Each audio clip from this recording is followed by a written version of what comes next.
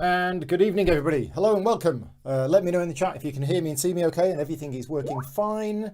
We're about to start the third of 4 live streams today. So yeah, I've done 2 already today. This is the third one. This is the big one. We're going to be here for a few hours, so I hope you're sitting comfortably. I haven't had dinner yet, so I'm extremely hungry because I've kind of run out of time. Going to be playing through Too Many Bones using Undertow and also using 2 new characters. We're going to be using Dangerous Dart and we're going to be using Lab Rats. Now, I was on a Skype call earlier on and it just died just before I went live, so I'm about to call Mr. Jeremy Howard, who is going to be joining me today.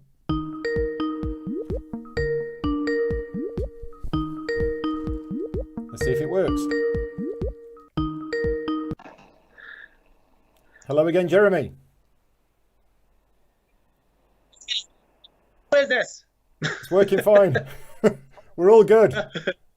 Who is this? It was working fine, and then just before I went live, the Skype connection decided to drop. I know. How are you doing, sir? I'm doing mighty fine. Am I in the chat? Am I here? Oh, hey. You are. You are there. You are live. Hey, welcome. Hey, party people. How you doing? My name is Jeremy Howard of Man vs. Meeple. I am a content creator. I do a lot of different things, but I am here with you to play one of my favorite games of all time. Well, the sequel to one of my favorite games of all time. The sequel. And that is this game right here. So thank you, Paul, for having me on here. This is going to be my first game of Undertow. Although I've played Too Many Bones, haven't played Undertow. So we're also playing with 2 new gear locks. We're doing a lot of things that are We're doing a lot of new stuff. I've not actually played. That's fun. Yeah, I've not actually played the base game of Too Many Bones. I've only played Undertow. But yes, I'll be getting the rest of the stuff at some point. So yeah, I mean, Jeremy, you're somebody who I wanted to collaborate with at some point anyway. And then obviously this coming week, well, right today, we should both be at a certain place at this time, and neither of us are there. Right. So we're going to miss out on seeing each other. So I thought, well, hang on a minute, maybe I should contact Jeremy and see if he wants to play a game with me. And the initial idea, go on. This is a very good move on your part, and we are also playing a fantastic game. Like, here you go. Early rating for this game, buy it. All right. Yeah. There you go. I mean, I love Too Many Bones that much. So what could go wrong, as they say in the beginning of the movie? What could go wrong?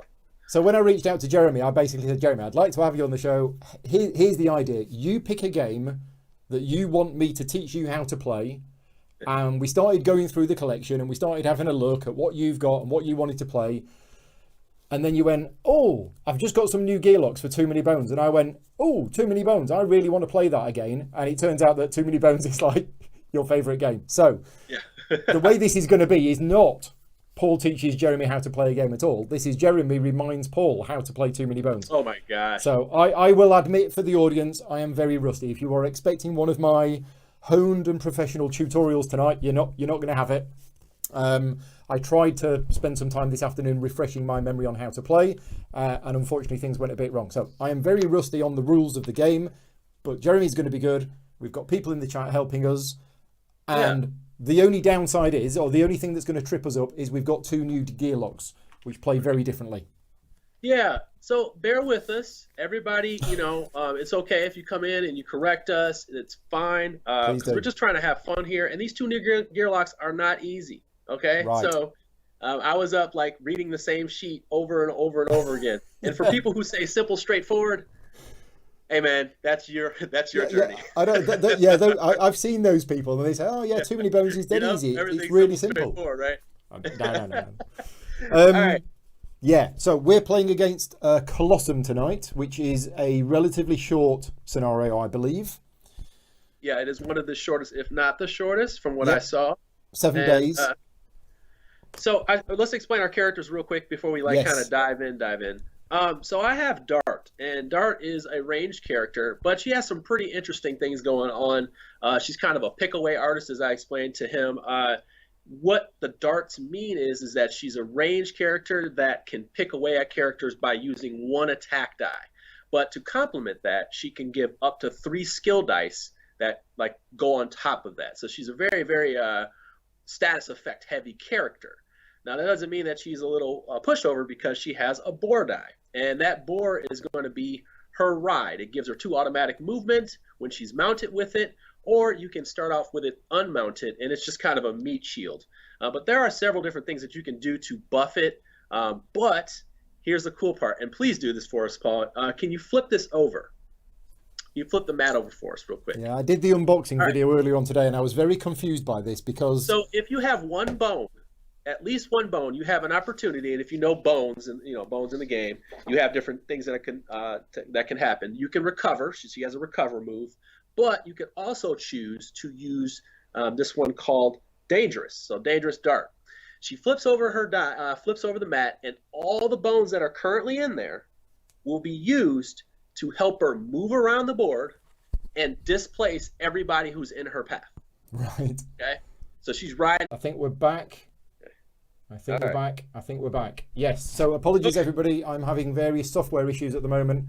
It's been fine all today. This is the first time it's crashed today. But if it ever does crash, just bear with us a minute and we'll come right back.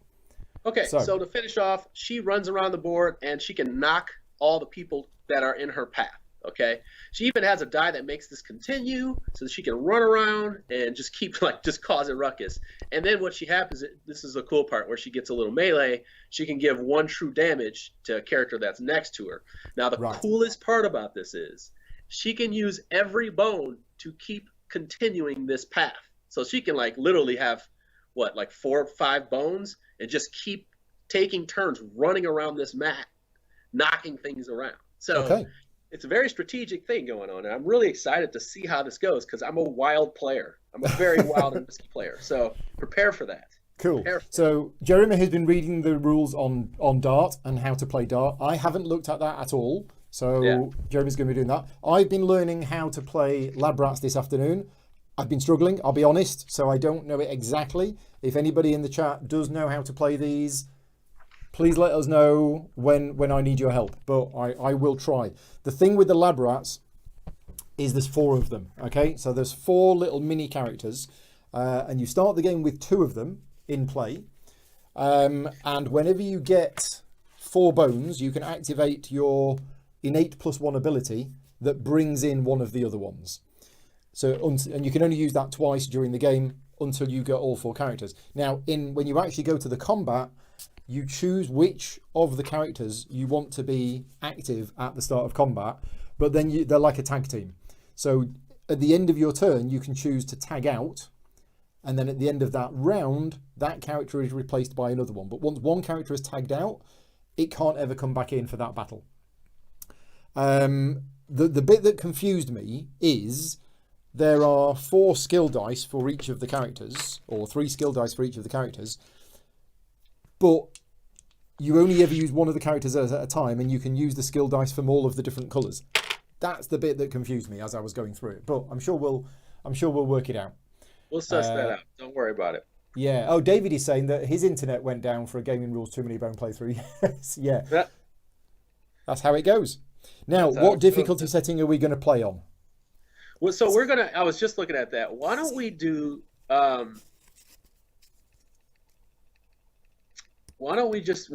do heroic, because that's pretty much what everybody runs with, right? Is that the easy one?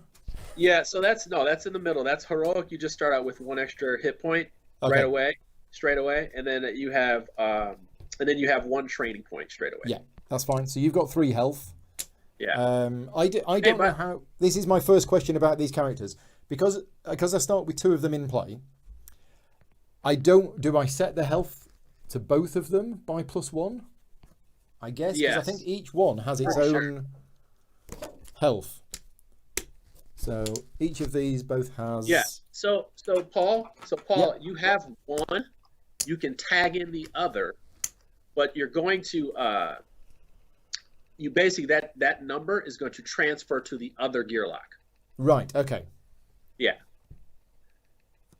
I mean, you can put it like that, but it's gonna it is that +1 is gonna transfer to the other one when you tag it in. It's before battle. Declare an active lab rat. So I only need to declare which one is active at the start of the battle. So yeah, I'll put it in that one for now. I'll put it in Slank for now. But that was the other thing as well, is that you improve your character by using the different dice from the different colours, and then you just move them all across. That's what's really cool about it. I was like, when I was scanning, I'm like, wait, hold on. Your basically going to have all different colors in a sense. Yeah, right. They But share you can stats, only upgrade a marked color. one of them. Yeah, Diane's Yeah. saying only the active one should have stat dice. Yeah, I thought so. Yeah. And you should only have 2 stat dice. Yes, I only have 2 stat dice. So we're all good. All Okay. right. So I'm going to say this So is I'm my gonna go active ahead one and for now. upgrade. We're going to use our 1 training point before day 1. Yep. And my training point is going to be dedicated to Rejuvenum, which is a stat that says the next time this companion is targeted, it may avoid all damage and effects that turn. It is applied to Boar. The die is immediately removed if mounted. So I don't really care about that, but I'm really going to be focusing on trying to keep you alive. Right. Okay. Yeah. That sounds good. I've taken the recommended one. It basically says start out with Slank's Bladerator, which is this one. And the Bladerator can basically exhaust people, or it can provoke people. So yeah, that's what I've started with. Yeah. 1 stat die, different from the talent die. Yes, that's that. That's the stat die, isn't it? Yeah. Yeah. Yep. Ooh. I think that's right. So yeah, basically, until I get a 3rd character unlocked, I've only got 2 stat die, so I can only increase 2 of my stats. Right, okay. Now, the characters also have extra cards that come with them. Let's just try the zooming in again. Yeah, there's cards that come with them that tell me what my innate abilities are. But this is for the backup plans. Yeah, these are for the bones. Oh, so the innate ability. So Slank is a grease monkey, can ignore malfunctions, which are on some of my dice. And Gerbil is a biotechnician that gains a bone each time a baddie is defeated. Okay, so both of my characters have innate abilities, and I have the lists of their backup plans. Right, okay. Okay, so you're starting with the blue guy, and the blue guy, let's see. Slank. Slank? All right. Yep. All right, Slank. The Fixer. Minor repair. Acquire a #1 skill die. Oh, see? Ooh, I like this. Okay, handy. Immediately get round counter to fatigue round. Whoa. Whoa. Oh, right. Plus, ooh, wow. I was going to say, that's die on. Oh my god. This guy is nuts. Okay. Where is the round counter? There's so many dice with this game. This is that's cool. All right, that's cool. Let's see here.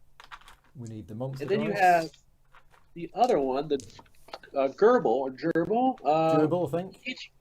On each of your turn, you may re-roll 1 unused die, and then you have place poison 1 effect die on any 2 baddies. Dang, man. All right, these guys are cool. Okay. Yep. All right. Which one are you looking at? Are you looking at? Yeah, I'm looking at these cards with their no. That's the yellow one you were looking at. Oh, am I? Yeah. You were looking at Flan.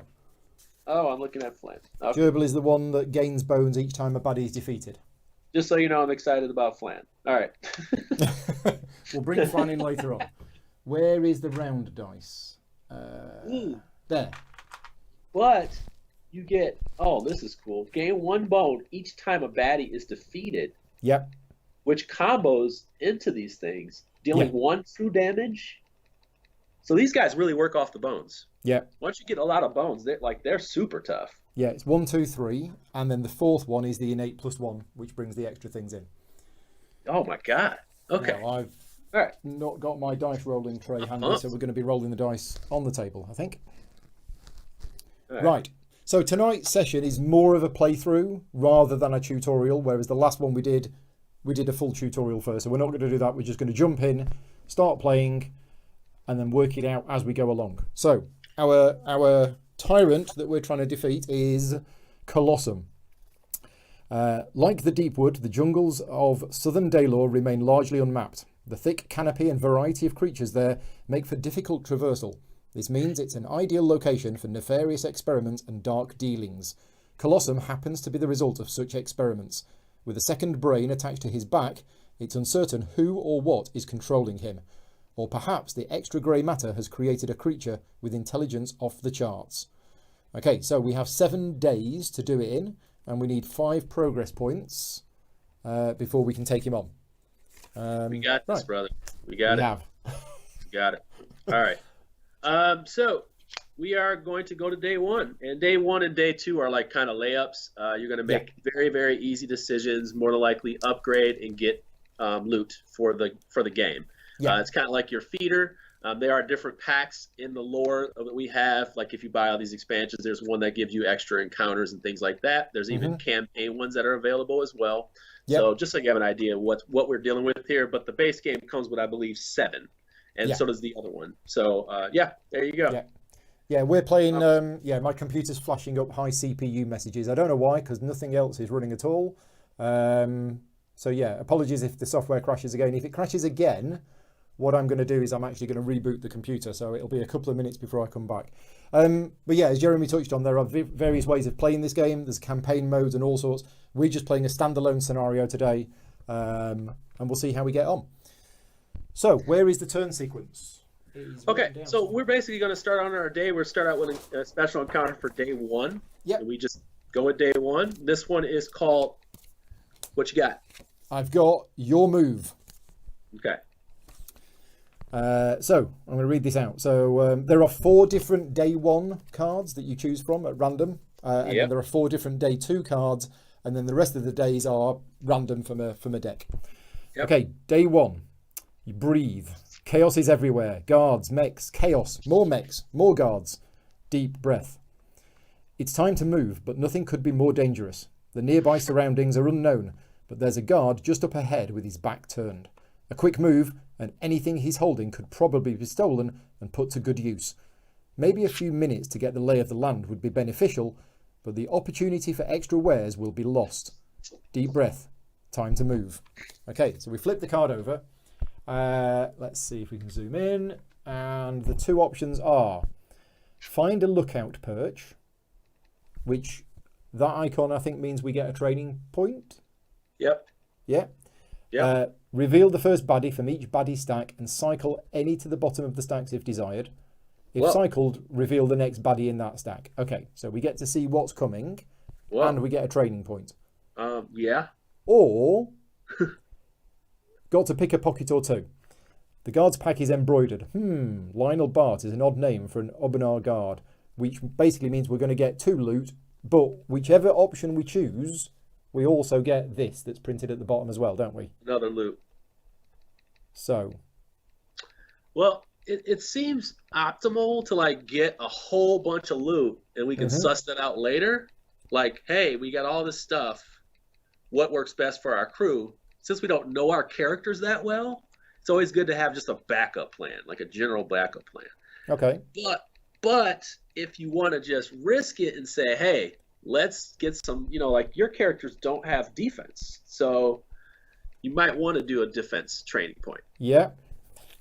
I mean, the tips on my character setup says stats. Put your first few stats into hit points and defense. This will allow you to stay alive when you get those much needed bones. Once you've got a 3rd labra, increase in dex. Yeah, I like it. I mean, I like the fact that you have some defense. So I can help you, but I'm just saying, like, it'd be nice for you to have some defense. Yeah, I mean, I'm tempted to go with the first one. Okay. So if you're happy with that. Yeah, let's do it. Okay, so here's the baddie stacks. Now, I'm actually using the baddies that have been also included. Let's do zoom out. From Splice and Dice. Okay. So Splice and Dice is a content expansion which adds a whole load of extra stuff. One of the things it does add is some extra baddies that you can just choose to include in the game if you want to, which I have done. Now, I have already customized these baddie decks so that we're only using the correct ones because, Colossum is the purple and the orange icons. So I've taken out the other ones. Oh, there's a 5 in there. That shouldn't be there. Should just be 1s. Okay, there's the 1s. Yeah, I see people talking in the chat. They're talking about, let's see. I'm just going to talk to the chat while you do this stuff. I really like that they do set you up because this game can be very brutal. Like, we could play our first mission and get destroyed.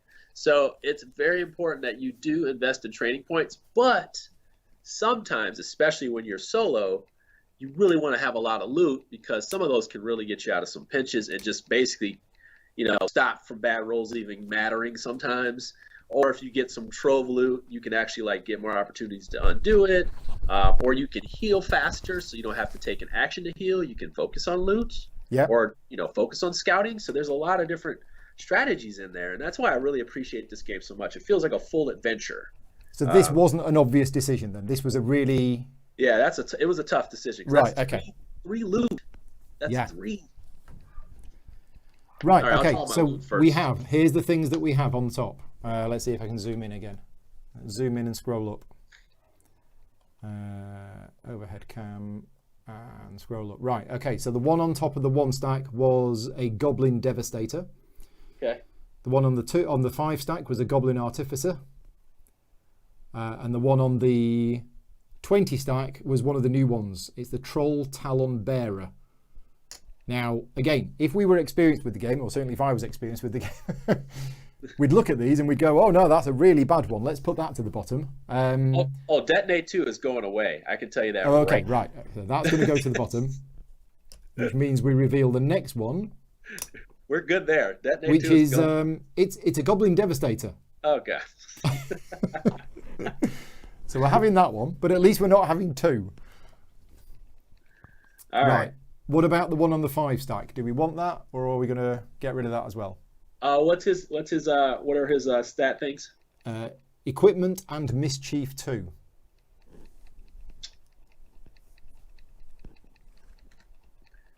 Yeah, the Mischief is what bugs me. Remove the number of dice from the target's active slots before attack. That bothers me. Okay. And that just bothers me because we don't know. You don't have a ton of dice. So what if he takes the dice away? Yeah. We're also being advised to cycle the 20-point baddie out. Yeah, 20-point baddie's got to go too. Because he brings in 2 5s. Yep. Okay. And they're also saying don't forget to look at the 3-point baddie stacks. Okay, so let's look at these as well. So that we have the mech ones, and we have what are the watery ones called? Krellin. They're called Krellin. Krellin, yeah. So we're getting rid of the 20-point one. Okay, so that's going to the bottom. Yeah, we got to get rid of that 20-point one. What are we doing with the Goblin Artificer? We're getting rid of that because it's going to cycle our die out. We don't want our die out if we can help it. So we got rid of all of those, and we reveal. We're doing all. Goblin Demolitionist. And also, who's that? A Carnage Commander. Wow. Okay. Yeah. All right. He has Mischief too, huh? Yeah. All right. It's not supposed to be easy, people. Let's do it. It's not. It's not. Now my computer seems to be freezing up now and again. I'm hoping it's okay. Yeah, we'll figure it out. We'll see how it goes. Right. So the ones on the 3 stacks, we have a Mech Darter. And again, there are new ones in here that were included in Splice and Dice. Okay. So we have Mech Darter. Yeah. And we have a Krellin Darkstalker. He has self-repair at the start of the unit's turn. Place die totaling the number on. Oh, okay. We're fine with that one. We're fine. Okay. What about the Krellin Darkstalker?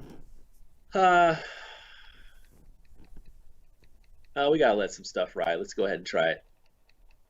It's only got 1 defense too, so I'm okay. We're keeping that in. Let's put the chat back on. Oh, I've moved to the left. That's a tough one. Let's switch that mech out. Gonna get rid of the Mech Darter. Oh no. Is that the Krellin on the mech? Yeah, the mech on the right. It's the Krellin on the right. Yeah, Krellin. Yeah, let's shot that Krellin. Get rid of that one. We're hoping for the best here on the pulse. It's a Krellin Bloodseeker. Ooh. Blind strike? Bleed. Bleed. Oh boy. Okay. All right. 1 true damage. It's okay. We can handle that. All right. We can handle that. Is that good? We can handle that. Yeah. I'm just going to move. I feel comfy. Right. Okay. So we'll zoom out. And right. So we've done that. Reveal the first baddie. Right. So we did that. So we both get a training point. Yep. When we both remind us what we can spend our training points on. Okay, so we can spend our training points on anything in the top left quadrant. If you use it on health, it automatically gets done. If you use it on dex, everything is fine. But if you use it on your attack or defense, you have to roll a die, an attack Yeah. die. If you get a bone, you have to allocate it to something else. Yeah. So you don't lose it. You just Yeah, you don't lose. You just have to spend it somewhere else. Yeah. You just have to have a backup plan. Okay. Say. And you can also buy your skills. You can also get a die, of course. So you can always get a stat die, and a skill die, I should say. Yeah. And I'm not going to do that simply because I do still want to have health. I only have 3 health, so we definitely, I'll definitely just let that be for right now. And I have a lucky roll if I get the 5 or 6 stat on my rejuvenum roll. I give you 2 health, so that's kind of important. Yeah. So I kind of have something. So I'm gonna go ahead, move to 4 health, and I'm good. I'm good there. Did you say earlier on, just before we started the stream, that we should roll your boar dice at the start of the game? Yeah, I will roll that when we go into combat. Oh, when you're going to combat, right? Okay. Yeah. So you've increased your health by 1. I don't know whether to increase my health or my defense. I think I might increase my health as well. Okay. So that's going to go up to 2. Now, unlike other characters where your stat dice, I believe, go up to 6. Yeah. Hey, you know what, Paul? Paul, why don't you buff your defense? Because we're going to be so up on each other, and I don't want you to get pummeled right away. Okay. We'll do that. Yeah. You're going to get pummeled right away, and I want to back you up when you're kind of up there. Yeah, people are spotting in the chat that I took this dice away because I accidentally thought, oh, I shouldn't have that there, and then realised, no, I should have that there. So yeah, thank you very much to the chat for keeping me going. Right, so we've done our training point, and we also get a treasure. Now, is that a treasure each? Yeah, because it should have all 3. Oh, it does, right, yeah, okay. So all 3 means 1 for each character. Okay. I have what's called a jungle spirit. It's a single use. Anytime on your turn, roll 2 attack dice and deal combined damage to a non-adjacent unit. So it's a little extra oomph on top of my darts, man. All right. Oh, right. Cool. Okay. So the treasure that I've got is a hunting net, and the treasure that you've got is Gearlock's Guide to Advanced Tactics. All right. So mine is remove a 1-point or 5-point baddie from its current battle and place it on this card. The baddie must be defeated prior to the tyrant battle. So yeah, basically I put something in a net, but at some point, to defeat, place baddie at the bottom of BQ during setup. Yeah. You know what? I just realized you gave yourself defensive training. You got to roll for it, man. Oh, you got to roll, yes. I just looked at it. I'm like, oh God, yeah, you got to roll for that. So, how do you roll for that one? Because it's slightly different. So you're going to roll attack die, and if you get a bone, you have to switch it. But if you get anything else, you're fine. Just roll one die. I thought it was different for defense than it was for attack. Yeah, it's attack and defense. Yeah, no, I think you get one re-roll on defense, don't you? If you roll a bone. So yeah, you roll a bone. You're not going to roll a bone, so it's I didn't roll a bone, but yeah, I think it's fine. If I remember from last time, when you're going for defense, if you roll a bone, you do get a re-roll. I might be wrong. I'll look for it. Matt is saying 1 re-roll. Yeah? Yeah. Okay. Re-roll on defense. Right. Okay, thank you very much for the chat, but I didn't roll, so we got it. Right, we're good. Yeah, so that card is... Unless we have to. That card is gone, and we've gained 1 progress. All right, so we got 1 progress. All right, we good to go? I got that. All right, we're on 2. We didn't have a battle. So is that the end of the first day? All right. Second day, sir. Second day. All right, let's see what happens on day 2. It is fish and gearlocks stink after 2 days. The sewer is miles back. The sewer is now miles back and the river is just ahead. As luck would have it, a perfectly serviceable raft is tethered at the bank to a young Stardrew sapling. Its owner is nowhere in sight, but hopefully he won't mind that his vessel was commandeered for a good cause. There's still the question of what to do about these ripe-smelling gearlock clothes, though. The more time spent washing up at the shore, the greater the chances of a mech assault, but the Cibron's fearsome Krellin can detect rancid smells from miles away. So we have a choice. We can either... Oh, dude. Hold on. Stop. You're right. This is...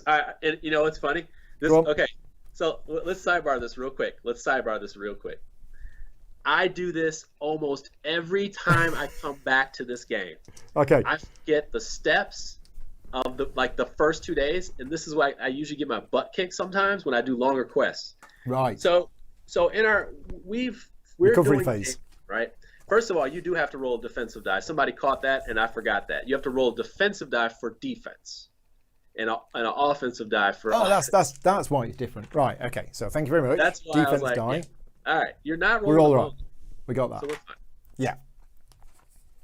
You're not rolling the bone. Don't even worry about it. I did not roll the bone. Yeah. All right. So then we actually get to do one of the two things here at the end of the day. Of course, yes. So we get to scout. We actually do get to scout, and then we actually get a chance to search for loot, or we can recover. Yeah. And we can trade stuff too if you wanted to trade stuff. I don't need to trade anything. We both have one loot. Nope. We're fine. We're all good. But we can search for loot. We could, which means having to discard this one in order to try and get something else. You can discard loot if you want.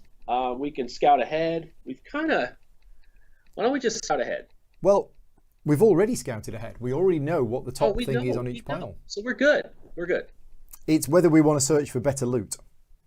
Yeah, I think I have the spear, so I'm feeling good about that. Plus, I'm kind of distant, so I'm good to go. Okay, I think I'm going to get rid of the hunting net, unless somebody tells me it's awesome. So we're going to discard that, and I'm going to roll 6 dice. And for each bone, I get a loot card, and then I can keep one of them. No bones. Right, okay, so I've lost my hunting net. Yeah. Didn't like it anyway. Yeah. Okay, so the people in the chat who told us that we should have a recovery phase, the net result of that is that I lost my hunting net. Yeah. Brilliant. You lost your hunting net. Okay. They're saying that we could scout the second baddie in the stack. Yes, we could if we wanted to. So did you want to scout the area? You might as well. No, I'm going to go ahead and do so. I'm going to scout the area myself. So I'm going to roll a d6. And you've rolled a 2. I got a 2. So that 2 will reveal a 1-point baddie. Just go ahead and reveal what it is, and then we know what that means. So we can reveal the next one is what they're saying. Yeah. Yep. The next 1-point baddie is a Neanderthal. All right. It's one of the new ones. We'll let it be. You may leave that baddie face up on top of the stack. Yep. It's very complicated to learn. It's the next one that you can see it. Mm-hmm. So yeah, George was saying you can scout the second one in the stack. I didn't realise you could do that, but there we go. Okay, so we know those. Right, so that was the end of the day. We now go to data. Right, so the question is, here you go. We can take to the raft, which basically means we will have a fight against some Krellin. Okay. Or we can freshen up, wash our clothes, which means we'll have a fight with some mechs. Huh. Either way, we're going to get 2 training points and a loot each. Both of them lead to combat. Woo. Woo. I like fighting the mechs. Let's fight some mechs. Let's fight some mechs. Right, okay, so we're going to stay here, wash our clothes, and the mech approaches the area with its guards down. Okay, right. So this is a combat which is going to take place on land. So in Undertow, you have 2 different places where combat can take place. You can either have land or on the raft. The rules are slightly different. So we're going to have a fight on land. And we build the battle queue, which is baddie points. And we have to include mechs. So the baddie points are number of characters multiplied by the day. All right. So yeah, it's 2 times 2, which is 4. There'll 4. only be so it's 2 times 2, which is 4, and those are 3. Yeah. So it's a mech, which is a 3, and the 1. Yeah. And that's the 4. And then you also have, you're going to put the 3, they come out first. So they come out first. So they're going to be under 1. Okay. So you're going to put a 1 under them. Yep. And then the other one's going to be on under that one, which is going to be on a 2. Oh, so yeah, so this is, so we have number 1, number 2, which means we need that dice. Oh, it's exactly opposite. Mechs go on the bottom. That's right. The Really? Krellin Okay. go on the bottom. Actually, no, the Krellin go on the top. They go on the bottom. Right. Okay. So number 1 is the Goblin Devastator. Yeah. And that has initiative, I believe, 4. Yeah. They flip backwards. Yeah. So that's going to be there. Where's the round thing gone? Yeah. Okay. And then the other one also has initiative 4. So that goes in there. And right. Okay. So health. Let's get some health chips. All right. For me, I'm going to go ahead. Well, you got the health for them. For me, I'm going to go ahead and roll my die for my boar. Let's see here. He's got a health of 2. You rolled 2, and That's that goes in go the in locked lock area. spot up here. Yep, and he comes out with 2 health. There we go. All right. She has 4. Number 1. And I can decide whether she's going to be mounted or not. So she comes in mounted. If they come in mounted, they have combined health. So that's quite stacked. And I'm going to do that just so I'm kind of alive and well to pick off things. Yeah, I'm going to be stacked with the boar here. And the boar can take damage for me, but he can't be targeted when I'm on this, when I'm riding. So have I done this? Have I done this setup correct? You put the actual monster chip on top. And then below that... so you're going to roll a die for the mechs, and the mech is going to go in a certain spot based on that die. Oh right, okay. So sorry about that. The monster should be in the 1, and then the other guy should be in the. You got to roll a d6 to find out where they're going to be at. For the mech, yeah, but for the other one, it goes on there, doesn't it? Yeah. Okay, so the mech is on number 1. All right. Which is there. Yep. Okay. Yeah, roll the d6 to find out the mech's starting point. The result corresponds with the numbers on the map. Yep. Okay. Mechs come out last, Krellin first. Yep. Thank you very much. But yeah, the other one goes there. Right. Okay. Yep. Well, when the mech enters the battle map, he does not have any shield. Ignore this stat. Okay. Now that's actually really good because it normally has 3. Yeah. Wow. Yeah. Is that for the whole combat? Yeah. Yeah. Wow. Okay. Which one is this one? What, the encounter or the mech? The mech. It's the mech darter. Okay. Mech darter. Yeah. It's only got 2 health though. It's fine. It's got 2 health. But it's coming in with no shield. It's coming in with no shields and it normally has 3. Yeah. Okay. Yeah. Nice. I'm feeling good about that. Yeah. I'm feeling good about that. And let me roll my initiative die. All right, here we go. Roll yours and roll mine. Mine is a 4, sir. You've got a 4. Yeah. Okay, I'll roll mine. Mine is a 5. Now you go before them, don't you? Yeah, we go before them if it's a tie. On the initiative track. Right. Okay. Yeah. Right. What else do we need to do to set combat up? I need to decide which of my characters is active. Yep. And if I decide that Gerbil is active, these dice move across. But I'm going to keep Slank as the active one. So I think, if I've understood this correctly, that gets turned sideways to show that it's not active. Okay. Right. Okay. And then where do we start? All right. So you start in melee based on if you're a melee character or a ranged character. I'm a ranged character, so I'm going to start anywhere in the back row. And I'm just going to start straight away with like straight in line with the monster, like the front guy in lane 1. Here. Yeah. Okay. Now, where do I find out whether I'm melee or ranged? All right. So you should have your character card. Probably says it. Yeah. I know where it says it on other character cards.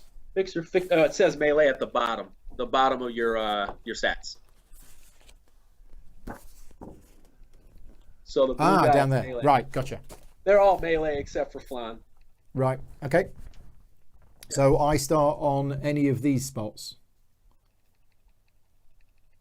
And I guess it makes sense for me to go there because then I don't have to move. Yep. Okay. Oh, it says you turn them sideways when they've been tagged out. Okay, that makes sense. Just go ahead and face it. Turn it back up. Oh, okay, right. Yeah. I know it's not active because it doesn't have any dice in it. Yeah. Yeah. Yeah. That's Okay. fine. Right. Okay. That's it. And I'm going That's first. it. Brilliant. Yeah. Brilliant. Yeah. So Don't worry the about dexterity. it. It's the first battle. We're waking up. The cup of coffee has finally hit my bloodstream, so I'm ready to go. So the dexterity is basically how many things I can do. Here. All right. You're here. All right. You got it recreated at your end? Yeah. Yeah. I'm kind of makeshifting it a little bit, but yeah, we got. Okay. How much health does that guy have in front of you? 3. All right. That's what I thought. Okay. Yeah. And let's just have a quick read of his abilities because he's got Detonate 2 and Careless 1. So if the detonate is basically if they have less than their health, they blow up. At the end of the movement phase, if this unit is at less than full hit points, it will defeat itself and deal 2 true damage to each adjacent position. Okay, right. Yep. So mind you, I can only shoot 1 dart at each character. Right. So you basically, we have to finish them off, which we have an opportunity to do like right away. Yeah. So yeah. And the Careless is this unit takes. So I think that's when it rolls a bone, it accidentally hits itself. Yep. Yeah. So basically, it's going to make itself, if we don't take it out. Right. Gearlocks choose where to go if tied in initiative with a baddie. Yep. So you could go before or you could go afterwards. Could go after. Yeah. I usually just, of course, I won't always going to go first. I made the rule up. We go first. Okay. So I'm going first. And am I right in thinking the dexterity is how many points I get to spend? Yeah. So basically, you get to decide how you want to use your dexterity between your movement, attack, and defensive dice. So even movement costs dexterity. And then whatever you have the remainder of, minus your lock die, is what you have available. So, yeah. And using a skill dice also costs dexterity as well, doesn't it? Yeah, it's part of, So I should probably look at what my skill dice does. Yeah, we could do that. What number do you have? Skill number 1. It's Slank's Bladerator. Bladerator. So it causes exhaustion. Apply to an adjacent baddie. At the start of each round, the baddie takes 1 true damage and this counter is reduced by 1. Done. So... Done. Use it. Yeah, so one to use this. And that's a bone. So that goes into my... it goes into my backup plan. Straight away, huh? Yeah, but that means that I have minor repair. Yes. Which I can use to acquire a number 1 skill die. Okay, so you can add that. I believe now that you can add that, you can add it to another lab rat, right? You can add it to someone that you don't have already, and you can add a skill die. So it's like an automatic upgrade for them. I can basically take. Yeah. Where's the skill dice? They're here. I can either take that one, or that one. And I guess I can do that now. Yeah. Roll for bones and get another lab rat. Yeah. Says Diane.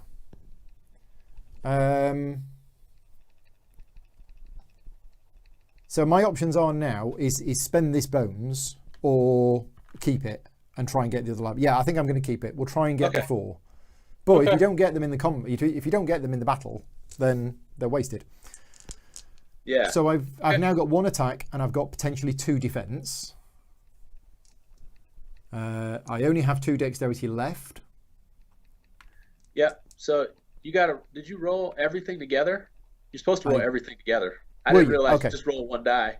Sorry, I just rolled that one. On a bone, so you have to roll everything together that you're going to do. Right. Okay. You have to pick a target and then roll the dice. I probably would have done 1 attack and 1 defense. Okay. Let's let you have this one. It's another bone, which is good, and it's a shield. All right, so your shield goes there. There you go. Yes. Yes, they're saying I should have rolled on all my dice simultaneously. Don't you have 3 decks? Correct. So you can roll attack or defense too. Yes, apologies for that. I forgot you needed to roll them all at once. Right. Okay. So that's me done, I think. All right. So I'm next, I think right? we're supposed to, aren't we supposed to like slide them? Yeah, there. Done. Right. So it's now your go. All right. So I'm going to, this is unfortunate. I'm going to need some good rolls here. But I'm not moving anywhere. But what I will do is I will use my Rejuvenum die, and then I will use two of my attack die and one defensive die. I'm going to roll all the die, and I'm going to target one to the baddie in front of us, and then one to the mech. Because that's how she does. She can't attack 2 die on the same thing. She can only do 1 die at a time. Right. So you're using your 2 attack die, one on each. And you see your defensive die. It should be in your lock spot. That's for when the enemies do that. You put it on top. Right. I don't have a lock spot. I've got an active spot. Active. Yeah. Okay. Okay. So let's see. All right. I got a 2 going to the one in front of us. Okay. So they're going to get attacked for 2. So say again. I was just reading the chat. One in front of us is a 2. Going to get attacked for 2. That takes 2 damage. So they're going to kill themselves when they move. Now that's got 1 shield. Oh, that's not yet, is it? No, they didn't. Yeah, they haven't rolled for it yet. Okay. And then one for the mech on the left. Yeah. Yeah. Okay. All right. And then I have a Rejuvenum for you. So you're going to put that die on you. Okay. And then that way you don't get attacked for this round. What did you roll on it? Yeah, but the true damage is true damage. Next companion that it may avoid all damage and effects this turn. If applied to the boar die, it immediately is removed if mounted. So we're not worried about that. But if it's targeted, you may avoid all damage and effects that turn. Okay. It says the next time this companion is targeted. Yes. So you would be, unfortunately, the person that's being targeted, but you can't. Right. Yeah. I mean, you're not going to it's not going to go get you. So. Okay. Yeah. Okay. Right. They're up. Did you get anything on your defense dice? I did. I got a 1. Sorry about that. So that 1 goes in your active area. Yeah. Okay. Right. So that's you done. Next up is this one. Yeah. So. They have defensive die they roll. It's got 1 attack and 1 defense. And you know what? What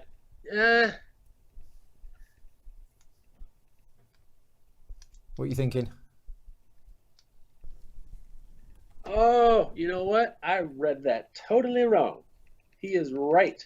This is actually a good correction. That's what I was thinking. I'm not a companion. Yeah, it's for the boar, isn't it? Be my boar. If I had my boar out there, like if I had it out there, it would just be protected. Yeah. But yeah, you're right. So that was kind of a waste of a die, but I can only do 2 attack and 1 defense anyway. Yeah. Yeah. Okay.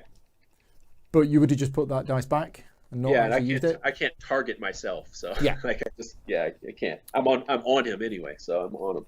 Yeah. All right. Cool. So this Goblin Devastator is attacking, and it's got 1 attack and 1 defense. So I just roll them. Yep. Now it would move first, wouldn't it? It's gonna move, but it doesn't have to move. No. How do you know whether something's melee or ranged? It's melee. So yeah. So it just stands where it is. Yeah. It has these crossed X's that look just like the ones on the map, and it tells you. Yeah. Okay. So it's rolled an attack of 1 and 1 shield. Well, sir. After the end of its movement phase, which is not moving. Oh, it does the move first. Yeah. Right. Okay. Well, it says the unit takes true damage, so it's going to take true damage afterwards. But it's unfortunate that it's going to it's going to take that after. So it's going to it will defeat itself and deal true damage. Yeah. This is the detonate, isn't it? Yeah. Yeah. Yeah. So I take 2 true damage. Yep. It blows up. It blows up before it even rolls. Okay. Right. Okay. So that's gone. And you have true damage. So whatever it was, I think it was what? 2. 1? Yeah, it was 2. It was detonate 2. I hit him for 2. He didn't have any defense.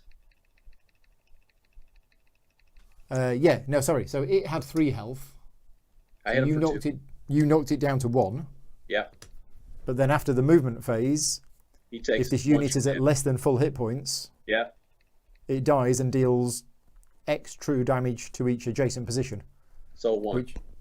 Well, no, its ability is detonate 2. Oh, it says detonate 2. Oh, okay. Yeah, go ahead. Yeah. So I took 2 damage. It blew up. Done. Ouch. Yeah. Okay. Right. So that's that done. All right. Yes, it blows up. Thank you very much for the chat. Yeah, we got it. So, Batty.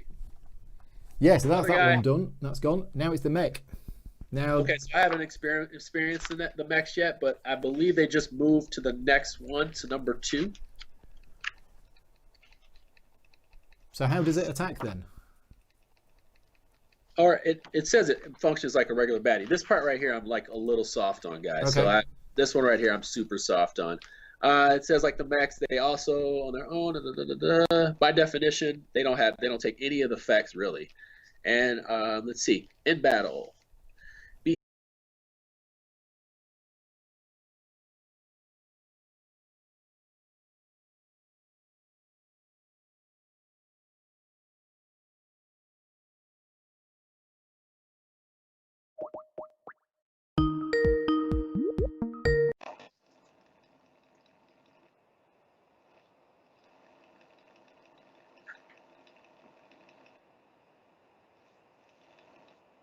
Yeah, there we go. Audio is now back. Jeremy's back. Audio's back. Audio is back. Now, did you work out how the mechs move while I was away?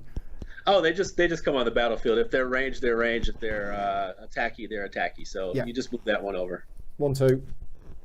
No, no, not jump all the way on there. It's that yellow spot. I thought they could move 2, can't they? I thought. Oh yeah, I thought, sorry, you can't. You're right. Yeah, move I thought to- monsters yes. move 2. So it moves to there, Yes. and then it hits me. It's got 1 attack dice. Yep. It's gonna roll a bone. Just go ahead, and roll a bone. Yep. Dang it. Unfortunately, you rolled a 1, but I have my 1 defense. So Okay. Done. there you go. That's Done. exhausted. And then yeah. So then we go to a new round. When you say it's exhausted, it goes there, does it?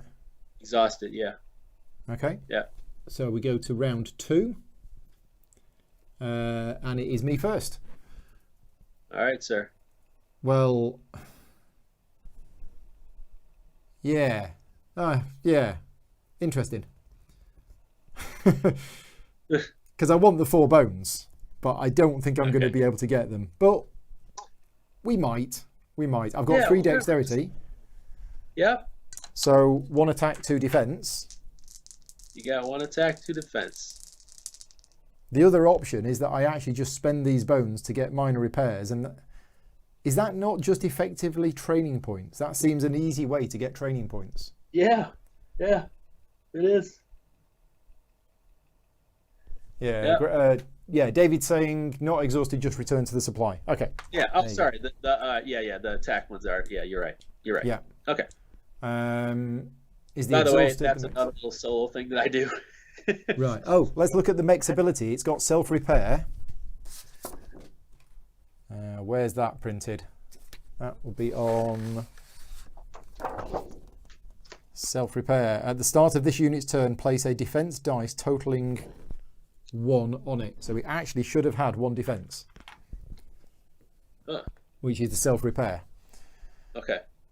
Up to No, it its did shield because it stat. has defense down. Yeah, it does not have a shield stat. Okay, so it doesn't. Right. Yeah. And it's also got swap. At the end of this unit's turn, it will switch positions with the closest, strongest opposing unit. So at the end of its turn, it would have actually swapped with me like that. Okay. There we go. I think that's right. I'm gonna rely on you on that one.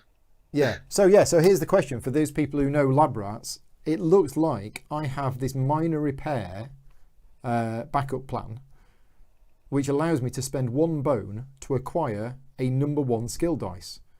Now, normally acquiring a number 1 skill dice will cost 1 training point. So this seems like a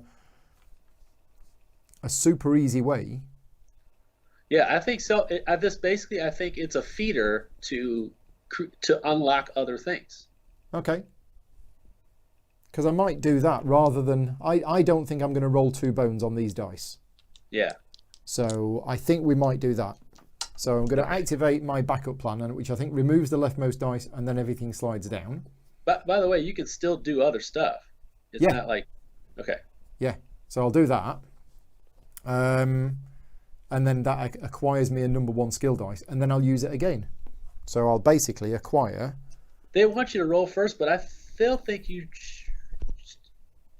still think you should roll for bones first? No, but you still have to roll all your your okay, bones. Yeah. I think we know that part, but the part with the backup plan, like... Yeah, no, you're absolutely right. I roll first because then I can just do that afterwards. Okay. Yeah. So we roll first. We're going to attack this. There you go. So I didn't roll the bones. Okay. Which means I can now use my... I did deal 1 damage. Okay. Which kills it. Does it? Yep. It's got 1 health left. But okay, so then set up your battle plan then. Yeah. So I do that and I basically get 2 new level 1 skills. I'll just take that one. This right here is super new, guys. Yeah, we are definitely learning. Yeah, but... hey, and you also took two defensive die when you have 1. Oh no, you have... I got 2. You have 2. But saying 1 backup plan per turn. Okay, so I can only use 1 per turn. Thank you very much, John. Yeah. Right, okay. But I think we're done. I think we've killed it. So... All right, so then you had your backup plan that you used. What did you use it for?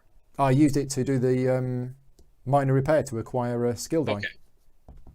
Okay. So... All right. Okay. I think that's what it. Does he say here? You can only use the 1 backup plan once per turn. Right. Apparently so. And counters disable its shields. Yeah, there you go. Okay. Yeah. Okay. Normally it would have had shields, but this particular encounter here, it's walked through the water, so its shields are malfunctioning or something like that. So I think we're good. I think that's the end of the first encounter. Oh. Yeah. I think, okay, so I think what people are trying to get across is that you can resolve your backup plan when you're doing the roll. You're supposed to do it all at once, basically. You roll all your die. Yeah. You pick your target. You move, you pick your target. You roll all your die. Then you resolve all of this stuff. So backup plan can only be used once. Yeah. But of course, you get bones during your turn. You can use them, that kind of thing. Yeah. But yeah, I think we're good. Put a bone back. Yeah. Oh, I keep the bone. I thought bones all disappeared at the end of combat. No, bones don't go away. I was watching a video this afternoon. No, they don't. Maybe I misread something. Once you use a backup plan, they're gone. And I don't know if did I mess that up? No, I think we're all good. Yeah. Yeah. Okay. Yeah. I mean, if they stay at the end of combat, then yeah, I can definitely see why. Yeah, if you have some left over, yeah. Yeah. Yeah. Okay. Right. So we're all good. The encounter is over, and we get 2 training points each and a loot each, and we've made progress. So, how would you like to spend your training points? I'm gonna spend mine on the on a die that gives you a little bit of a jolt, or gives our enemy a jolt here. Okay. So let's see.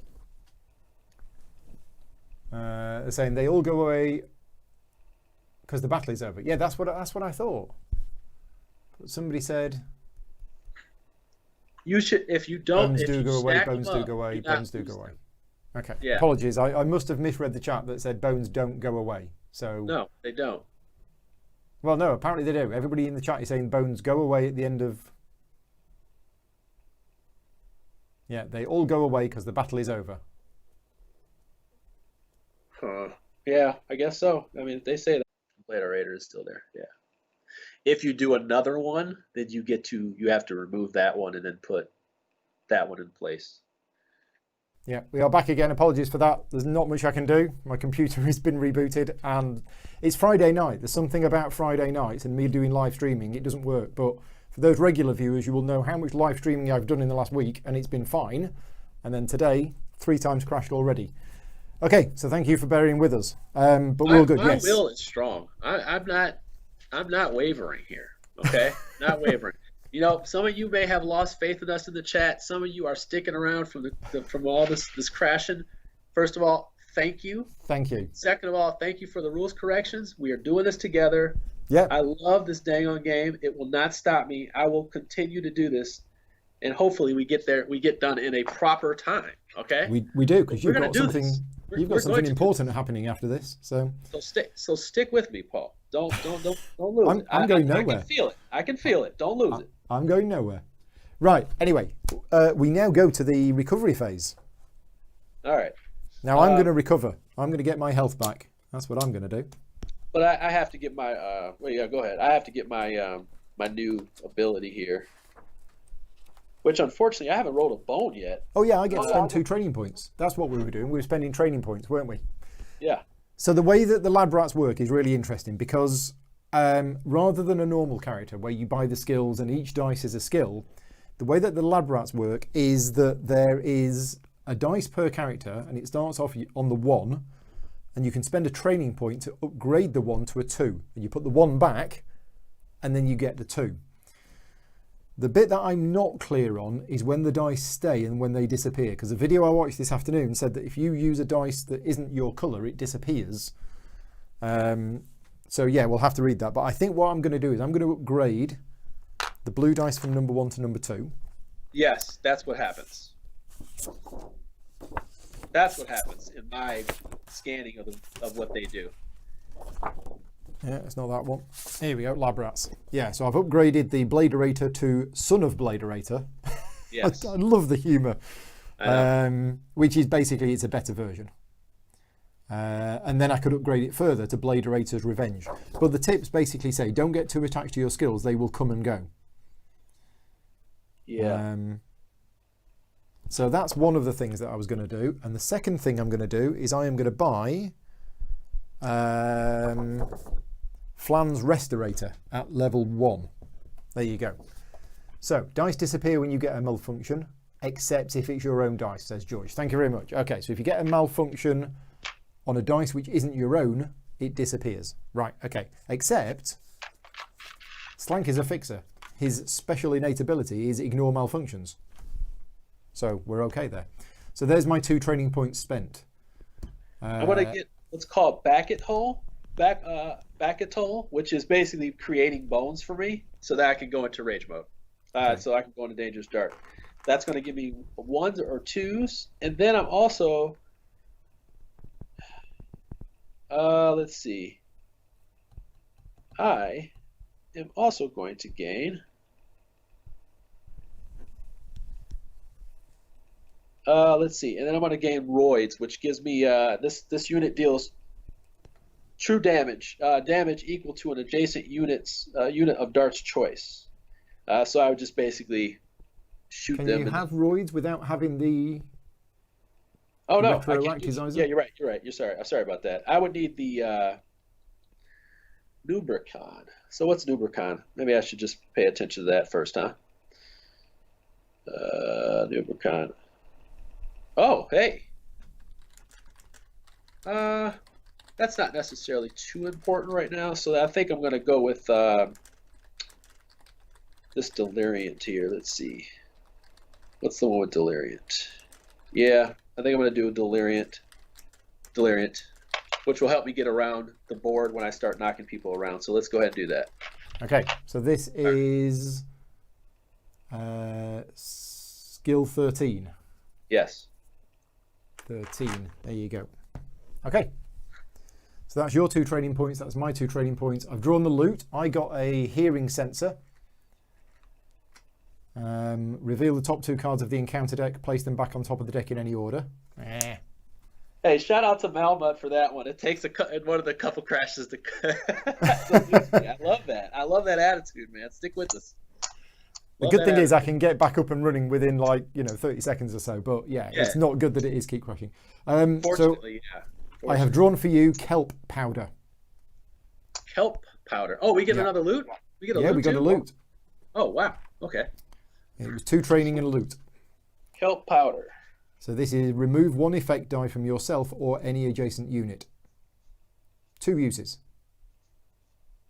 So we turn it like that when it's been used once, and then we get rid of it when it's been used a second time. Okay, right. Oh, it's the last card that I have right here. Let's see. So yeah, so I've done my recovery phase where I chose to recover. What would you like to do in your recovery phase? We're going to do some more scouting. Okay. All right, so You want to roll the I didn't dice? get it at all, so why not? That's going to be a 3, so we can look at a 5, I believe. I think so. Is it a 3? Or is it 1, 2, 3 is a 1? Yeah, 3 is a 1. Let's just go ahead and Okay. take a look at the 1. I can kick it. Already seen the top one. So the next one down is the Goblin Broadcaster. Okay. And what's it It broadcasting has towards me? signal 2, brackets, 1 point baddie. Yep, at the start of the turn, add a single lesser baddie to the bottom of the BQ. This skill triggers once per turn for a number of rounds. Okay. All right. But it's quite weak. It's quite weak. Yes. Yeah. Right. Okay. We're fine. So that was the end of day 2. Oh, this was... What was I using this for? I have no idea. Well, it's because the game comes with a day counter that's quite tricky because you keep knocking. Yeah, So I use the dice. I just use that. Yeah, I do you just use actually the counter. need the dice because we've got the cards? Okay. Maybe we do. Right, day 3. And we have Kings of Swing. Normally, we would have the advantage high in the trees, but then Gearlocks rarely fight apes. It's the quick and nimble ones that pose the greatest challenge while we fall from vine to vine. We are put through our paces, fighting the acrobatic chimps as we make our way through this leg of the jungle, swinging in a very crowded sky. Little by little, we seem to be putting noticeable distance between us and our pursuers. Soon, the dense cover gives way to a clearing that's not at all clear. Enemies in attack formation stand prepared for our arrival. A trap was set, and we've swung right into it. Okay, so here is the card. It's fine. So we can cling to our vines, which means that we have the battle queue made up of, it will be 6 baddie points. Baddies have surprise. Gearlocks must start and move only on mechs starting positions for this battle. Mech starting positions 1, 2, 3, 4 and 5, 6 are connected by vine. When moving, Gearlocks may spend 1 dex to swing across to the connected position. If swinging in this turn, a melee Gearlock may target any baddie on the battle map. Right. Or Dive Bomb. The battle queue is made up of baddie points -2, so we get fewer enemies, but only 1 Gearlock may join the battle during the battle setup and at the end of each round. Okay. Gearlocks may enter on any battle map position. Okay, so... Okay, do you see any range? What, on these ones? Yeah. Yes. The Goblin Demolitionist, which is on the 5 stack, does have range. But if we decided to go with option B, which was Dive Bomb, it would be 4 baddie points and not 6. Yeah, let's do that. Which means we'd get 4 ones. Yeah, let's do that. Is it because you don't want range? I don't want range. Okay, right. So we can do with that. We're going to go with Dive Bomb. It does mean only one of us is going to start in battle setup, and then the other one joins in at the end of the round. Yeah, just put me in the far corner. Okay, so we're going to go with the bottom option, which is Dive Bomb. So it's 4 of these. 1, 2, 3, 4. And they come in presumably in this order. Let's get rid of these. Yeah. So this will be number 1. Where's number 1 gone? I'm going to pull him towards me, basically. I'm just going to pull him. I got all the health. Okay. Number 1 is the Neanderthal. with 3 health, which is a melee creature, so that's going there. 1. Yeah. Number 2 is the Goblin Broadcaster with 1 health, which is ranged, so that's going there. Number 3 is a Goblin Mutant. Lord. He looks ugly. So that's number 3, and he's melee, so that goes there. So while you're doing that, yep. just realize what we're trying to pull off here. It's my first time playing Undertow. We're playing with 2 new characters and also new baddies from Splice and Dice. Yeah. And over also Skype. crashing. Yeah, when crashing. Hey, what doesn't kill you? This is absolutely awesome. This is ridiculously awesome. I love that. I love it. We're doing everything. We are. Straight in at the deep end, sort of. I right. love it. Okay. love it. So that's all set up. We need to decide which of us is coming in round 1. I'm coming in round 1. Okay, right. So I'll come in at the end of the round. So let's set some initiative for the baddies. We need this one, this one, this one, and this one. Right. Okay. Initiative. Hey, what loot do I have again? Because I grabbed the wrong one. I just grabbed one off my own stack. What was the question? What's my loot that I have at the top right? The Gearlock's Guide to Advanced Tactics. Oh, that's in my box. Hold on.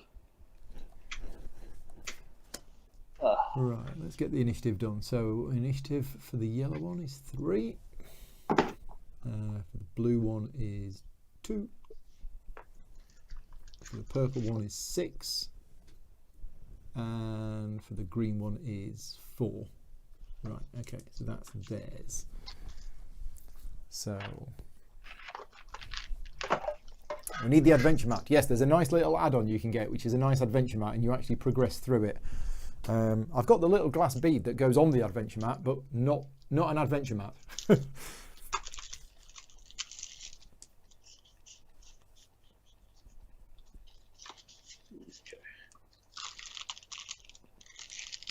Rolling my board die. Okay. Comes in with 1 health. 1 health. Right. Okay. Do you want to roll your initiative dice? My initiative die roll is 4. 4. Do you want to go before or after? Silly question. Yep. Okay. So I don't come in until the end of the round. Nope.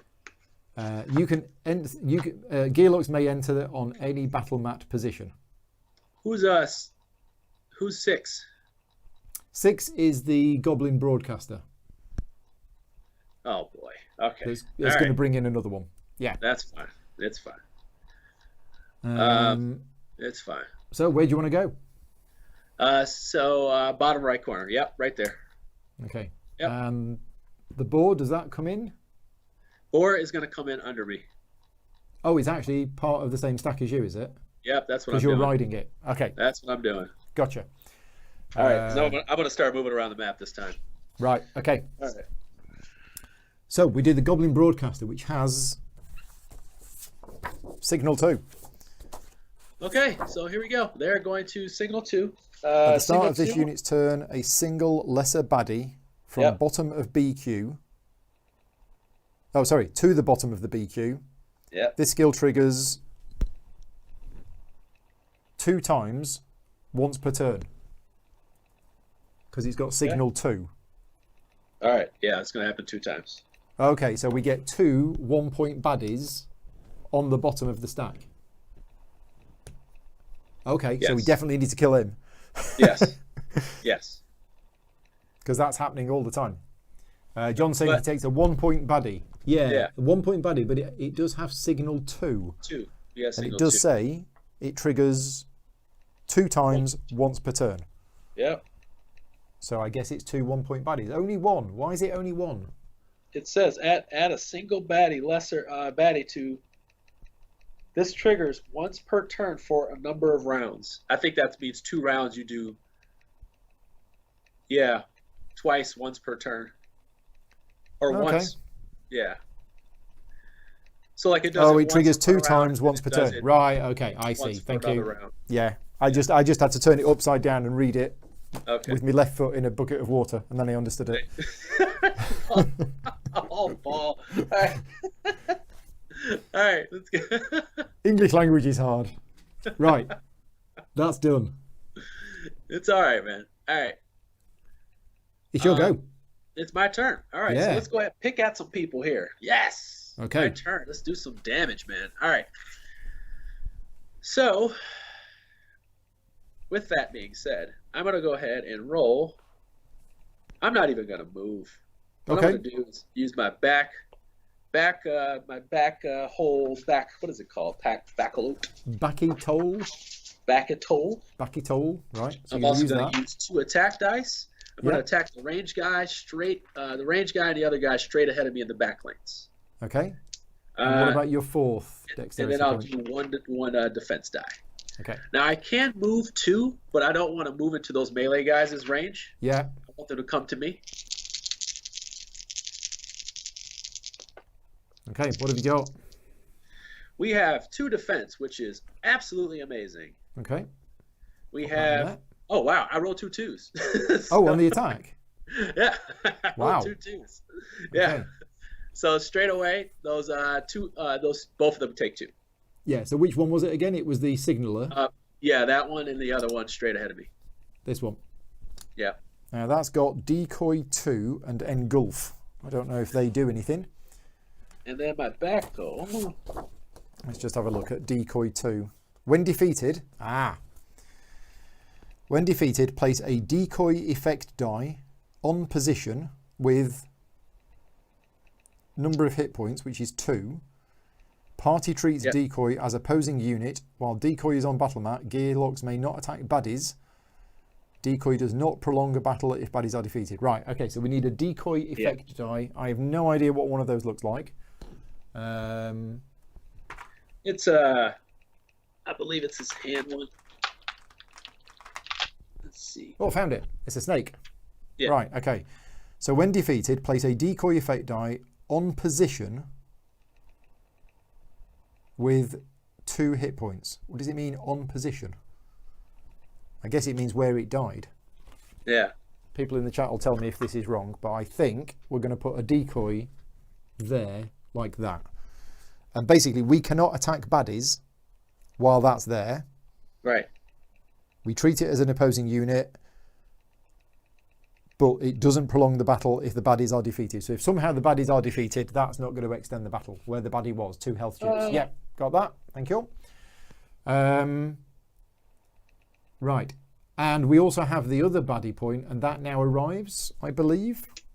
So the thing with these, and I see what he's saying. I don't know if this is necessarily 100% true for this die, but I see what he's saying. You have to target yourself for agents, because if there's like effects like poison or something like that, just like in a normal game, you would have to put a die on top of them to show that it's being done. Well, my backhole one, that one actually goes on top of me so that you can see what's going on.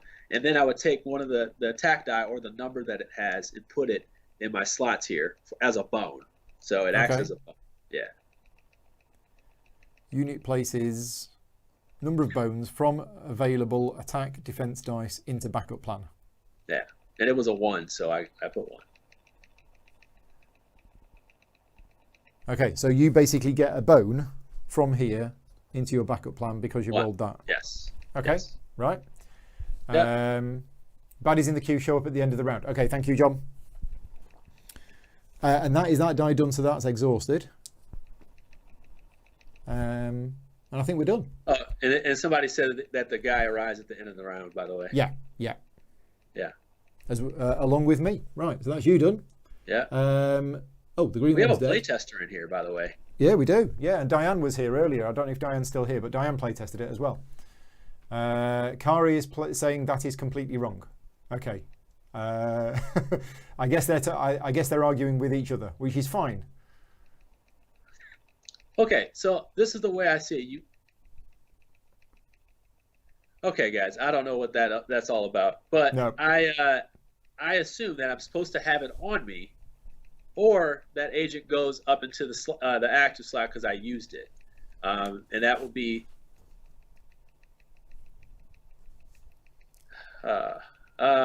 I would say it goes on me and it's a number 1. So therefore, I would put a bone into the backup plan because it's a number 1. Yeah, I mean, it's the normal shorthand, which I do find a bit confusing. It just says unit places 1 bone from available attack defense dice into backup plan. I don't know what available attack defense dice. I guess that's the ones in the supply. They're the ones in the supply. Yeah, it's just when it says unit. Yeah, unit places. And it should be, and it says when you do backhold, you're supposed to look at the thing, and it says GC, which is place die on gear lock chip. Yeah. Put it on the gear lock. So the 1 goes on the gear lock. Okay, so that goes on there. Yeah. And then BA is place die on buddy. So it's either a GC or a BA.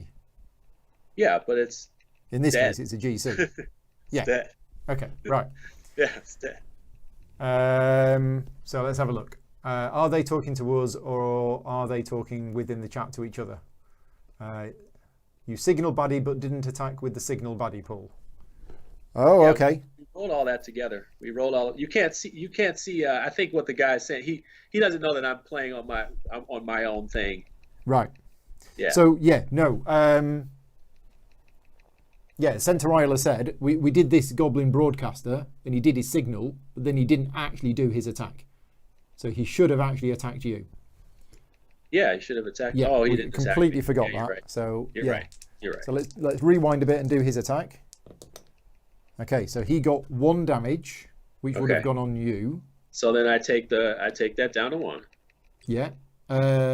This was before your defense. Oh, this is before my defense. Yeah, because he goes on 6, and then it got a bone, but the bone doesn't do anything for it. Okay. And I'm gonna let my board take the damage, so he's gone. Oh, okay, you can do that. Yeah. Yeah. Okay, so there we go. We fixed that. It basically got to throw a rock at you first. So that's fixed that. Scotty's saying we're talking to us. That's talking to you. Right. Okay. So let's have a look at the chat. The problem is there's quite a few people in the chat, so it's difficult to read through the messages. George is saying, read up the paragraph on agents. You need to apply the agent on a target. Yes, on a target. So where are agents explained? They're on the back. So agents, you can use 1 attack die on any character, like per character, but then you can also use up to 3 agents on an attack on a specific guy. So you can do basically 1 attack and up to 3 agents if you are using all of them on 1 character. Skill dice in the pharmacist, toxicologist, and pathologist professions, which are the green, the purple, and the yellow, are agents. Up to 3 agents may be rolled against a single target and must be accompanied by an attack die. Yeah. Right, so I think what they're saying is that you can't use the backing toll on yourself, you use it along with an attack die. Okay. So it's an agent, it's like a poison that you put on the weapon, I think. I think that's what you're saying. Yeah, if you targeted 2 buddies, you could choose 1 buddy to use the backy toll on. Yeah, it's an agent, so it is a poison thing that you put on the dart and you throw it. Right, so I put it on the dart and I throw him, so then I hit him. Yeah. Well, the die goes on top of somebody who died. Yeah.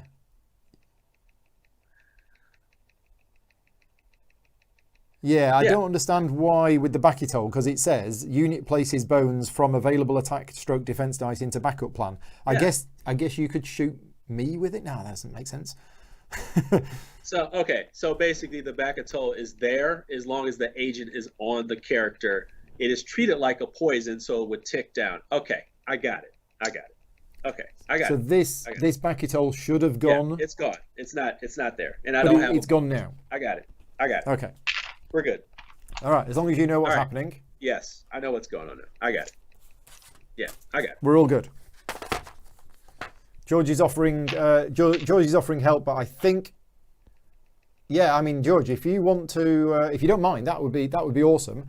If you can add me on Skype or something like that, my Skype ID is Paul Paul Grogan 1970. We can add you into this call, and you can help us out with so it. yeah, so even if it is friendly, you still have to target like like damage. You still have to. Yeah. Okay. Yeah. That's if George wants to come in it. on the call, then that'd be great. But in the meantime, if you want to add me, George, I will hopefully see it pop up on my screen. Otherwise, let's carry on. So your go is done. It's now the yellow one. It is now the Goblin Mutant. So the Goblin Mutant is a melee character. It moves towards you but can't hit you. Nice and easy. Yeah. Then the blue one is also melee, moves towards you, can't hit you. Nice and easy. End of the round. Here's my problem. Go on. I probably should have kept the boar. I should have took the damage, kept the boar. But if I roll a bone, I could get them out there and do some serious damage. But that bone is going, by the way. Which one? This one? Yeah, that's gone. Because I couldn't do what I was doing. Oh, yeah, because we couldn't do, so a Goblin Dabbler appears here with 3 health. Some baddies have bad backup plans that you want to trigger. Okay, right. I hadn't realised that. I didn't realise baddies could have backup plans. Now it makes sense. I wish I would get some bones, man. I needed that backup one. I needed the back until to give me some bones. I need bones, man. And you need to exhaust an attack die. Using an agent exhausts the attack die. It's active, yeah. Right, okay, so the attack die that you used is actually exhausted. Yes, it's exhausted. Yep. Right, okay. And what does that mean then, that if you've got an exhausted attack die? They just keep going in there, and then you can use them. You can't use those for the rest of the... You can't use them. Okay, but we're not going to run out, are we? Because we've got loads of them. Yep. Or we might do. Right, okay. So yeah, now I come in. Yep. And it says I can start anywhere. Now, you're going to be in trouble here, aren't you? So I'm going to be in trouble now. So I made a bad choice. So I guess I want to start here, so that we kind of protect you a bit. So and now, yeah. Oh, I didn't say it right. I should have said it right. Sorry, George. So I have 1 less attack, basically. Oh, right. Okay, so the exhausted die here means that your attack is... Attack. Right, okay. Exhausted attack means you only have... Right, okay, cool. Yes. Right. So I've come in there. The number on the dice is irrelevant, so I'm just basically... I think I'll come in first. And then we have the purple one. Where's the purple die gone? Come on. Where is it? The purple initiative die. Oh, it's there. It was at the front. There you go. It's at the back. Right. Okay. We are set now for round 2. And it is you first. Oh, wow. You're really backing me up. Okay. If you can kill everything, that'd be great. Yeah. So what I'm going to do... Yeah, I know. I'm going to go ahead and roll my Rejuvenum. Yeah, remember the decoy. Yeah, I hadn't forgotten the decoy. Oh, I can't attack him, yeah. You can't attack, can't target. Can't target anybody else. Cannot target. Right? So many reference sheets. Gearlocks may not attack baddies. Okay, there you go. But I'm hoping you're going to kill it. For how long? Well, forever. Until the decoy's there. I can attack that one though, right? Yeah. So yeah, we're probably right actually. I'm probably better coming in here, just in case you don't kill it. Yeah. So I have to, okay. So I'll roll 1 attack die and a defensive die, and my Rejuvenum, so you don't take damage, hopefully. And you come in. Doesn't the Rejuvenum work on companions though? Isn't that the one we looked up earlier on? Oh yeah, but I have to target you. But attack. I'm not a companion. That's right, the companion thing. We cannot use that. So I'm going to use... Oh, yeah, I'm just going to use attack and defense. That's all I got. So 1 attack, 1 defense. All right, so 1 bone, and then I have 1 attack. Okay. Okay. Now, I have this in my backup plan now. You ready? Mm-hmm. I think this is how it works. Okay. All right. So now that it's in there, I'm going to go Hang on. Apparently I'm first. Lab rat should be at start of initiative queue. Ah, I didn't realise that. Oh, okay. Okay. That I don't know. So. Now, I did remember that from a video. Now that you've mentioned it, I did remember that. Anytime lab rats come in, they come in at the start. Oh, okay. So thank you for that. So it should be me first. So in which case, so one dex to move there. Well, I would have just started there. Yeah, you would have just started. Because I can't attack anything else, so we'll just attack that one. So I've got 3 decks, which is 1 attack and 2 defense. Okay. 1 attack, 2 defense. Oh, I could use skills. Could. But I can't, because I can't attack baddies. I don't know whether I want to. No, I'm probably going to save them. Yeah, I think. Oh, it's only 1 attack though. What do you got, man? What do you got? I have the Electroscalpel. Use stuff. Yeah, Electroscalpel's pretty cool. Okay, let's do it. It adds a certain amount of damage to a rolled attack die. Yes. Okay. That's it. Tyrants, 20-point baddies, and gearlocks enter at the top. Right, yeah, I remember that from this afternoon. But I don't think I want to do that. We've got the Son of Bladerator, which now there's only 1 bone on there, whereas there's 2 bones on there. So that's probably more chance of me hitting. You got attack the decoy and be done with it, man. Yeah, that's what I'm trying to do. It's just I've only got 1 attack die. Yeah. I think we're just going to have a round getting rid of the decoy. Yeah. That's pretty awful. Pretty much. Okay, right. Yeah, we're just going to attack. Not going to use these skills just yet. Okay, so no damage because I rolled 2 bones, but I've got 1 shield. Yeah. Oh well. Right. So that was me done. Not very good. Now it's your go, and then you did your thing. Okay. So you've hit it for 1. Yep. 1, and then a bone. Yeah. Now, if I'm doing this right, since I have a bone, I can switch to my alt mode here, which is the what is it called? Oh well, yeah, I can switch to the danger zone. Dart immediately goes dangerous. Yep. So then or you can heal for 1. All right, so I flip it over. You're going to do it? Yep. And I'm only going to get like 1 thing, but I'm going to use this right away here. I only get 1 bone. So how does this work then? How do I flip this over without losing these dice? Basically, you use the backup plan, and then all the bones that you have. By the way, I shouldn't do it because you have to have a bunch of extra bones to really get it going. Oh, okay. But you basically can continue to like move around the board. You get your board back. And then you get to like kind of run around the board and rampage a little bit. Okay. But they can only move their natural movement 2. There's a die that you can get extra movement with, and then you get to do 1 true damage attack adjacent. So that's not going to work then because you've only got 1. Yeah. So I can't really do much with that 1 bone. Okay. So I'm just going to leave it as is. Right. Yeah. Diane is saying the dice stay in and the mats flip. So literally, I would pick it up. You literally pick up the mat the way it is, sticking with like that. The way it is. Yeah. You literally pick up the mat like that. Yeah. Okay. But yeah, you're not going to do that. Nope. You did the 1 damage. Yeah. So it's dead.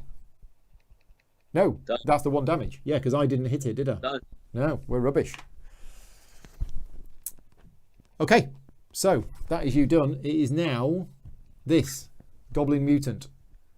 Yep. So it moves 2. Now, presumably it can move through its friends. Oops. Mischief 1. Remove a number of dice from target's active slots. Now it's going to target. It's got the muscles on it, so it targets the strongest one. Is that right? Can you remember the targeting rules? What? You mean as far as just determining a target for you or for them? Yeah, for them. Oh, for them? Yeah. Basically, if they're in melee range, they just automatically attack you. Yeah, but it's either you or me. Can't move through. Okay, they're saying can't move through. Both of us? It actually has a target that says whether it's the weakest of the 2 or not. Yeah, but they're saying in the chat that it can't move through, so it moves here. Right, it moves so next it's going to go toward.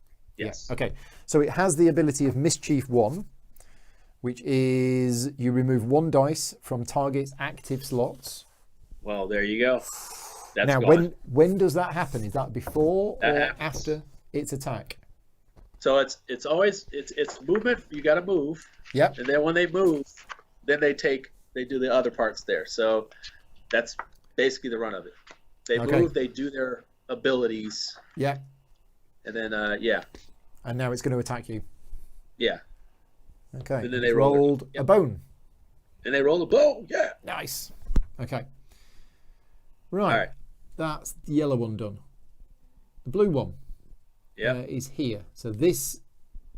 Okay. So this now moves to here, and now it's between us two which one it attacks, and it doesn't have the muscle icon.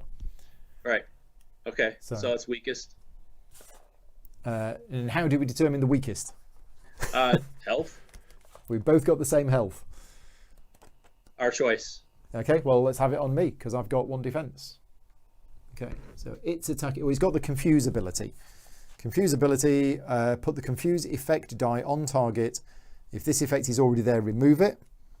Units attack and defense stat are swapped. Hey, Paul. Okay. Yep. Well, we have a Sherpa here. George is in Skype. Can you just send him your ID real quick or something? Oh, right, yeah. It's Paul Grogan, 1970. All one word. Yeah.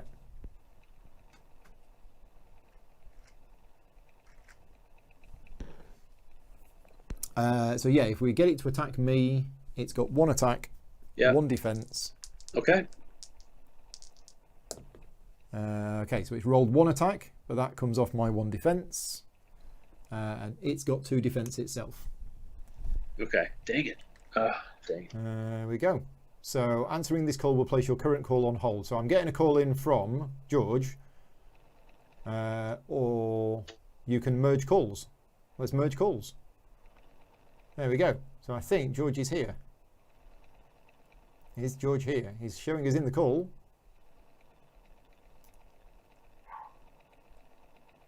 Hello, George.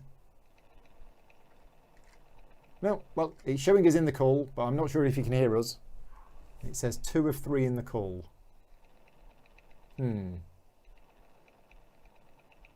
Okay. So yes, it was ringing, George, but I was already in a call. Let's try merging. Yeah, I can't take one call while I'm in another one. Oh, you can just grab him. I can try and just add you. Yeah. Yeah, you can just grab him. There you go. Let's do that. Add to call. Calling. Let's see if that works. Are we in? I think we might be in. Are you there, George? Not sure. Anyway, right. Let's carry on playing while George tries to get his thing working. So yeah, so it attacked and it's got 2 on the defense and it attacked me and I think it confuses me. Place confuse effect die on target. Yeah, so I'm confused. Which is about right. Which is the confused die? It's that one. Okay, so I is confused, so my attack and defense dice are swapped around. It says incoming call, man. Yeah. Hit the. Let's try it. Let's see if that works. Hello. Hello. It works. Can you hear me? We can hear you fine. Yes. Great. You are live So on Channel 4. Please do not swear. That's fine. I can now correct you live and not have You can. This would be for, fantastic. Now, Jeremy's 10 people video's to disappeared, shouting. unfortunately. But yeah, if you're happy to stay in the chat, that would be fantastic. Sure. Right. Yeah, Jeremy's video's disappeared. It does that sometimes whenever I make any change to Skype. So I'm not sure why. Let's try and click the refresh button. Nope. How odd. Are you still there, Jeremy? Jeremy's gone quiet. Right. Oh no. Yeah. Scared him off. Yeah, it could be because, yeah, that's just during the call. I think I'm in a different call. I think I was in a single call with you, and then Jeremy disappeared. Let's try working this out. I'm gonna hang up on here. Resume call. Is this going to work? Skype is being very, very strange. I'll tell you what, I'm just going to end the call and then let's try it again. Video call. There we go. How's that? Jeremy's back. Yep, I'm here. Is George here as well? No. Right. I don't know what's gone on there. He's in there, but... Yeah. Well, it's showing 2 of 3 in call. Yeah, not on this call. We can try ringing him. See if it works. But once we got George in, it kicked you out. So hey, I don't know why don't you hang up on all of us and just call us? Say again. Hang up on all of us and call us. Yeah, I'll do that. Okay, bear with us a minute. I will be here. So we have a chat here, and I'm going to call everybody, ring the group. Let's just exit the conversation and start again. Right, are we all here? Yes. Excellent. Right, we're all here. Yeah, I had to hang up and do it again. Yeah. Hey, George. Hello. Right. Hey, George, can you answer a question for me? Of course. What is too many bones? No. No, go ahead. 7 bones is too many bones because you cannot use 7 bones. That's true. I'm just great response. Seven right. is the correct answer. Unless you're Okay. playing with the lab rats, in that case, 4 bones is too many bones. 4 bones is too many. Yes. No, 5. Oh, sorry. 5. Okay, so I'm confused because it hit me and it has the confuse ability. So my attack and my defense are swapped around. If it hits me again with the confuse ability, this goes. And that was the blue one. So next it's the purple one, which is the new one that's just come in, which is the one with mischief. So it attacks me. Mischief goes first and I lose an active dice. I don't have any. So it just attacks me for 1. 2 damage. Ouch. Oh. Right, okay. So I take 2 damage. I'm now down to 2 health.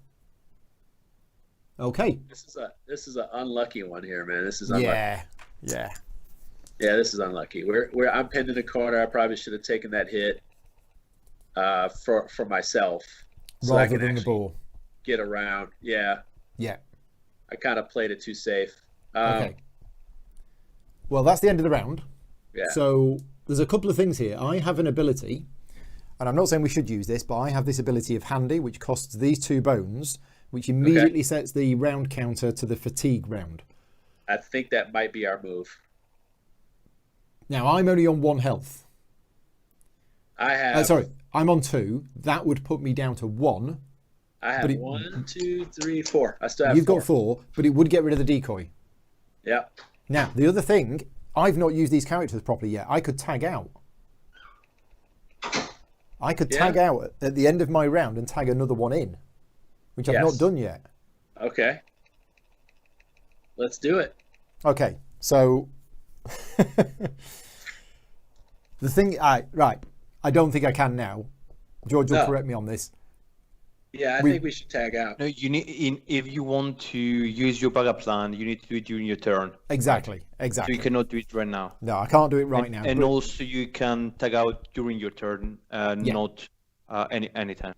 Yeah. So I can't change the round marker before the round starts. So we are in round 3 for now, but it is now my turn. So we could, if I wanted to,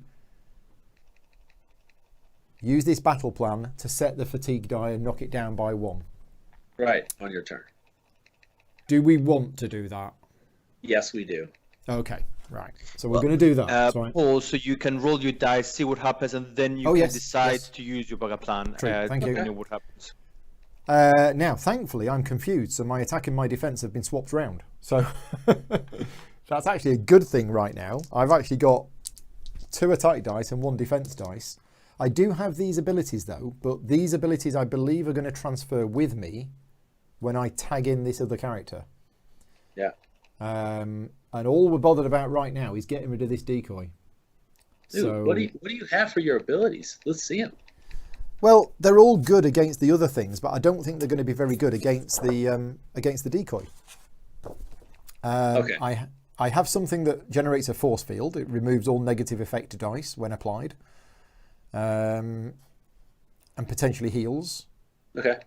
I've got the Electroscalpel, which adds damage or can actually teleport me somewhere else on the board. And then I have the Son of Bladerator, which puts exhaustion on things. Which you apply to an ancient. Now. Attack that decoy, get it done, and then we'll sort it out. Well, I'm just looking. This exhaustion ability, it says apply to an adjacent baddie. Now, the decoy says we can't attack the baddie, but this isn't an attack. No. Gearlocks may not you can use attack. it, yeah. But I can use it, right? Okay, so that's what I should do. Yeah. So out of my 3 dexterity, one of them is going to be used for that. One of them is going to be used for an attack, and one of them is going to be used for defense. No, 2 of them are going to be for attack. Because I'm going to be tagging out. So now, if I tag out, do I remove myself at the end of my turn or at the end of the round? End of the round, even if you are killed. Right, okay. So yeah, we're going to do that. That's the dice we're going to roll, and we're going to target the decoy.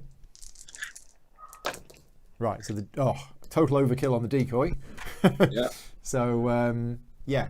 Oh, by the way, now that there's 2 people in the call, Jeremy and George, has Skype split your screen so that I'm only half the size that I used to be? No, I only see you. I just see you the same way I had before. Okay, right, that's fine. Yeah, because otherwise you can rejig it. Yeah. So, the decoy has been killed, and I then went and rolled the bones, so that can go in there. Now I could use these 3 bones to de-escalate, which places a stun effect on any 5-point or less baddie.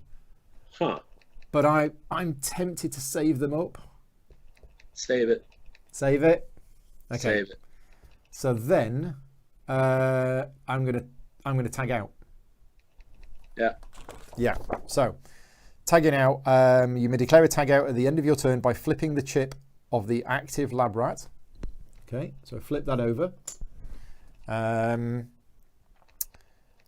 As long as there's a lab rat in the party that hasn't already battled, at the end of the round, remove the tagging out lab rat's chip and replace it with the other one. Right. Okay. So I'm out, and we'll get Gerbil in. Right. It is your go. So I'm pretty much I'm relegated to a couple small things here. Let's see. So I can't attack. With 1. I can't defend. I can't attack. I can't defend. And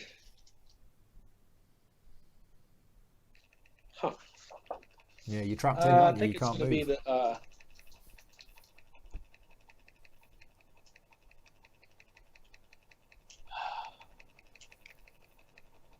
Act as if it was removed from a rampage track to this board. May move up to additional. Okay. I want to try this one because I'm going to use Deliriant. So I'm going to roll this die. I'm going to target the guy to our left. What's his health? 4. The Goblin Mutant is on 4 health. Yeah. All right. Let's go ahead and I'm going to attack him. Okay. 1 attack die, one defense die, and then the Deliriant. Okay. Let me know what you've got. All right. Deliriant is 2. One defense and another bone, which is absolutely perfect. All right. Okay, so the bone goes in there. All right. So this is what's going to happen. Now I'm going to switch. Here you go. Now I'm switching over, most definitely. What does the Deliriant dice do? That goes in there. That goes. I'm sorry. That goes on him. Okay. I'm pretty sure that goes on him. Flip it over. Deliriant. The Delirium goes in your backup Oh, plan. sorry. It goes on the. It acts as a bone. Yeah. Backup plan. Sorry. It basically gives you extra movement when you're rampaging. Right. If removed from the rampage, so I'm going to go to rampage rampage while mode. dangerous. Board D may move up to addition. Right. Okay. So we're flipping this board over. Right, and then I'm gonna basically spend these does this bones to work? move and displace people. So we're flipping the board over with all of the dice in it. Okay. Yeah. So you remove one die as normal. Remove one from backup plan. Yeah. Yep, one is normal. Yep. Okay. And then now I can move. Basically, his movement. I can move to, and as I move, I can knock people around. Right. All right. So the first two, the first two is gonna knock that guy that's right to my left out of my way. Okay. Yep. And where does he go? And I'm gonna hang a right after that. Knock him out. Move him. No, just knock him out. Knock him over. Knock him one shot ahead. Yeah, like that. Okay. And then, and I'll move to. I'm gonna give true damage to the guy that's in.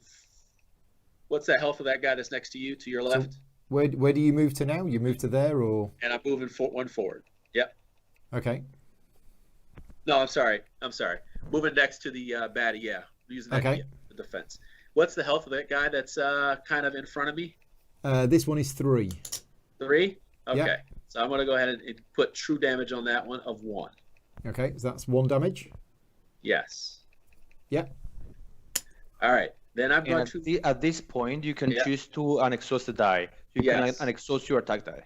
Yeah. Or if you were in the position where you had a skill die that is exhausted, you could instead unexhaust that skill die. Yeah. Okay. So I can keep barging this guy, right? So I'm going to go ahead and. I want you to be able to do what you want to do, though. You may then unexhaust 1 attack die. Alternatively, if one of Dart's exhausted skill dice belongs in the skill slot, the correct. Gosh, right, okay, wow. Yeah, no. So that's number 10. So you've got to get to position 2 to get that dice back. Yeah. Wow. Yeah. I can, though. Yeah. I can. So let me go ahead and do that. I'm gonna get that die back. So here we go. I'm gonna take another one out. Another dice. Which is gonna give me +2. I'm gonna take the one that's up. That's +2. By the way. Okay. Yeah. All right. So then I can move basically around that guy that I just hit to the back of where he's at. You can't move through him then. You could even like push him to the corner and like push him up and then push. Yeah. Yes. So that he goes in the corner or something like that. Yeah, push him up and then to the corner. That way I'm at 2. So you push him to there? Yep. Yep. And then move forward 2. And then move to there. True damage to him. If you go north, pushing him up, and then you go to his place, position him to 4. Yeah. So that way you unexhaust your attack die and also number 2. So you got both of those dice back in your mat. Right. So that comes back to you. Yeah. That's back wherever that goes. I guess it goes there. Okay. Yep. And then true damage goes to him, 1. Which is 1 on him. He's down to 1 health. Yep. Okay. All right. And then I'm just going to use the last one to move down that way. Move down. Back down 2 spots. Yep. And then 2 spots.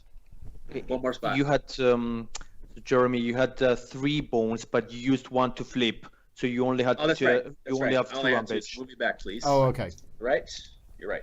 So it's 1 to flip, and then each die moves you an extra 2. That is correct.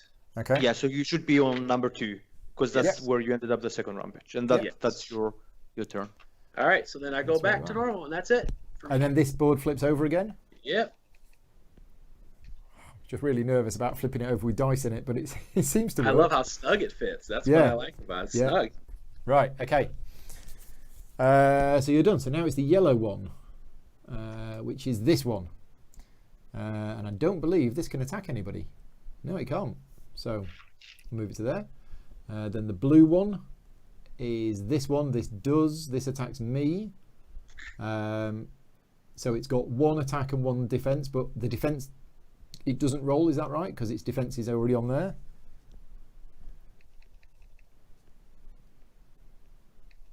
I'm asking either of you two.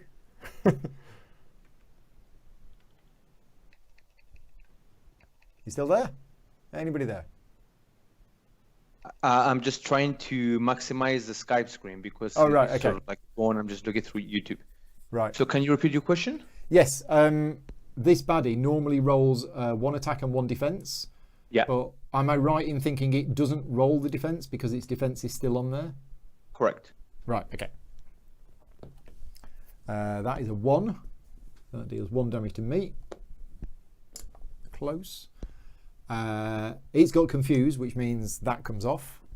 And then the purple one goes, which is this one. So it attacks. Who's that going to attack? Ah, it's actually got a picture of 2 little people on it. Yeah.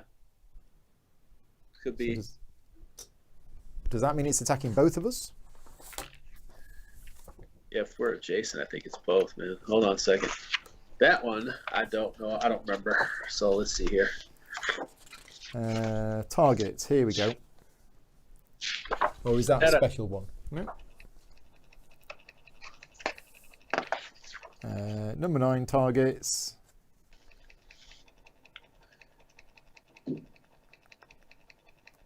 Can't find it.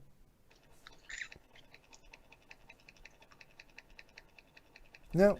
Yeah, if you can, he can attack too if he can. What was the question? This baddie has the icon has got 2 little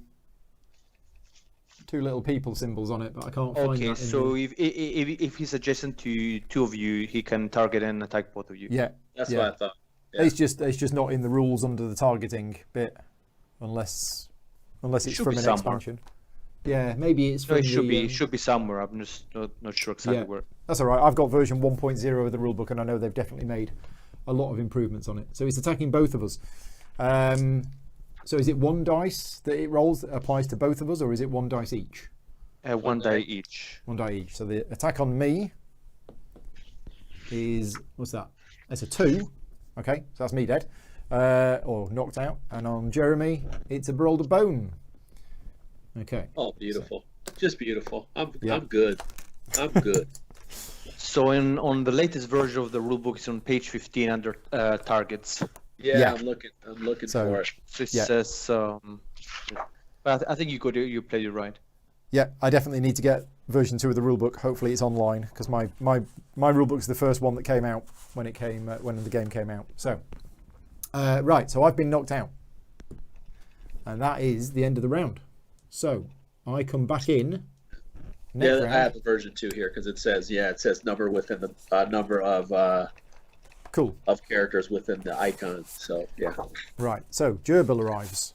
Lab rats. So you can place all of your dice, all your stuff exactly as they are on Gerbil. It all goes over. That has now gone. This comes in. You can keep your bones, keep the stats and the skills and everything. Yeah. Okay, that goes there. That goes there. That goes there. And that goes there. Right, okay. So yeah, the end of the round, remove the tagging out lab rat, place his board, take the chip. Oh, and that comes in exactly where the other one was, although it was knocked out. If the active lab rat is KO'd after a tag out is declared, the tagging lab rat still joins the battle after the end of the round. Do not remove the KO'd lab rat's initiative die from the initiative meter, as the tagging lab rat will remain the same. Place the lab rat in a gearlock starting position matching its attack form. Okay, so I think that's, yeah, because it was KO'd, I can actually come in anywhere, but I think I probably want to come in there. Yeah, that's probably the best place to come in. Yeah. Didn't it say gearlock starting position based on your attack form? So you're melee, you need to start in a gearlock melee position. Oh, that's one of these, isn't it? All right, okay. So I'll start there then. Okay. Right. So we're on round 4. So it will be, yeah. And it's me first. And now that the decoy's gone, finally. Yeah. So 3 dexterity. I don't need to do any healing of myself, but we are going to use this. Hey, does it say we can come in anywhere based on our encounter? Because our encounter said we can come in anywhere. Oh yeah, gearlocks may enter on any battle map position. Yeah. But that might have been just initially? At the start. Yeah, it might have just been initially because it was a dive bomb. Okay. So, so yeah, we're going to use this, which is the Electra Scalpel. We're going to use this with 2 attack dice. Yeah, let's go for it. all on the offensive. And we're targeting this. Yeah. Okay, here we go. Nice. 3 damage and a bone.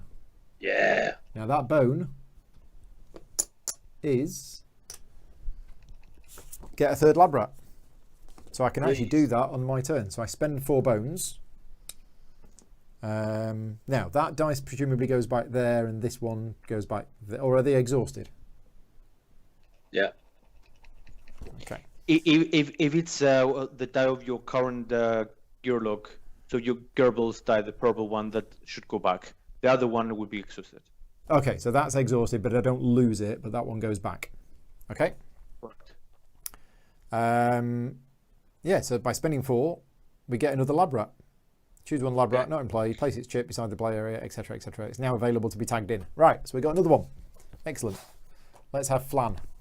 Flan has arrived. Yeah, rage Flan. Where's Flan's thing? Okay, right. So that's that done. Did 3 damage, not quite enough. How many? 1? It's got 1 health left. Yeah. Is you next? See, that's the thing. I have 2 attack dice, so now I can take both of those guys out if I get 2 hits. Yeah, do it.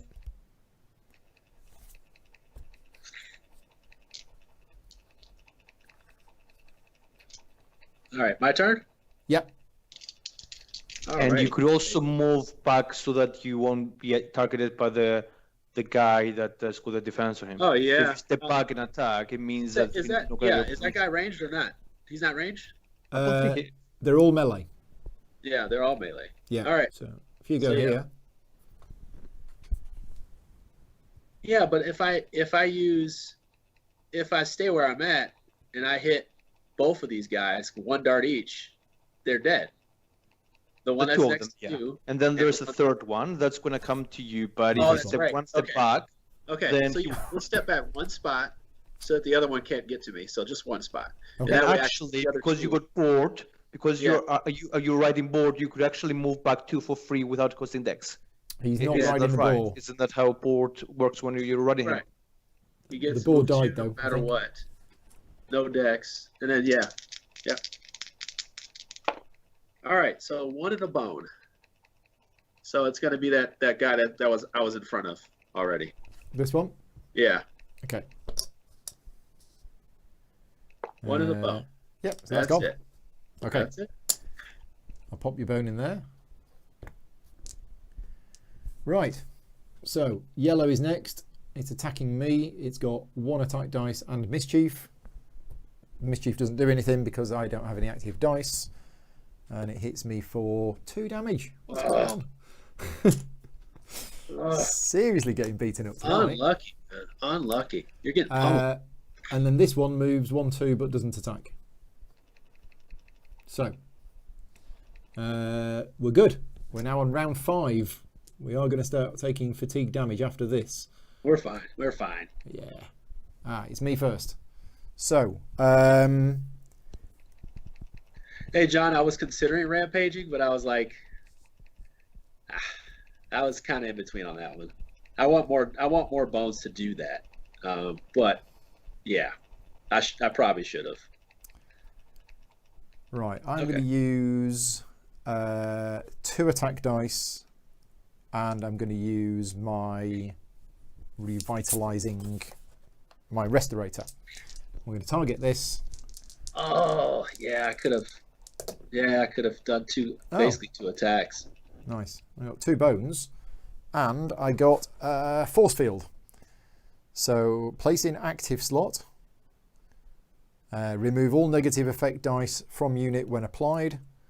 When an effect die would be placed on this unit, reduce this counter by 1 and ignore it. Okay, so I'm protected from effects. Okay. If I want to be. Is it doing any effects? Probably not. Okay, right. That's me done. So that's you done? It's your go. Okay, so I'm on the board. Let's see. I can't really dodge that guy, so I'm still going to move 1 back to the corner. Yep. Or do you want me to stay there so that you can actually attack them? So I actually move me Oh, yeah, down. because you've got 4 health. Yeah, move me down 1 slot. Yeah. Yeah, there we go. All right. Yeah, because this thing's still got 2 shields.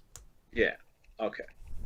All right, let me roll and see how this goes. So, 2 attack die and no defense. Okay.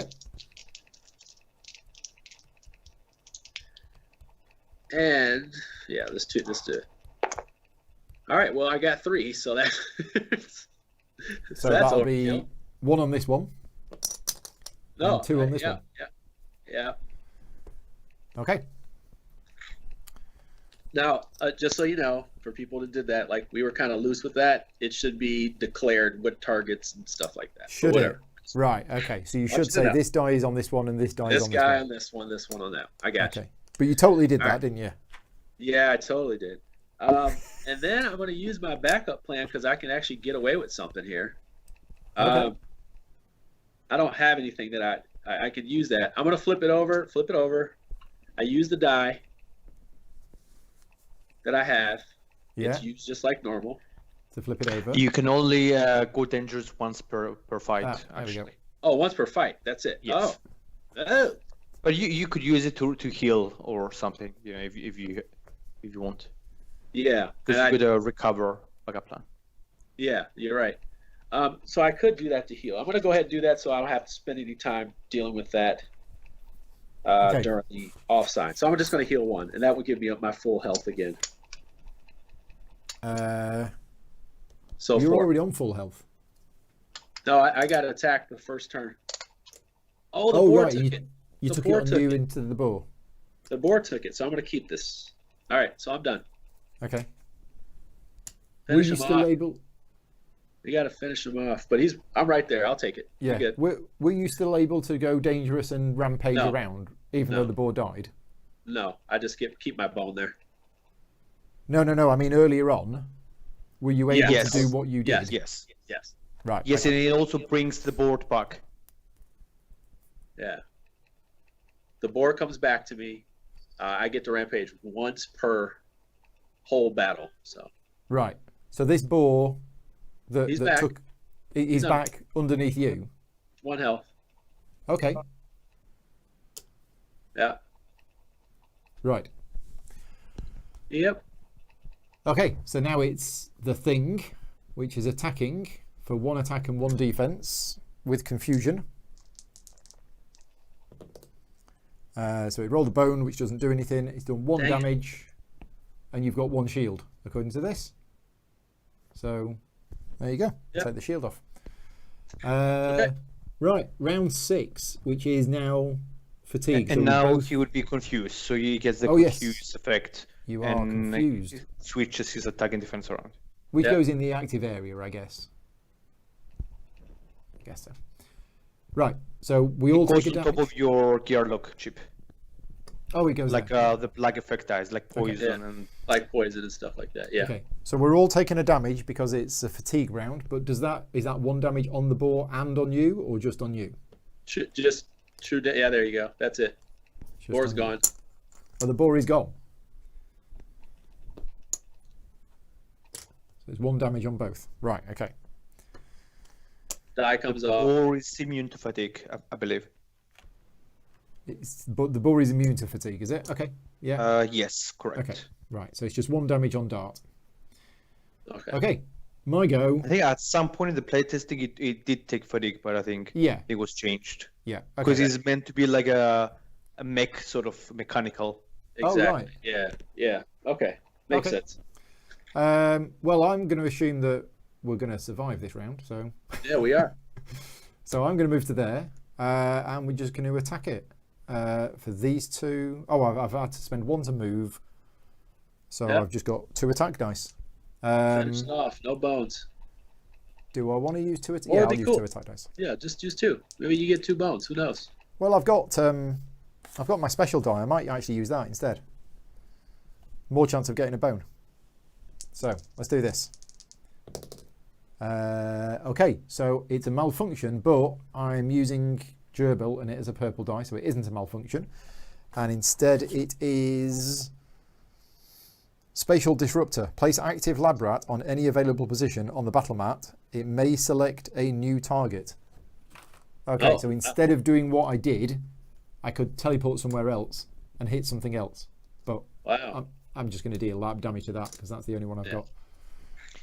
It might be worth noting that the malfunction still does whatever it does on top of the malfunction. So if you were using another gearlock, you still get the effect and then lose a die. Then it malfunctions, yeah.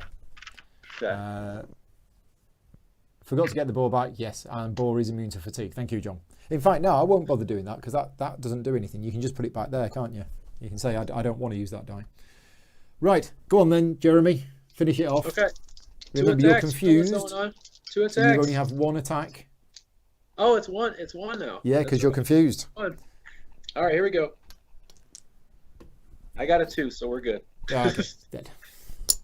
Hey. Hey. Well, thank you very much for all of the rules help. But this is what we're doing. We're learning it. Right, so it's all done. That comes off. This comes off. That goes back there. These clear. Bones clear. Let me make sure that boar, because the boar is immune to like a ton of stuff. Yeah. Yep. Poison, weaken, terrify, stun, bleed, fatigue. So basically, it's a mech. Right. Yep. Okay, so we get 2 training points and a loot each, and it's another progress point. So a loot each. I get Fortunate Discovery, and you get Spider Silk Salve. All right, so we're almost one away here from having too many. So let's see. And 2 training points. Well, I can now have an extra dice. So I'm going to have 1 point of dexterity with my attack dice. And with my second training point... 2 points. 2 points. It's going to be 1 more attack. And I'm going to use this... I'm going to use this gearlock thing, the gearlock guide, and just automatically get my roll. Put that up to 2. Gearlock guide to advanced tactics. Okay, so what does this do? During a training attempt, you may choose to train any skill on your gearlock, ignoring prerequisites, or automatically succeed on an attack or defense. Okay, so what is it you're increasing? Well, you know what? Hold on. If it could be anything. You may choose to train any skill on your gearlock mat, ignoring prerequisites. So you could go straight for the roids or the... It's going to be move wound, move around. It's called move around, move a wound. And it's going to basically damage them if they move on their turn, when they move. Okay. Well, you could have that anyway. Is it the first one? That's a star. Oh, it's the first one. Yeah, it is. It's the first one. So we want to break some rules. We want to break rules. Let me think about that. But I'm going to break some rules.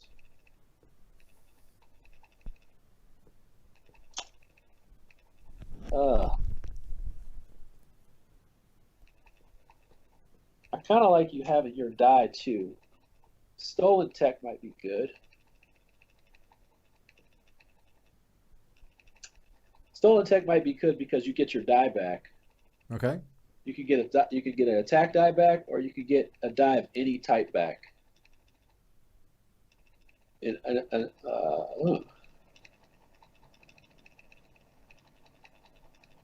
Huh.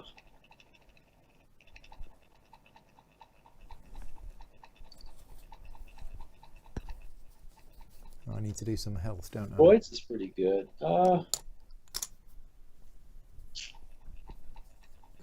do roids. Let's see. Let's do roids. Johnny's saying Dart can never roll more than 1 attack per baddie anyway. Oh yeah, of course. Right. Yeah, that. Right. Yeah, that last baddie there was only 1 there. Yeah. Right. There's only 1. But Bandolier makes him able to do that. Okay. But it's only a consumable, so it's not. Yeah. All right. Well, I definitely know it's going to be 1 attack first of all. So let me do that part, I guess. me do that part. That's the easy part. All right, so I got that's. You're doing the attack. I'm doing an attack, so we got that part. And you're using the book. So I'm not using it for that. I'm going to use my second training skill. Okay. Probably going to get roids. Yeah, roids. Okay, so you use the book to get roids. This unit deals damage to an adjacent unit of Dart's choice. Okay. So how it works is, let's say you are attacking a body, you can say, I'm going to use roids with it. So then roids is going to go in that body, and then you can force the body to hit another body that's next to it. Or you could you could attack Paul or yourself with roids and give you the right to do that extra attack. Just be aware that agents only last a turn per agent that's there. Right. So if you apply one agent, it's only going to last a turn. If you apply two agents, then one of them is going to go and the other one is going to stay, and then it's going to go the next turn. Okay. So, you know, it's always useful to use multiple agents at a time so that they stay longer. Yes. Thank you. That is so clear. That is so clear now. Finally. Okay. So you've got one lot of training left. So no, that's it. It was two of them, right? Yeah, but what did you use the first one for? One I used for attack, which I rolled for it. I'm fine. Oh, and you got it. Right, okay. Yeah. You got one extra attack, and then you use the book to get roids, and that's it. So that's the training done. I love my cat. We had to put our cat down last week, our older cat. So oh no, it's good to have good old Leo around. Leo's a risky fellow. I like him. So you had two cats? Yeah, I had two cats. The other one just kind of just couldn't hold its bowels. So yeah, we tried different stuff. It didn't work. So yeah. It's heartbreaking. We've lost a couple of cats ourselves over the years, but you know. Interesting thing is that cat is is straight up the time that I've known my wife. It is. Oh right. Yeah, it's I've known her since that cat. Right. So 14 years, man. Yeah. When I first dated her, she got the cat like 3 months later, I think. So there you go. Yeah. Right. Yeah, sad times. Right. So recovery phase now. Are my gearlocks treated? Well, I mean, are my lab rats treated as separate for the purposes of the recovery phase? In other words, can I heal with all of them? The way it works is that you can heal one of the lab rats. One of them for free. Yes. Although the ones that are killed, they get 1 HP back. Okay, so they're back with 1. Okay, well so you can either heal Gerbil to full or heal Slank to full. Oh, we'll have Slank to full. Slank needs to be healed. Yeah, Slanky's going to get healed. All right. Now we need to scout. I'm going to try to scout this 5-point stack here because we're about to get into it. We already know what the top one is. So we're on day 4 now? We're going into day 4? We're about to be going to day 4, yeah. All right, let's see how we roll. I mean, you are down 1 health, just in case that made a difference to you. No. No? Okay, right, off you go then. Oh, I rolled a 6, hey. All right. So we can look at the 20-point baddie stack. 20. Now, we've already seen the top one of the 20, so... Yeah, no. So let's see the next one. I mean, it's look at the next one. It is a Furious Gorilla.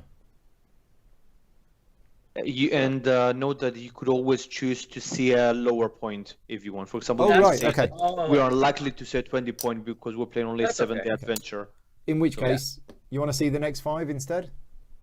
Yeah, let's see the next 5. Yeah, okay. The next 5 is the Primate Trapsmith. Huh. With what effect? Trap and Blind Strike 1.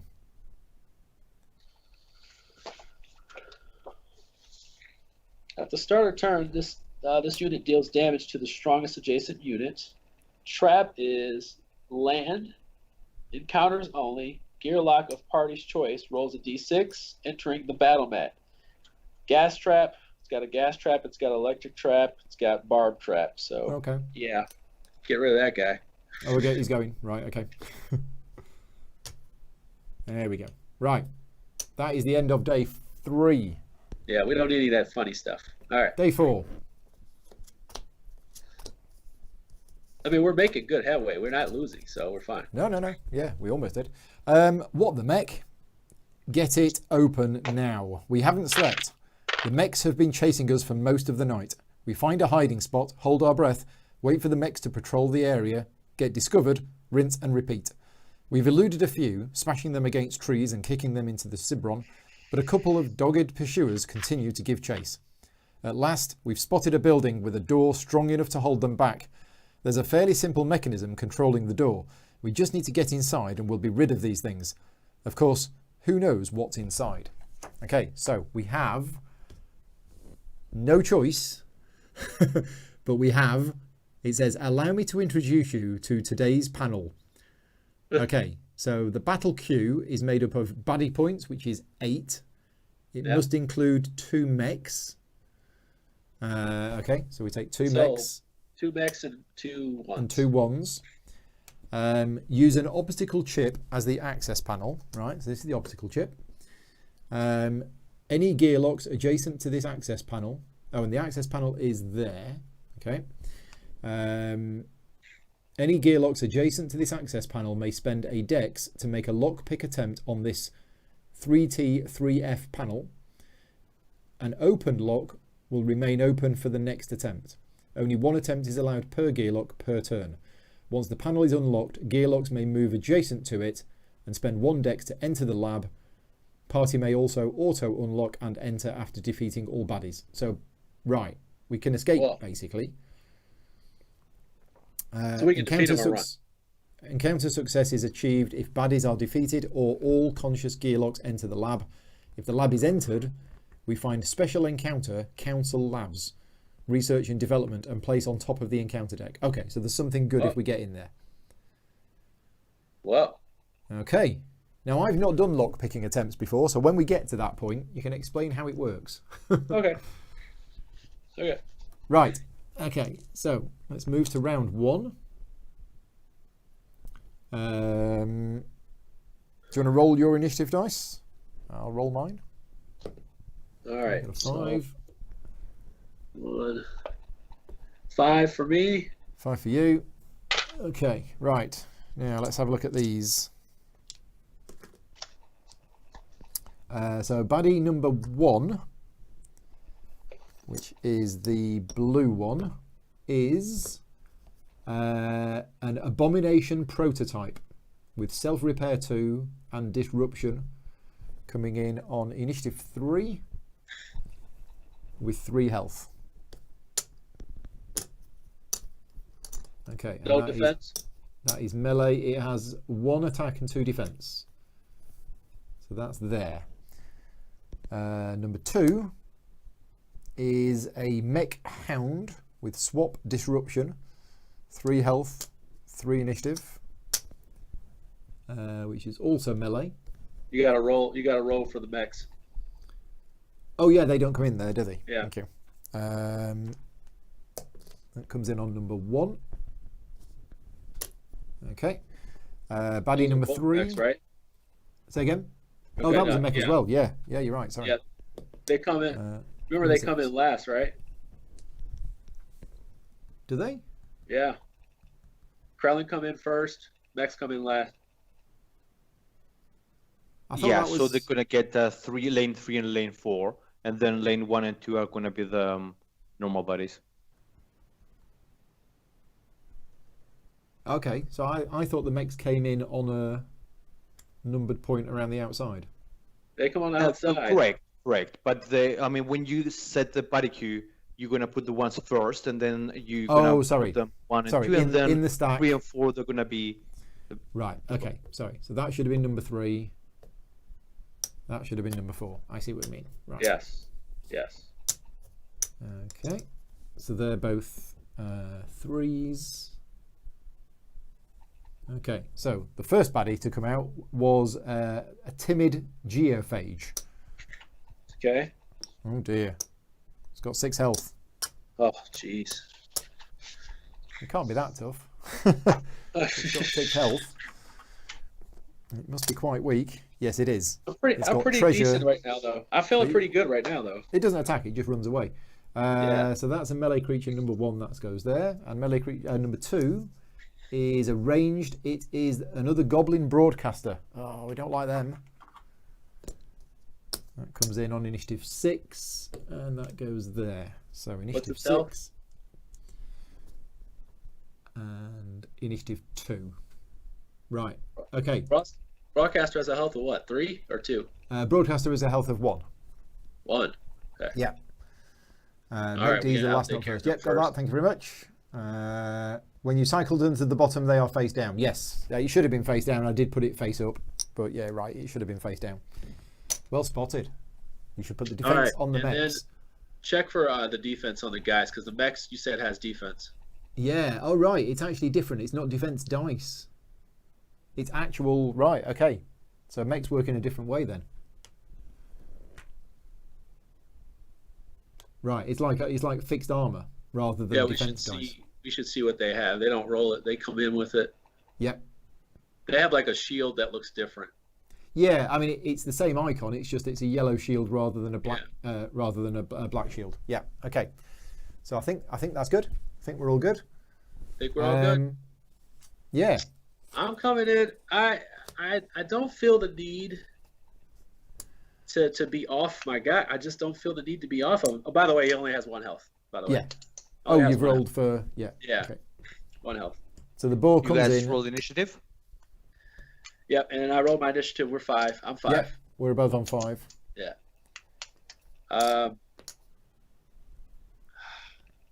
Yeah, I'm just going to be on him again. Yep. And where are you coming in? I have a total health of 4 with the boar attached to me. With the boar, yes. I'm going to come in right in lane 1 in the back. Here? Yeah. Okay. Now, where do I want to be? We probably want to get rid of that signaler. Oh, you're probably going to shoot him, aren't you? Yeah.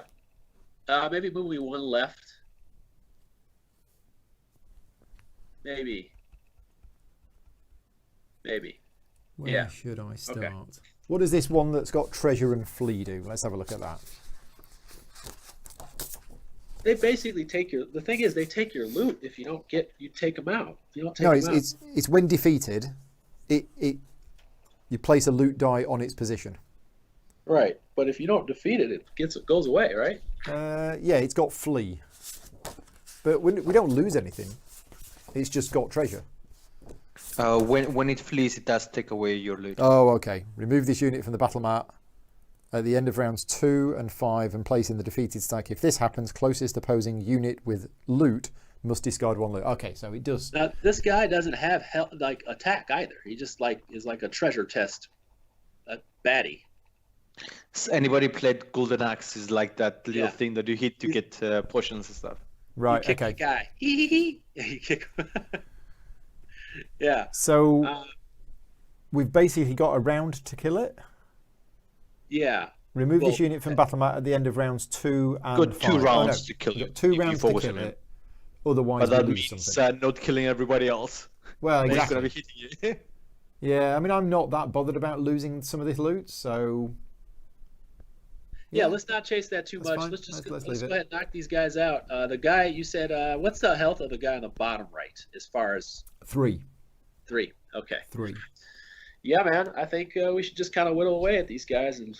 Yeah. Okay. So I'm going to start here. Okay. Right. Round 1. It is the signaler first. So it signals a 1-point baddie. So that gets added to the baddie queue. And then it does a ranged attack. So it goes for the weakest character, according to that. Which is, I guess it's you because you've got 3 health. Yeah. You count board health as well. So that we've is... both got 4. I got 4. So I have total 4. So I guess we choose. Yeah. So I'm happy to take that. Take it. Yeah, I'll take it. So it's targeting me. And it's done 1 attack and it's got 2 shields. Oh, wow. Wow. Oh, I was supposed to move these across. Wow. That changes everything. Yeah. All right. Oh, that changes everything. So I've taken the damage. Right. Okay. Now it's my go. Okay. So I could go up and hit him, but it's going to cost me 2 decks to get there. No, just let's pick away at this. I'm just going to hit this. Together. So I got 4 decks. I'm going to roll 2 defense, 1 attack, and I'm going to roll my Restorer. Paul, weren't you with Gerbil as your active Gearlock? No. So you cannot just switch. Or can you at the start of the fight? I think at the start of the battle you choose which one you're right. you want to use. Yeah, you're right. Sorry. Yeah. Okay, here we go. So we've got bones, and 3 defense. So I'm not very good at attacking, but that's fine. There we go. Right, that is me done. Wow. You're up, Jeremy.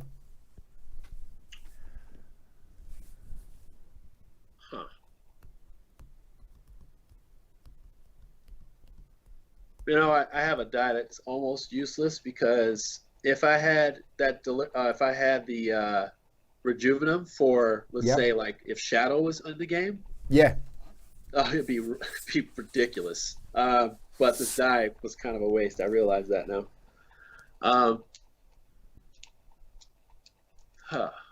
That really hurts. Well, it's the next time the companion is targeted, it may avoid all damage and effects for that turn. But I'm just looking at something I could use for another character. What I'll do is I can unmount and just leave them there to take some damage. Okay. I'll leave it the way it is right now because I didn't know that I'll move 1 step forward. I mean 1 step to my right, to the right. Okay. Right. All right, and then I'll go ahead and chuck 1 at that one that's right next to you, and then 1 at the range character in the back. So 1, you've got. Actually, I'm going to do all 3. I'm going to do one at each one. Yeah, one of that, Starting one of with, that, one of that. Yeah, 1 at each one. Here we go. So, which one no first? defense needed. Because you need to nominate them, don't you? Yeah. I think just do one at a time. Yeah, let's just do one at a time. So this one Actually, first. I'm going to use a defensive die as well. Okay, here we go. Starting with the one that's in front of you. Hang on, if you're doing a defense die as well, you've only got 4 decks. Yeah. So I have a total of 4. But you moved 1. The move is free because it's mounted. Oh, okay. Right. Sorry. Yeah. All right. So that 1 is going to go to the one in front of you. Yeah. The one in front of you. Oh, right. That's the one. Yeah. So yeah, 1. So that knocks its shield down by 1. Okay. Range character that I tried to hit is a bone. Yeah. Okay. And the other guy's a 1. So that knocks that shield down by 1. Okay. I should have 2 bones. 2. 1 defensive die, 1 attack die. Oh, you rolled the bones on your defense. Yeah. Right. Okay. All right, and I can't rampage there, so like to anything potent actually. Yeah. Although I could do 1 true damage to that guy and get over there. I could. Jeremy, didn't you have Deliriant skill? I do have that Delirium skill. I should have probably rolled that. Paul has removed it for you. What's that? I think it's not on the YouTube. It's not on the thing. Where is it? Yeah, skill I number 13. What did I do? Oh, I took it out. There you go. Thank you. Hey, thank you. Because if I have that now, I can roll it, and then I can actually do some pretty crazy stuff. Exactly. Right. Yep. And also, you can just generate a bone for free if you don't want to use a backup plan. You got this backup plan option to add the bone. Yeah. Okay. Okay. Right. Okay. Like so, a second. Yellow monster, which is this one. So it's melee. So it just moves 2. 1, 2. And doesn't attack. Next is the green one, which is this one. So that stays where it is and it attacks me. Oh, hang on. It's got abilities. Swap and disruption. Let's just have a remember of what swap does. At the end of this unit's turn, it will switch positions with the closest, strongest opposing unit. So that's you. Doesn't say adjacent, it just says closest, strongest opposing unit. Okay, right. So this one has self-repair 2 and disruption. So self-repair. Yeah, it basically gets its defense back. Wow. Oh, they rolled it. He's back up to a 2. Yeah, it's got self-repair. And it's got disruption, which says advanced round counter die to fatigue at the end of the round. Oh, that must be if it rolls a bone, because it's got a bone icon on it. John is saying I have to add a bone to my backup plan. I had only 2. I had one for one attack die and one for my defense die that I rolled. Yeah. Jeremy, read your second backup plan. What does it say? So my second one, add one to Dart's backup plan. Do not remove when using this. Oh, wow. Right, so basically if you got 2, you can get the third one for free. And you can keep adding bones as long as you don't right, so there's no drawback of doing that besides not being able to use another backup plan. So I just basically keep using that to exactly. Oh my god! So either to power big rampage or to get or to get your consumable, which is your bandolier, so you can do a big attack. Oh or my to get god! innate +1, or to get innate +1. Nice. Oh my god! Okay. Russ is in the chat as well. Hi Russ, thank you for joining in. And he's asking, is this a campaign game or a skirmish game? Yeah, both. We're playing a single scenario tonight, so it's made up of a series of battles, but it's a one-off scenario. But there is a campaign mode included in the game as well if you want to play that. Yeah, you can make this super long. You can make it very long. Very, very long. Right, okay, so where are we up to? What was happening? Wow. Okay, I just learned that self-repaired. Awesome. I think the disruption only happens if it rolls a bone, so it's attacking me for 1. Okay, so it's just attacking me, and I've got loads of defense, so there you go. Rolled a 1, take the 1 off, done. That's the green one done. Then the blue one goes... does nothing. Doesn't attack. Actually does nothing, does it? It just stands there. Yeah. Nothing. Okay. Now, are you happy losing one of your pieces of loot? Yes. Okay, right, because you're the closest one at the moment. So we move back and we go to round 2. And it is purple first, so purple summons another 1-point baddie. And then it attacks at range, and it's going to attack the weakest person, which is me. It's not very nice, is it? So it doesn't roll the defense, and it rolls an attack. And it's got 1 attack, so that reduces my shield down to 1. Okay, and that's that done. Now it's me. Right, okay, so I have 4 dexterity. Wow, it's really hard getting through this 2 shields with self-repair. Yeah. I think we both need to hit that one. It, man. Yeah, I think we both need to attack in this one, but we are both attacking this one. And I only have 1 attack. Well, here's the deal. We may have to let it on the map first, so I can run around and kind of push it where we want to push it. Otherwise, it's just going to be stuck there. True. I mean, the thing is, I could get true damage. That's why I'm saying, like, hey, let's get the true damage on it, and that way we can pick away at it. True damage goes through the armor, doesn't it? Yeah. Yeah. Well, that's not going to be summoning any more creatures now. That signal thing. Okay, so maybe I'll come for this one instead. But it's the 2 movement. Do you have any skills that could do potentially damage or can help you damage that guy? Let's have a look at what I've got. I have the Electroscalpel, which is, it just adds damage, or it allows me to teleport. I have the Son of Bladerator, which is deals damage to a non-adjacent unit. Immediately place its initiative die after yours. Yeah, it's just damage. Yeah, which means you can add it on top of your attack to do more damage. Yeah. And take somebody out. Yeah. If you do it, I'll roll a 2. Yeah, I'm tempted to go and get rid of this one. Or are we going to try and do this lockpicking thing? No. Let's take them out. Okay, right. Let's so take we're them going to out. go 1, 2. So that's 2 of my decks used. I've got 2 decks left, which is going to be that and that. So this dice here, it doesn't use up one of my decks? No. Right, okay. But I could not roll 2 defense dice now if I wanted to, is that right? Correct. Because one's there, yeah. Right, off we go. Come on. Well, it's 1 damage and a bone. I'm good at rolling bones. So 1 damage and a bone. Well, I have 3. You are the bone rolling genius. Yeah. So I could. No, I've got to save up and try and get the 4th one, haven't I? Yeah, got to try and get the 4th one. Okay, so that's it. That's my go done. I is rubbish. Okay. All right. I'm going to move right next to the loot stealing guy there. Just move me up 1. Yep. Yes. Oh, wait. Yeah, I guess. Well, they both could target me that way.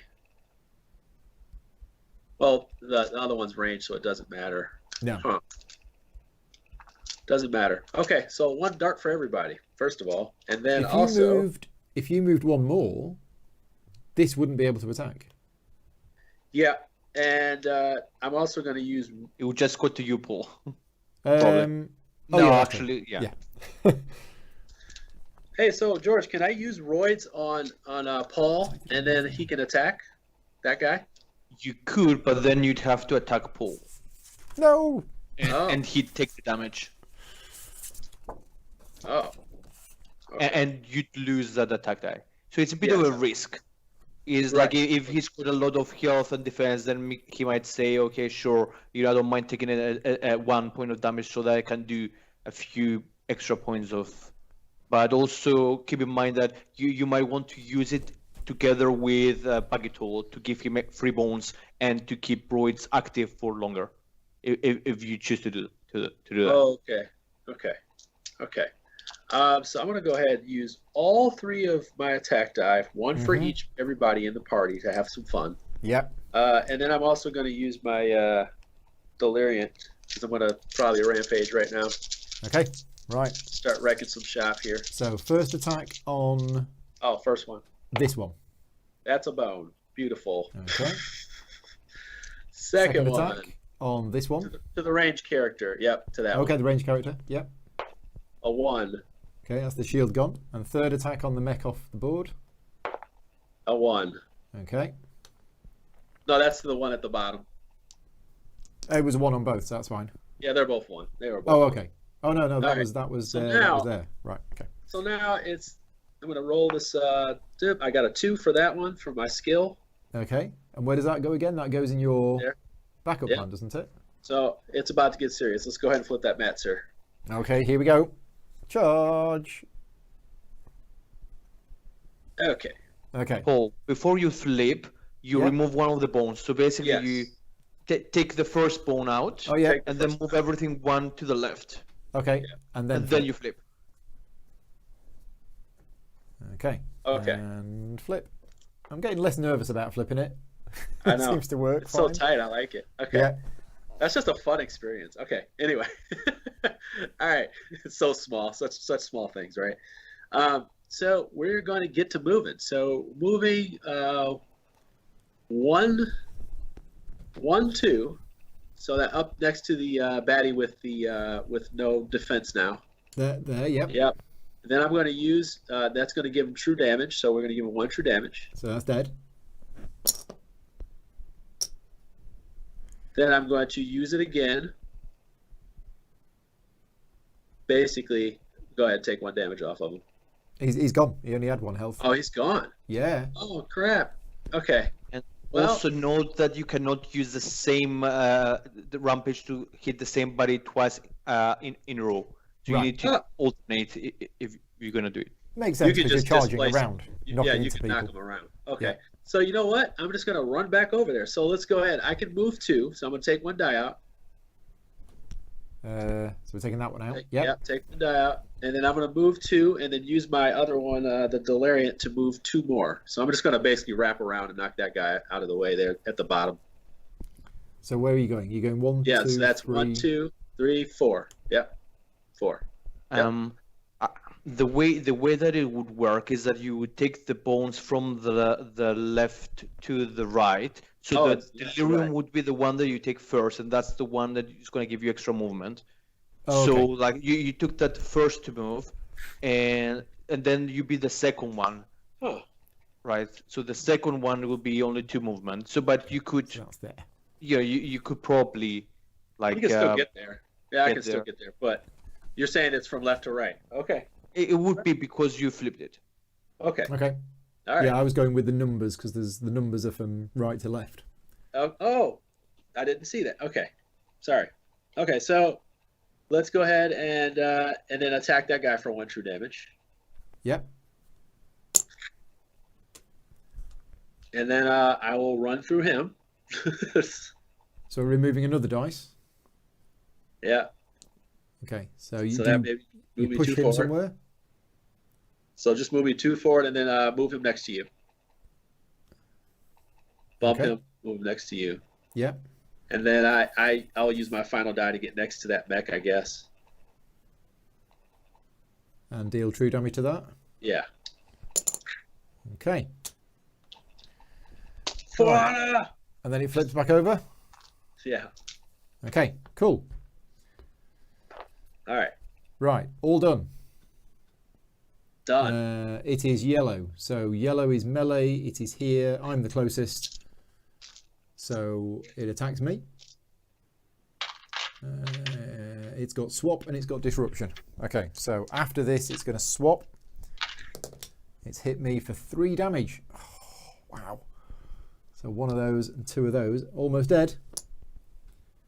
I didn't tag out. I should have tagged out. People are saying that the reward might be very good.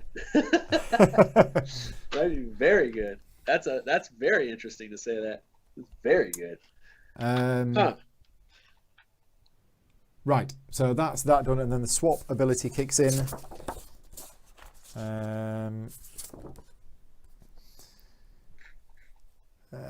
Switch positions with the closest, strongest opposing unit.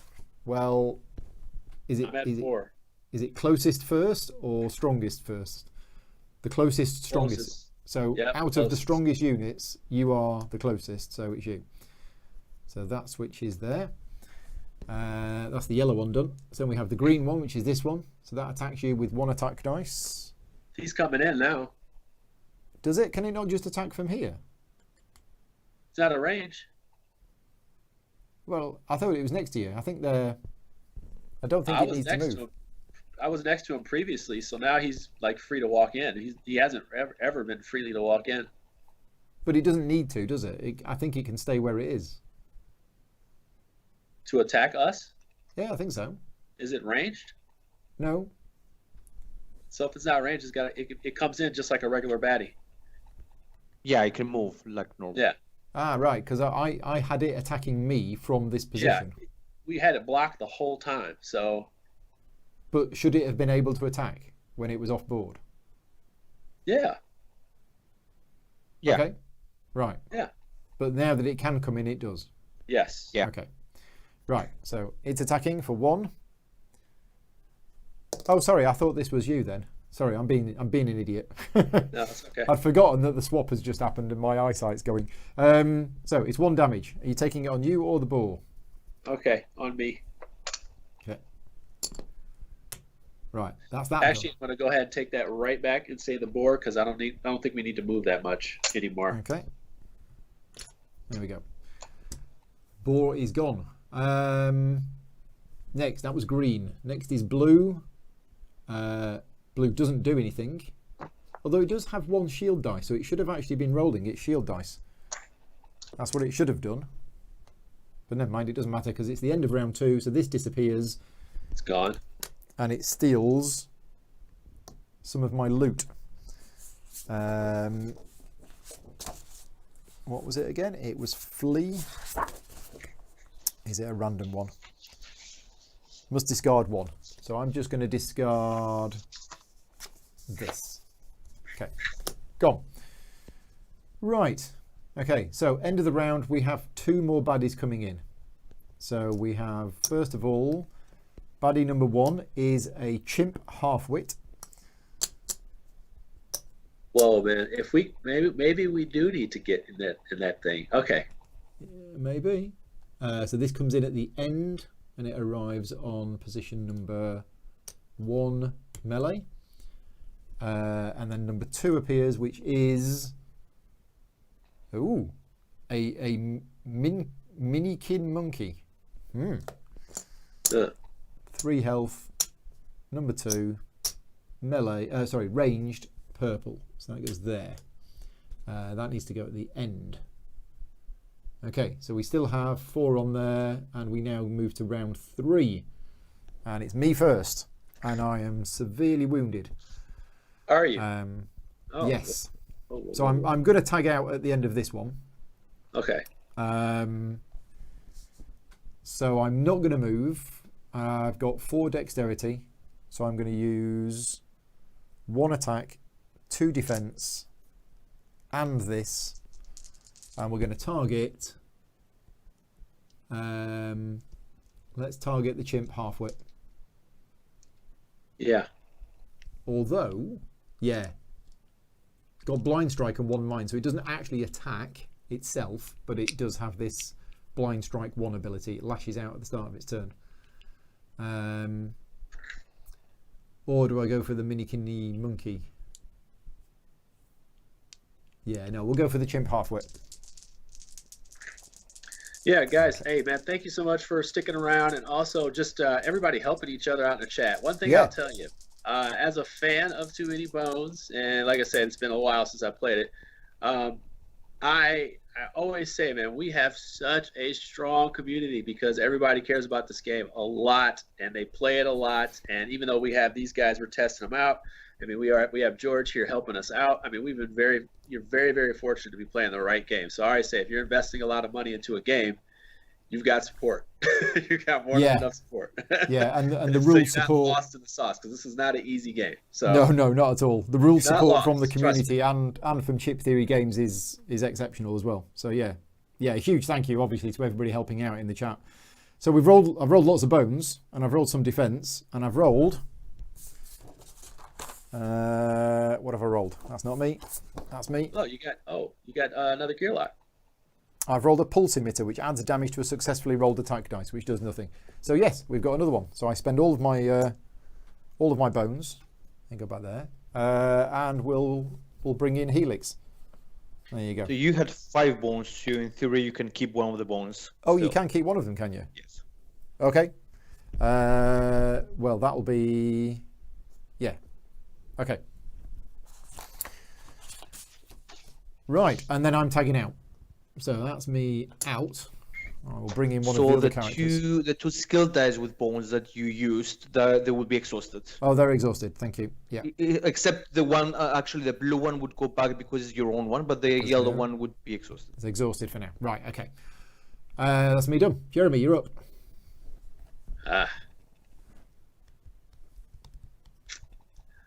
Boar's down. Boar is down. The boar is down. The boar is down. What's the health of the guy in the bottom corner? 2. The disrupting swapping guy is 2. That guy right next to you is 1. The guy next to me is 3 because I failed to hit him. And the mini kitty monkey is also 3 because again I failed to hit him. Okay.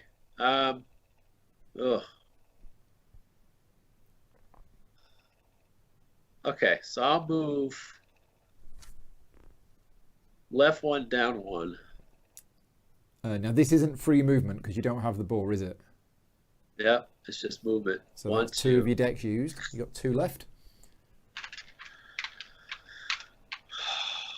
1 attack, 1 roids. Okay. And who are you targeting? And this is going to be the guy in the corner. Okay. He's going to get hurt when he comes after me. So yeah, this is definitely going to help. So he has a 1 attack on him. and then I have 2 roids on him. Okay. Well, is that 2 damage? Yep. So 2 roids on him when he moves. So GC, place die on gearlock chip or place die on baddie. Oh, right. So he's taken 1 damage. And then that goes on there. Like that. Okay. Oh, sorry. That's roids. Dude, That's what am I roids. doing? What am I doing? This unit deals a number of damage to an adjacent unit of Dart's To the choice. adjacent unit. Yeah. So you then use that to hit this one. Yeah. Okay. Yeah. Which takes that off. And is this exhausted? I guess that's exhausted. Yeah. Okay, nice. Yeah, man.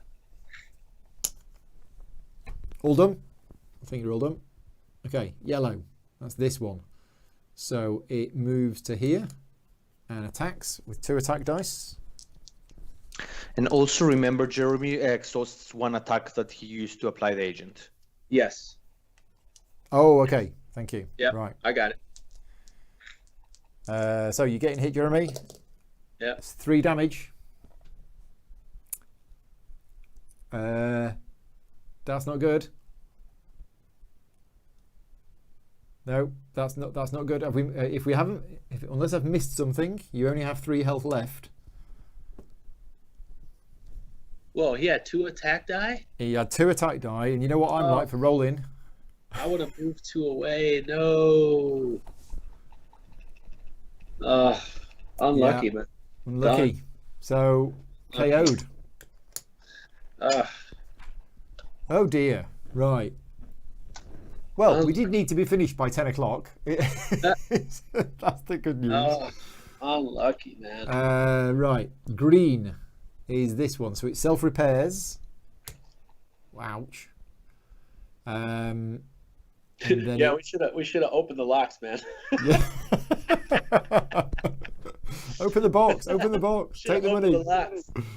So that moves to there, and that's going to hit me. Oops, that's 1 damage. I have a shield. Okay, that's the green one done. The blue one is blind strike 1, which is at the start of its turn it deals 1 damage to the strongest adjacent unit. So that's me. So I'm knocked out. And then the other one, there's nothing left. Right. Okay. So that's all of them done. What does 1 mind do? 1 mind on the unit's turn. All the beast type baddies. Ooh. Roll 1 attack die against their targets. Oh dear. Johnny's saying assign it to the boar. Yeah, the boar's already gone. the boar went a while back, I'm afraid, so it couldn't have done it. So it wasn't a good idea to use the one on the boar. Yeah. Right. So at the end of the round, saved him for emergency. Even though we're all knocked out, I decided to tag out. So actually, I can bring in. I believe I can bring in one of the other characters. Yeah. So let's bring in. Let's bring in Flan. But hold on a second. Can you just decide not to do that? Why? What I'm would just then saying. happen? No, I think I have to. I guess I have to. Because then you would exhaust. Like, let's say you lost every single one of them. Right. You would have to recover each one of them. Yeah. You can't do that. You can't recover 4 of them. You can recover 1, right? Oh, I see what you mean. Right. Okay. Yeah. But if I chose not to bring it in, what would actually happen? We'd just fail lose the this, scenario. and we'd then go on to the next one. Yeah, we lose the scenario. I see what you mean. Yeah, because you can't recover all of them. I don't think you can recover all of them. You can recover Right. 1. Okay. So you're looking at this situation and thinking, yeah, I'm probably not going to survive, am I? Right. I just Okay. feel I'm like not sure you can choose not to tag in though. I'm just looking at the rules. I can't Yeah. find Yeah. anywhere. Have a look. It's optional. Diane is saying, bring in the one that you can flip to fatigue rounds. Yep. That was Slank, unfortunately. That was Slank. And he's the one that's just been KO'd. So, yeah, can't bring him in. What else have we got? Yeah. 23.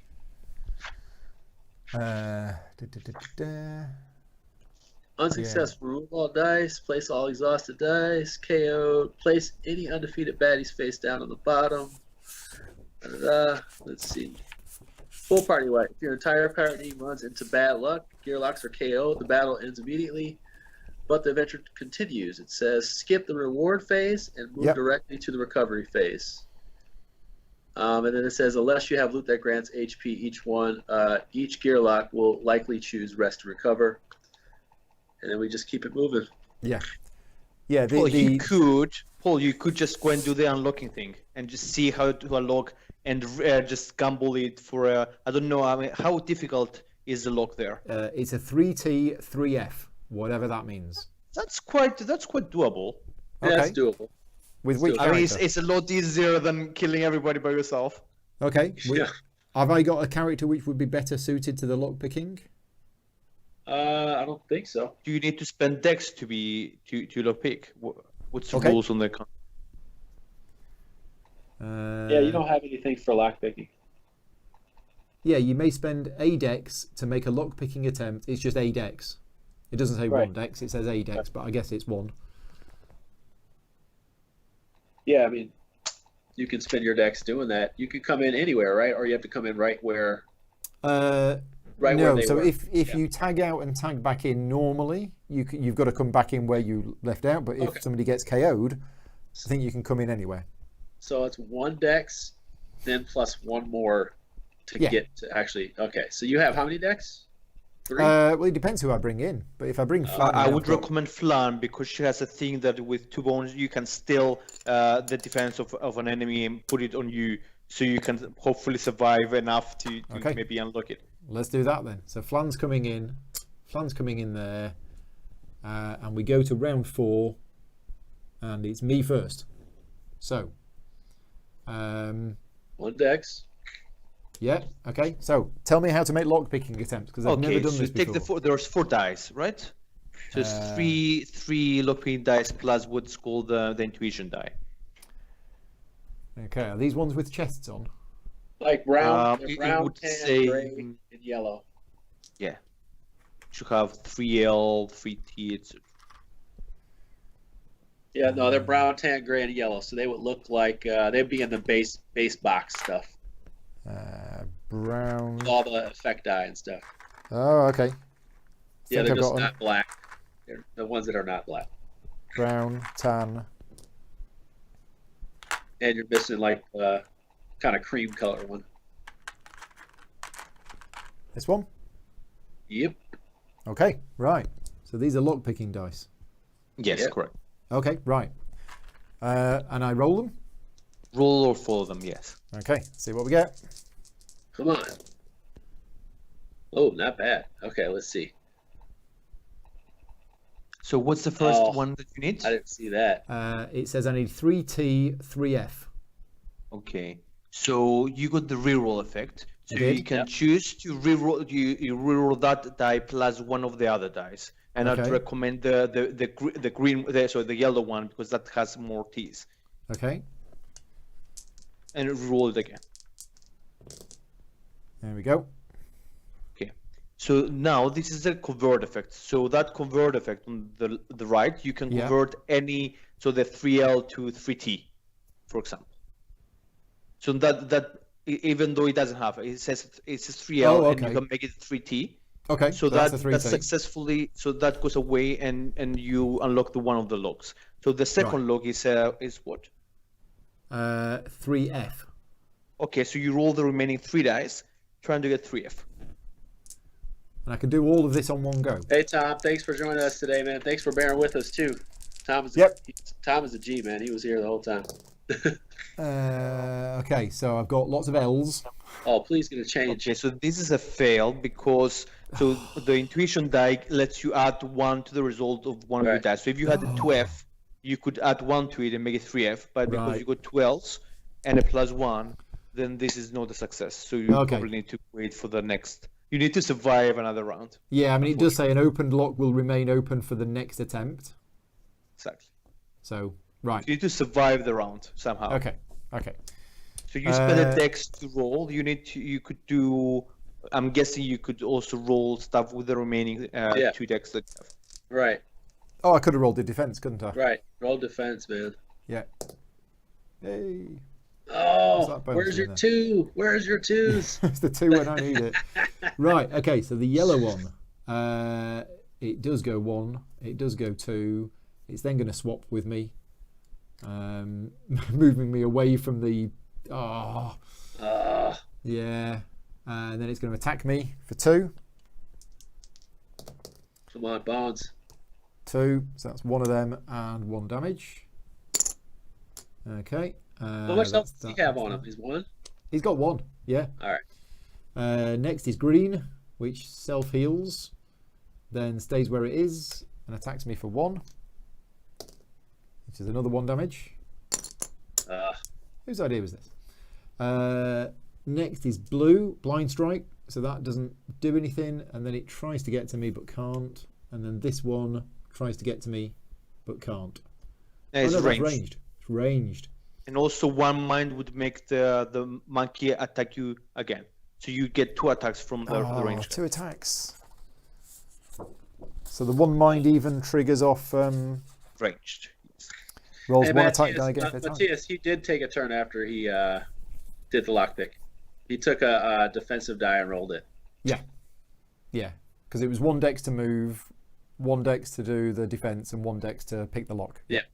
So first monkey attack is a bone, which means it's untargetable, and then the second monkey attack is 2 damage, which kills me. Wow.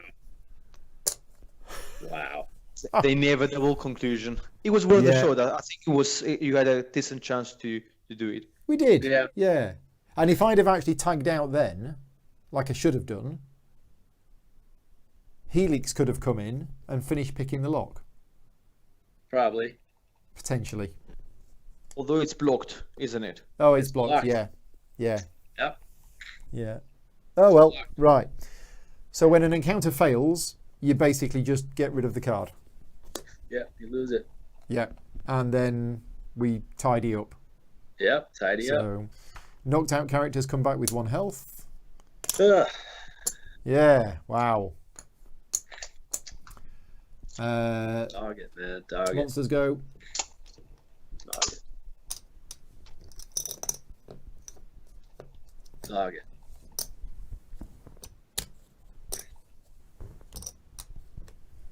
Okay. Where's the rest of the ones? Oh, they're here. Oh, the ones we killed. Right. So these can all come off. These can come off. Yeah, that was a tough one, man. That was tough. It was interesting, but yeah, it was tough. It was really interesting. That can go. That stays. That can go. You can have your roids back. Yeah. You also don't have my what's the name die. My I've stolen it delirium again. die, which seems to be escaping. Keep stealing it. It's been escaping all day, sir. Right. So we skip to the recovery phase. Yeah. So I'm going to heal Slank. Of course, I'm going to heal too, right? You're going to heal back up to 4. Okay. And then that's it for the recovery phase. Yep. So we move forward to day 5. We have only 7. Yeah. So.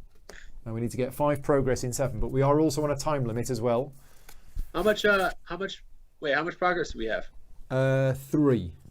Oh, God. Yeah. Yeah. All right. Okay, so we only have 1 option. Oh, here we go. Let's read the text. The stretched goat. We've come across a timid, treasure-munching geophage, a truly rare sight to behold. This one is vulnerable, pulled in every direction by a mess of giant swamp root. Who knows what kind of loot it may have stored away in one of its 5 stomachs. Yes. We'll risk getting caught ourselves if we try to retrieve it, not to mention the possibility of this goat-like creature taking a bite out of our raft. Poor guy. Let's just free him and let him go. He's not hurting anything, someone begs. A fair point, especially with enemies approaching from the woods. Right. The only option is to get on a boat. Oh, sorry, goat on a boat.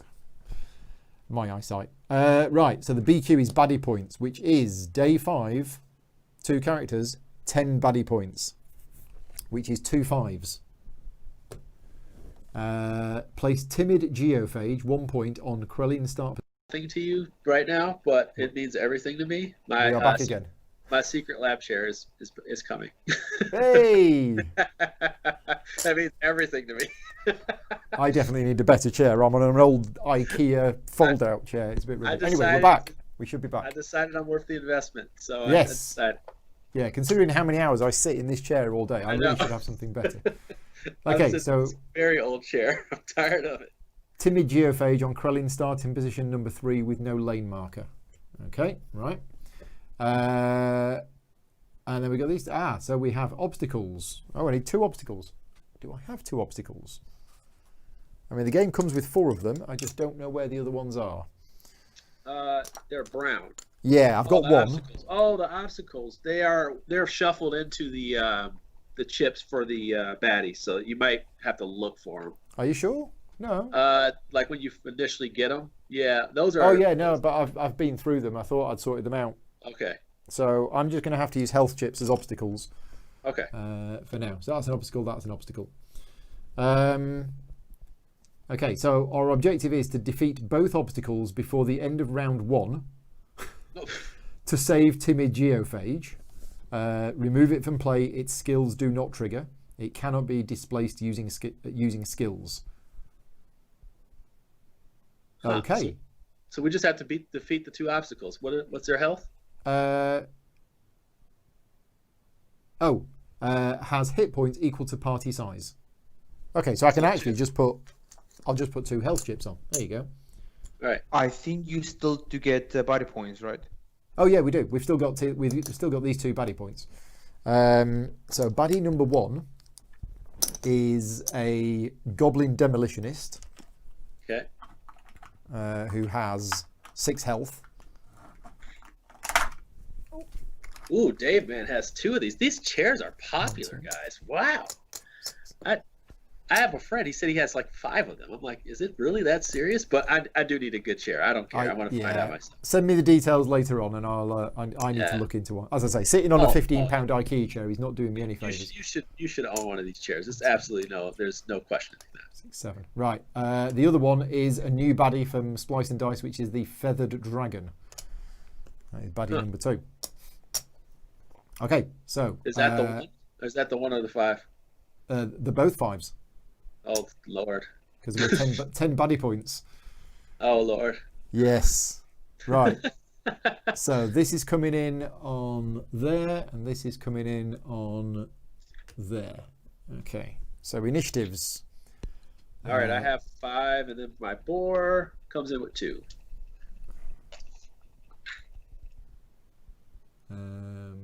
Yeah, number 2 is on initiative 5. So you're on 5. Yep. And the boar has got 2 hit points. Yep. We're coming in together. And you're coming in together. And I'm going to come in with Slank. Well, obviously there. Don't you want to be up at the top? We only have 1 round to do this, right? Well, we can only start on these positions, can't we? Yeah, you're right. You're right. You can always decide to let the timid geophage go and don't save him and just focus on the big bad guys that are gonna be attacking you. Yeah, true. I mean, we defeat if we defeat both obstacles before the end of round 1, we save the timid geophage.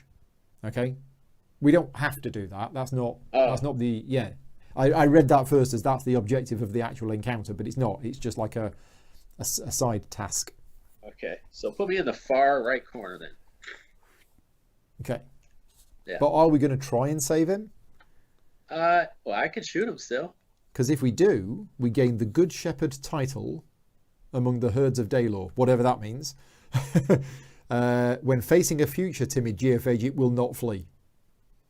Yeah.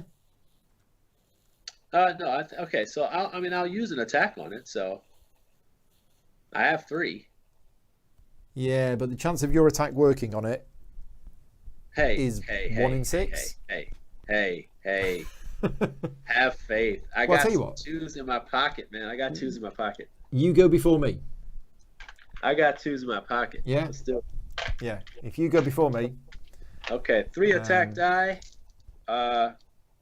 1 roid to whoever attacks more up there by those 2 guys. So what are you going to do? 1 attack on each obstacle? Yep. 1 attack on each obstacle, and then 1 attack on whoever has more health. That's the dragon. All right, on the dragon. With the roids. And then roids on the dragon if he puts out more damage. Yeah. Yep. Okay. Okay. That's it. So obstacle number 1. Okay, so 1 on obstacle number 1 is a 1. Okay. Obstacle number 2. Next obstacle is a 2. Oh, Done. Yes. The feather dragon. Dragon with roids is a 2 for the roids bone. Okay. So that goes on there. And then that dragon then attacks the goblin demolitionist. Is that right? Yeah. That's on the start of the dragon's turn. Oh, all right. Okay. So now what happens is you put the bone of the attack on your Pagaplan, but also you put a bone to designate that you got an attack exhausted. Oh, right. Yeah. Okay. Right. Yeah. Because you use the roids. Yeah. Okay. Oh, because I use the roids. Yes. Yeah. Okay. Okay. Okay. Nice. So my go. We've got slank. I've not put the dice across. Let's put the dice across. And that should be in there. Right. Okay. So we've got 4 dexterity. Well, I'm going to roll 2 defense. I've only got 1 attack. But I could also use some of these if I wanted to. In fact, I'll move 1. So I'll move 1, and then I'll do 1 attack and 2 defense. Come on. Anything other than a bones. Yes, got it. Oh, get that. Weren't you meant to attack to move towards the ranged bodies that you need to fight? Right. You need to go to them because they are ranged. Oh, they're ranged. Ah, okay, yes. So, no, actually, I want to stay there because I want to hit this. So that's gone. So we have destroyed both of the obstacles before the end of round 1. So we have saved the timid geophage. Remove it from play. Yeah, there we go. So we saved it. So Good future evening, ones David. will not attack us. Good evening. Good evening to all you guys who are in and out. And man, thank you. Yeah, thank you very much. What's this? Low res on laptop, but not on iPad. Yeah, that's a YouTube thing. It's not me. I am broadcasting in 1080p. Yeah, always make sure you check your settings on your PC if you can. But then because sometimes they don't auto set to 1080. Sometimes it just depends. But I've had to change it sometimes. But I have 4 accounts on YouTube, so. Right. Okay. Is that the I love Jeremy 1, I love Jeremy 2? Yeah. Those accounts. I've seen you commenting on your own videos. Look at this guy. Right. Okay. So the Goblin Demolitionist is ranged, and it's attacking both of us. Oh no, he's got 2 little people on it. Oh no. Yeah, and it's got Mischief, which is the remove a dice. So I lose a dice, and then it's attacking us with 2 attack. Oh no, that's your exhausted dice. Die? 2 attack and 1 defense. So 2 attack against me. Come on, bones, dude. Is 3 damage. Wow. Minus my 2, so that's 1. And so it begins, and it's got 1 shield. And then the 2 attack dice against you is 1 damage and a bone. All right. So Who's taking the damage? I'll take the damage. Okay, so Gareth wants a really good rundown. Here we go. I can pull this off in like 15 seconds. Here we go. Okay. All right. So we started today doing both the new characters, both the new characters, playing Undertow for the first time, and using new baddies from Splice and Dice. Yeah, and then the software crashed. And connections for about an hour and a half. And then we had George, who was one of the playtesters, come in and back clean up and save the game. And here we are. 4 software crashes and we're still here. We're still here. Okay. We're doing okay. Started from the bottom and we're still here. So the Roids kicks off. That goes 2 damage on that. And then it attacks one of us. It attacks the weakest, which is me. Yeah. For 3. Oof. 3 attack and 2 defense. These 5-point baddies are tough. All 2 bone. damage. Okay. I'm not dead yet. So technically, good, the other party would have would lose its defense and not one of the health. Yes. Oh, right, yes. From the roids attack. Yeah. Okay, right. Gosh, there I you wish go. that would have been more I'm just potent. gonna How much change health that does to he 10. have? He now has 5. Dang it. I know. Oh. Yeah. Oh. Missing out on that last loot and not leveling up is it's going to hurt. Yeah. It's going to hurt. Man. Right, okay. So that was that, and now it is, no, that was only round 1. Round 2. Yeah. You first. Oh, gosh. They're both ranged, right? They are both ranged. Okay, so I don't really need to move. No. But I am going to move. I'm going to move. Since I'm on him, I'm going to go ahead and move up. Yep. Okay, let's pick away at this guy that now that he has no defense. Really going to pick away at him. Let's see. So I'm going to go ahead and roll this attack die. On this one. Defense. 2 attack and a defense. And I'm going to roll my Deliriant as well. Okay. And 1 for each. Yep. 1 attack for each. For him, for the left, is going to be a 2. So the Goblin Demolitionist takes 2. For the right, it's going to be a 1. That's 1 shield gone. Defensive die is a bone. Deliriant is a 1. All right, let's go ahead and rush shot. Here we go. So, of course, I'm going to spin my die. You're flipping. My bone. Flip Yep. over. You won't like me when I'm angry. All right.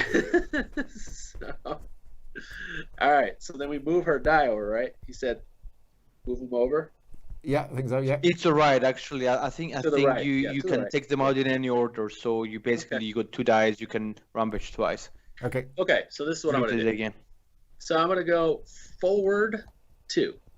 Yep. Forward 2. Yep. So 1. And knock that guy to the right. And not that guy to the right. And then you take over his position. Is that right? Yeah. Okay.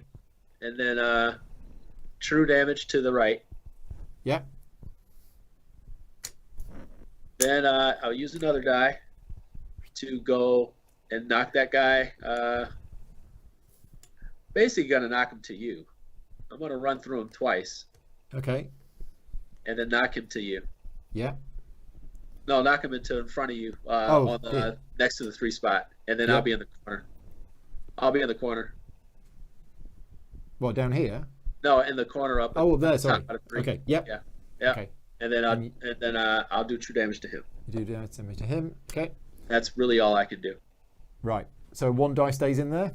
And that Delirian is going to stay in there. Yeah. Yeah. Okay. But- Back over. You used both of them, right? So you lose Yep. both of them. Yeah. Did you use it? There were 2 dice, and you rampage twice. I should still have 1 in there, but the Delirian shouldn't be the one that used for the second one. Okay. You always clear them up. So at the end of the rampage, any bones remaining there are removed. Oh, right. Okay. Yeah. It does say that. Right. Okay. Okay. So you're done. My go. I'm going to hit that. Oh, and I'm back on my boar, by the way. I didn't put my boar back in there, but we were on the boar. Oh, yes. And it's got 2, hasn't it? Yeah. We're back on Okay. Right. So, yeah, my go. Oh, I've only got 1 attack, but I'm going to use this. So I've got 4 dexterity. I'm going to use 2 defense, and I'm going to use that and 1 attack. Yeah. Okay. Oh, you know what? I do have to roll again for the boar when he comes back in. You are correct. And the roll is a 2, so we're fine. Okay. Yep, that's enough. When he I he used an agent. Doesn't attack dice get exhausted or I don't think the reds are agents. It's only No, that these doesn't three. come back. He's talking about the attack dice get exhausted from the It from was, backup but plan? then when you rampage, you unexhaust it. Yeah. I exhausted. You unexhaust after a rampage, I think. Right. So You unexhaust after a rampage. 2 bones. I dealt 2 damage. We got rid of it. Yes. And that is a malfunction, but it's not a malfunction for me because I'm slank, and slank ignores malfunctions. Right. Okay. So I can put that back. I don't want to use it. And then I'm going to tag out. We're going to switch to a different character because Slanky's quite wounded. Right. Okay. So that's me done. Purple is there. Blue has gone. Purple is attacking the weakest one, which is me, which is fine. Yep. So it's got 3 attack and 2 shields. It's already got 1 on there. So it just rolls 1 of those and 3 of these. Oh, it's also got weaken and daze. I forgot about that last time. Oh, Oops. Lord. Yeah. Weaken. Weaken is place a number, weaken die, a target on effect. So you roll it, and then it says Gearlock's dex is reduced by that number. Yeah, okay. I cheated. And, what was the other one? I forgot to do the weaken effect on me last time. Okay. So, never mind. Oh, my God. Yeah, okay, so I take 5 damage. Yeah, that's fine. Yeah, Yeah. it is. It is. Because I tagged out anyway. So It's final. it's all right. Helix turns up at the end of the round. Right, round 3. Okay. So I'm up and ready to go, huh? How much? Oh, man, he's got several things going 2 on. shields, and he's got 5, 1, 2, 3, 4, 5, 6 health. Yeah.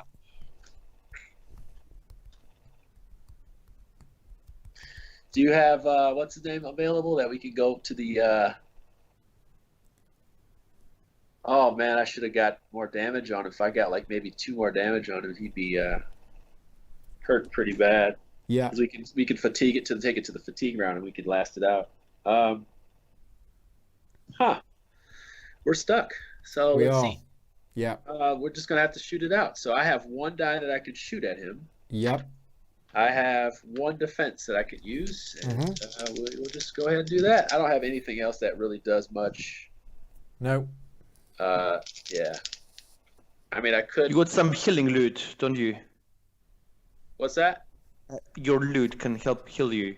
Yeah, I you got a believe. spider silk salve.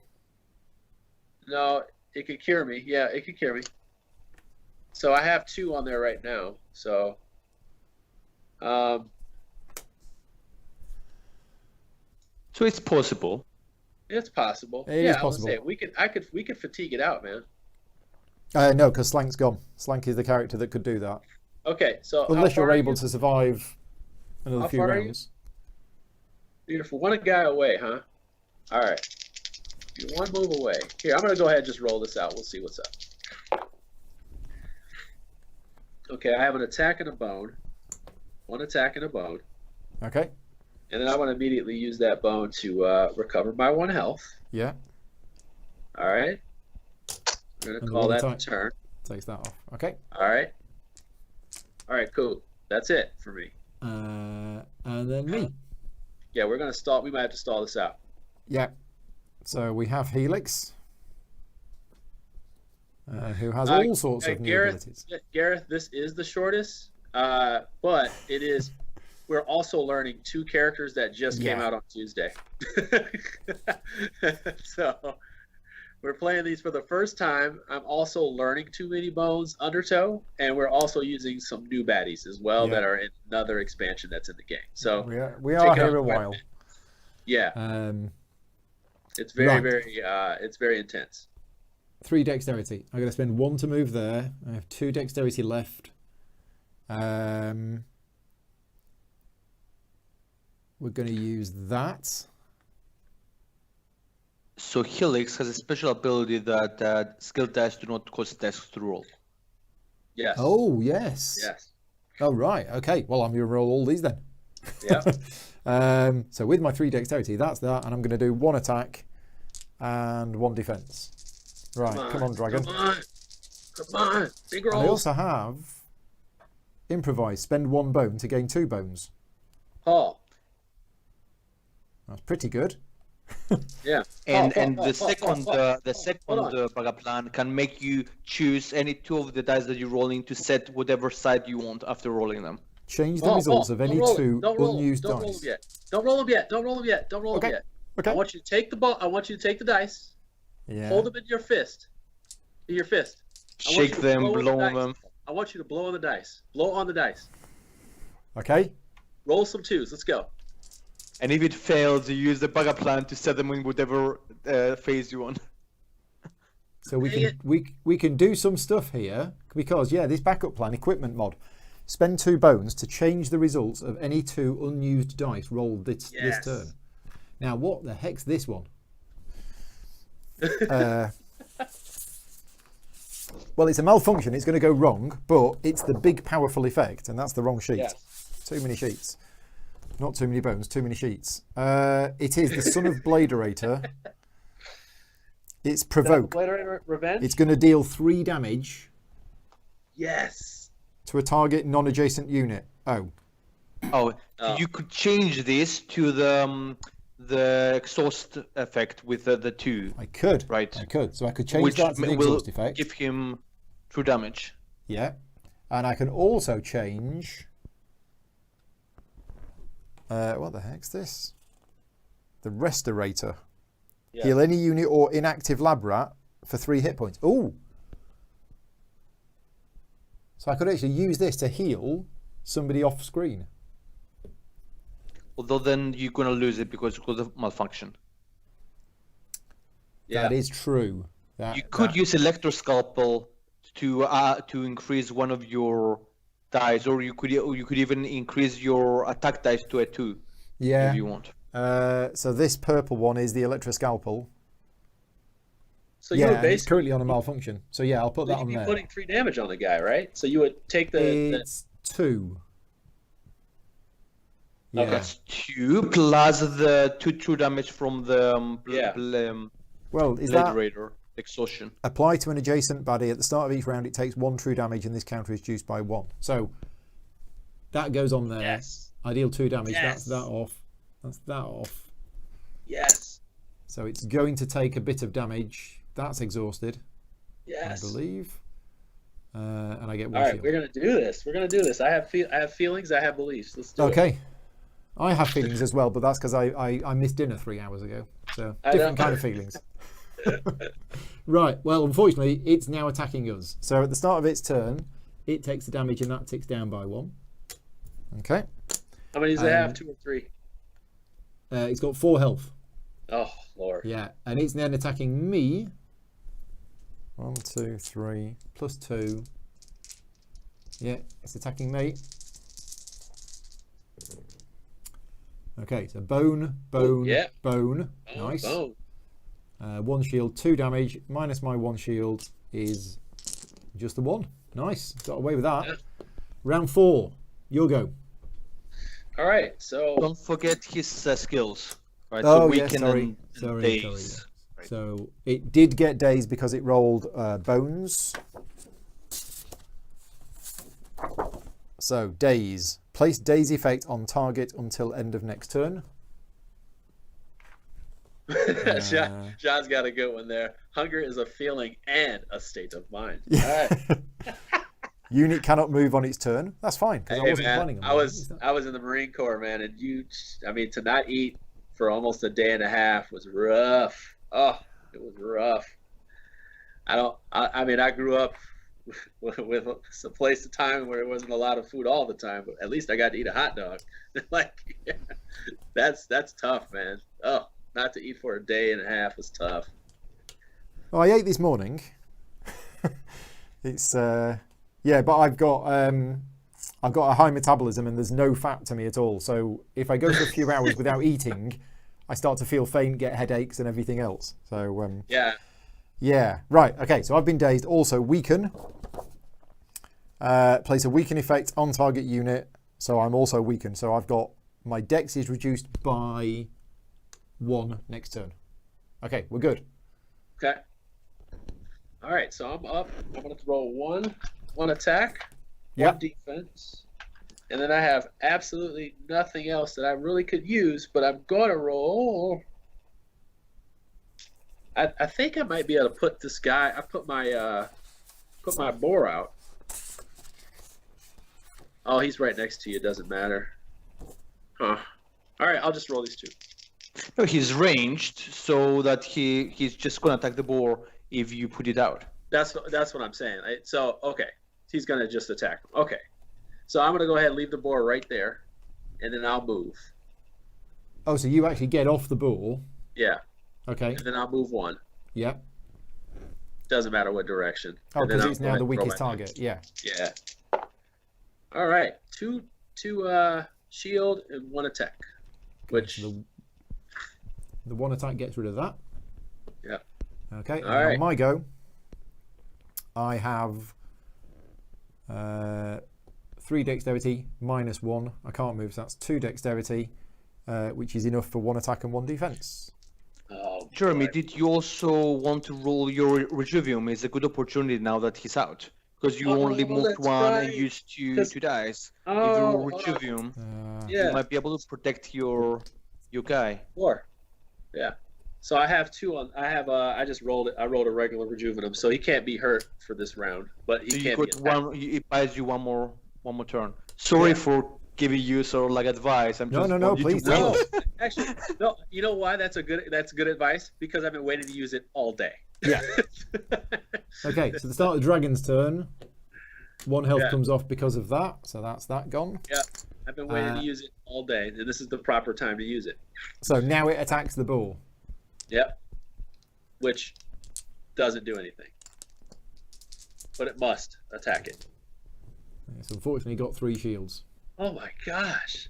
Yeah, so 4 damage. Wow. And the true damage is over, right? True damage is gone now, that was just 2. But the days and the weaken come off, and it is now round 5. Okay, round 5. You first. Is that Rob Oren? No, Rob from Rob's Gaming Table, Okay. who Let's see. does playthroughs of all of the same sort of games I play. So Mage Knight, Euthea, Too Many Bones. Hi Rob, thank you for joining in. I quite like Euthea. Speaking of long. Yeah, yeah. You, me, and Rob. I think we all like it. So Yeah, I think I played it for a half a day. Let's see here. So I really don't have many options with this anymore. We're kind of running out of time on them. So I'll just go ahead and do the 2 damage again. I'll roll my other. Oh, I only have 1 defend die, so I have 1 attack. So that's going to be a 1. yes, 1 attack dice, and you got a 1. So that's 1 shield Yeah. off. Yeah, we're stalling out fine. on this guy, so let's stall it We out. are. So my go is also 1 attack, but I'm all going to roll 1 defense as well. It's a bone, and it's 1. Oh no, hang on, it's got a shield. So how am I liking the new TMB expansion? Well, of course, being this is my first time playing Undertow, I love it already. TMB is my 3rd favorite game of all time, 3rd or 4th, and then this is just an extension of that. Although we haven't had Krellin yet, really, we have really not fought Krellin, but No, I honestly these 2 new characters are very interesting, and they're Very also different. very difficult. Like Yeah. I like Tink and Gilly, and Tink is really tough. You got to really take your time with him. But these 2 are pretty tough. But Dart's really fun. You get to move around a lot. I think the labyrinth is something you got to play several times to get. I think so. Yeah. Yeah, the intricacies there. All right. Right. All right. So That was your go. He attacked. Did he attack? Yeah, I already attacked for 1. Yeah, that was you. Where are we up to? Was that? I think that was me as that's well. you. So You it's attack. now. It's It's him. now it's attacking the boar. Yeah. 3 This and should 1. be it for 4. Yeah. That's the boar. Unfortunately, you've rolled 2 shields again. Let's go. Okay, that's fine. So the boar is gone. All right, so now we got him stalled out. So now we go to a fatigue round. So is it at the start of each player's turn or at the start of the round we all take a damage? Right now, now. everybody takes And one. it's true damage, isn't it? Yes. True damage. Okay, there you go. Okay, right. What you're if? up. Hey, what effect do you have? Me? Yeah. I've got 2 bones, so I can turn any dice into whatever I want. Okay, what do you? No, I'm saying, what effect do you have on you? Do you have an effect on you? Nope. No more. Okay, you don't have an effect on you. No, that way. Okay. Yep. All right. I was gonna say I got a card for that. That's why. Okay. Earthfart says he'll be back in 2 hours to catch the end of the stream. Well, unfortunately, Jeremy's got to go, and I had another stream starting in 10 minutes. So. Oh. No, we'll finish this one out at least. We'll finish this one out. Okay. So we have. It's 1 attack dice for you, I think. Yeah. So I'm just gonna go attack die. Yeah. 1 for you, 1 for me. Right? And then it'll die next turn. It's another bone, and this is what I'll do. I'm gonna go ahead and I'm just gonna save this right now. For right now, I'm gonna go ahead and use my spider silk salve and add the health. Okay. Now I have 1, 2, 3, 4, 5 health. Oh nope, I have 4. Sorry. Oh, I was supposed to be putting health chips on this card during recovery phase each day. You know what? I'm gonna just so I stay alive. No, I'm gonna have 4. I'm gonna put it back in 4. All right. Yeah. Yep. So you're just using the bone to heal to 4. Yeah. And then the 2 bones if I have 2 bones, what does it get me? What does it get me? I'm just going to hit it. So I'll use that so I can get more bones here. So I'll go ahead and use that one to get 1 more bone. Okay. So you got 2 bones. I should have 3 bones now. 3. Oh, nice. 1, 2. And you use the loot, right? The spider silk. Yes. Soul. Spider Right, silk is gone. Oops. That was a 2. I dealt 1 damage to it. That goes in there. Right, okay, so this is actually okay. You can choose to don't take the number 2 defense, so he doesn't roll it again. Instead of taking the 1, you can keep them both at 1. Because now he's going to roll it again. Oh, right, okay. So you had a 2 and a 1, Yep. and you did 1 damage, and you can down take the 2 to 1. I don't think it's going to matter because this is targeting me and it's not going to kill me because I've got so much defense. I am weakened and I am dazed, but then at the start of the next round, it dies. Yeah, buddy. See? Yeah. See? Good job, guys. There you go. You're going to make it. And you saved the GFH, so you did the right thing. We did. Yes. So we have got the Good Shepherd title. We get 1 training point and we get 1 loot each. Dude. See, Okay. we're just finding our stride. And we're, However, let's just keep an eye on the time because you needed to disappear fairly soon, didn't you? Yeah, I actually scheduled like a break in my day for once. So. Right. But what time is it that you need to be somewhere else? I mean, I have another hour in me, man, if you want. Yeah, I mean, my next stream was just for fun. It wasn't anything. So I'm happy to carry on. You ready? Yeah. Okay, so let's spend the training point and we get a loot each. So my loot is malfunctioning mech. And your loot is fish dinner. Food. Fish dinner, huh? Okay. And yeah, we get some training points. We get 1 training point. Now, this is all a bit rubbish, isn't it? I don't think we're going to get... we might do. We might not. Oh, we might. I'm going to put another 1 in attack. There you go. Okay. We are But at, all of my characters are we have wounded. 4? That's the problem. Remember the training attempt. Oh, for attack, yes. So I need to roll an attack dice. Got a bone, so I can't put it in attack. In which case, I will probably put it on the health. Yeah, let's put it on the health. Okay, right. What would you like to spend your training point on, Jeremy? Yeah, I'm looking at this. How many progress do we have? We have 4 progress. We need 5 progress. But tomorrow is day 6. Yeah.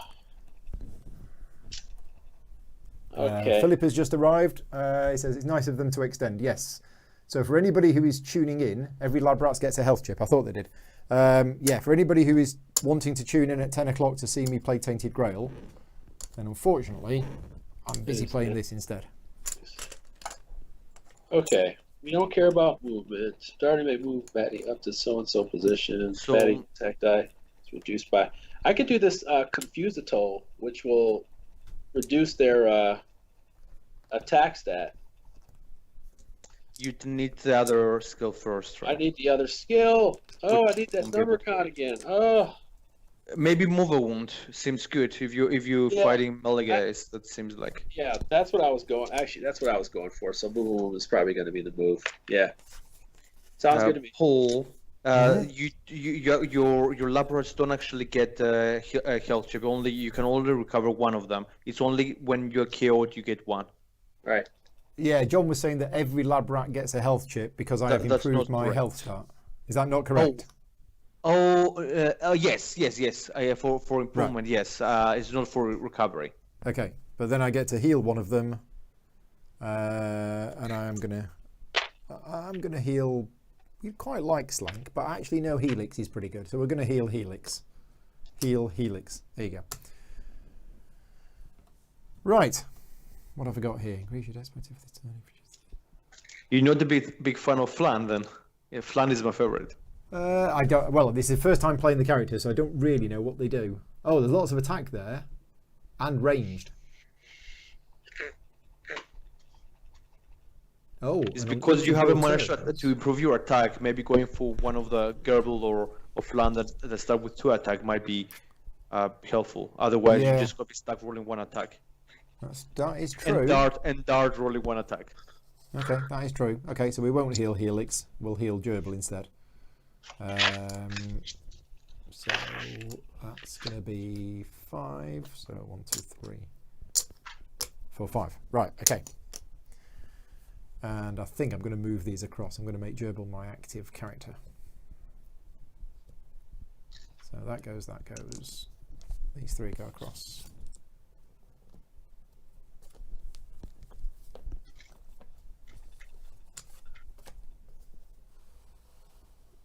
There we go.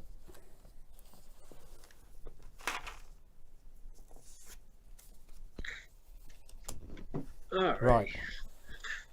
How are we doing then? I think we're okay. So we're 1 away. Have you spent your training points? Yes, I did. I got the move around, move a wound, Move a move wound. a wound. Yeah. Number 11. Okay. Yeah, I think we're Yep. on to the next day.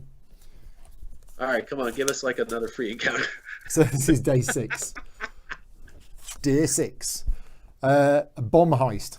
Load that crate of explosive arrows onto the raft. The goblins who crafted them must be off searching for more materials, but their loss is our gain.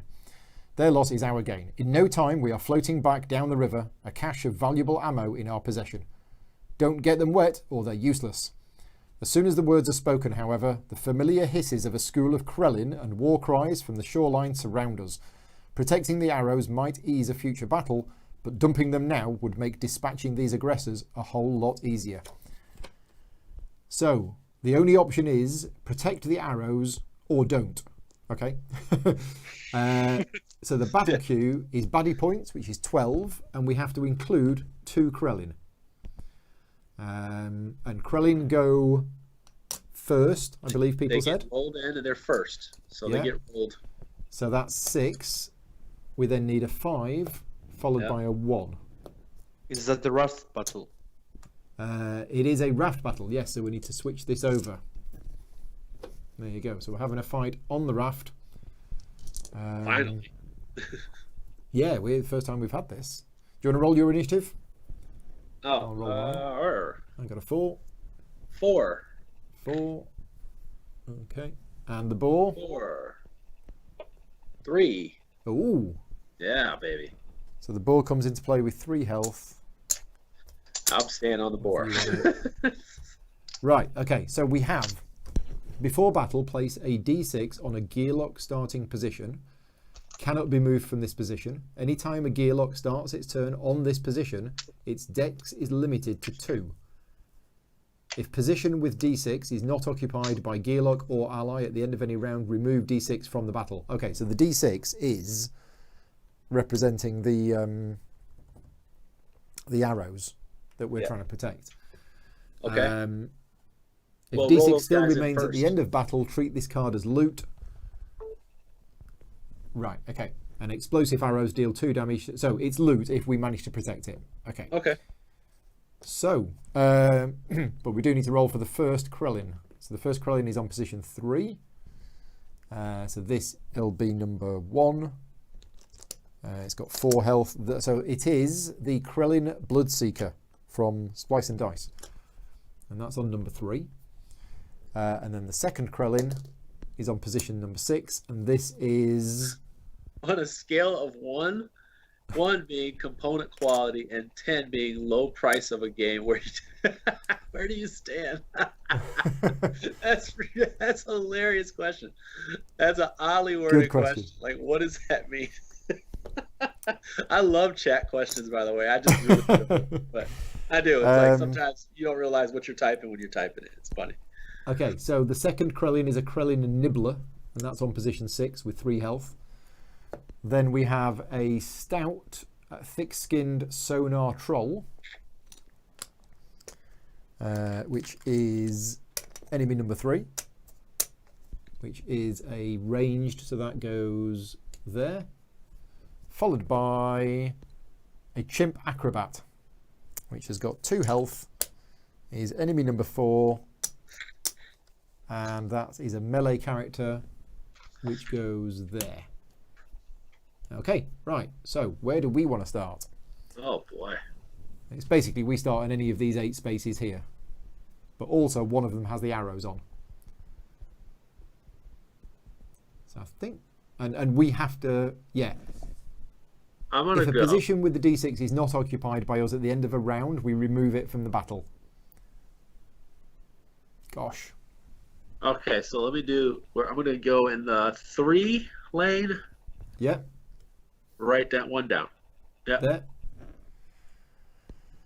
So where is Gerbil going to come on?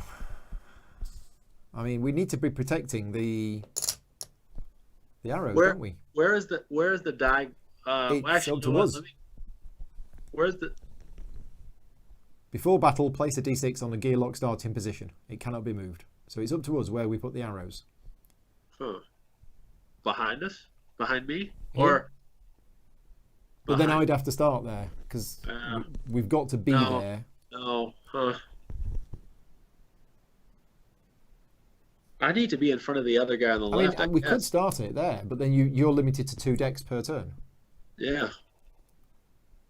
Well, I mean, that's fine. I mean, hopefully I get some bones, you know. Okay. Yeah, if you're happy with that. Actually, you know what? Then put me next to the to that shark guy over there. Then I guess to the shark on the other side, so that they don't destroy the. Yeah, so they don't destroy the. Yeah. All right. Okay. So I should probably go maybe here. Because this has got blind strike, so I don't want to start next to it. I probably want to move and then hit it. For the people talking about chip theory stuff, there's nothing you need to upgrade other than the poker chips if you want to. They have that available. Other than that, cards don't need to be sleeved. The mats are waterproof. Everything's waterproof. It's super top notch. The stickers never peel. If you want to take them off, there's a way to do it and put them on very easily. it's you're paying for something premium. You're getting not getting half-hearted stuff. You're not like, oh, that was kind of cheap. They cut a corner here. No, they didn't cut a corner. No, the only thing I have upgraded is I have replaced the normal health chips that come with the game with thicker poker chips. Yeah, I bought real poker chips, and then I finally caved in and bought another set of those. So, yeah. All right. Okay, so we are good to go, I believe. We need to roll, or we need to set the initiative for the buddies. So, baddie number 1 is this one, which has got an initiative of 3. Baddie number 4 has got an initiative of 4. That should be 3. This is baddie number 2. That's got an initiative of 3. You know, and maybe I do just step off one and let him damage that spot once so I can get some defense and not take damage right away. So remind me of the rules when they damage a spot. So basically, what they do is they target. If there's there's 2 spots, they target, and if you're in the spot, they don't do any damage to the ship. But if nobody's there, then they do damage to the ship. And if they get a total of 4 anywhere across the ship, then we lose. The raft is. Oh no, sorry. Yeah. They try to do a 5th. Right. And we don't. Yeah. Yeah, and that's where we use the other side of these counters. They move every round. So, what, the Krellin? Yeah, they move every round. Right, okay. Yep, so next round they will move up 1. So that one that's over by you, closer to you, is going to move to the 1 spot. Then this other one's going to jump to the other side. So it's like, it's very distracting. Yeah. Which makes us have to be melee. Sort of have to be melee. Yeah. All right. One more touch on the die here. We're protecting the die. It gives me less dex, right? You've got 2 decks while you're in the position with the die, but if neither of us occupy that position at the end of the round, it is removed from battle, which is not a big problem. It just means, there's no penalty if we lose it. It's just there is a bonus if we do keep it. All right, let's try it. Arrows. Yeah, let's try it. Is it really good? You just need to make a decision now whether you think it's likely that you win, because if you lose this fight, it's just game over, and getting that loot is not going to matter. Game over. Okay, let's do it, Paul. Let's do it. Let's do it. Okay. We can do this. Do you want to go first? All right. So I have, you said 2 decks or minus 2 decks. Yeah. 2 decks. Your dex is limited to 2. Okay. Who has basically nobody has defense, huh? At the moment, nobody. And then, who can I take out if I were to roll? Who would I want to take out? Yeah, so there is this chimp acrobat which has dodge. All right. So this unit's hit points cannot be reduced with attack dice. Okay, so. So he's a true damage. Character. But it's not range, right? It is not ranged. Okay, so this is what we'll do. We'll put move around on it. We'll do move around, and we'll do an attack. Okay. Okay. Because I have to do both on him, so it's going to be attack 1, move around 1. So, okay, so the attack move around is the only thing that's going to take damage to it. That's going to get exhausted, and then the move around goes on him. What does the move around do? Basically, when they move, they get hit for 1 true damage. Baddie is dealt 1 true damage if it moves on its turn. Oh, yeah, right. Okay. Yeah. Right, but because you've used an agent, that exhausts that attack dice. So your attack is down by 1. That is correct. Okay, all done.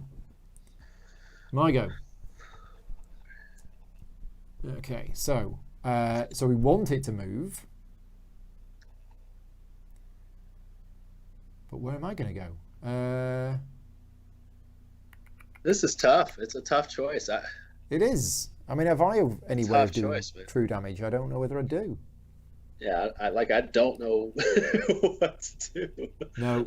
I'm doing something. I'm like, well, we'll see what. We just need to read some abilities. This has bleed, so it plays the bleed effect on target. It takes 1 true damage at the start of its turn, lasts the entire battle. Ouch. Yep. That has assault, so this unit's attack stat is equal to its current hit points. That's why I was saying I should start 1 space away. I should have just started 1 space away, so that way I know I can.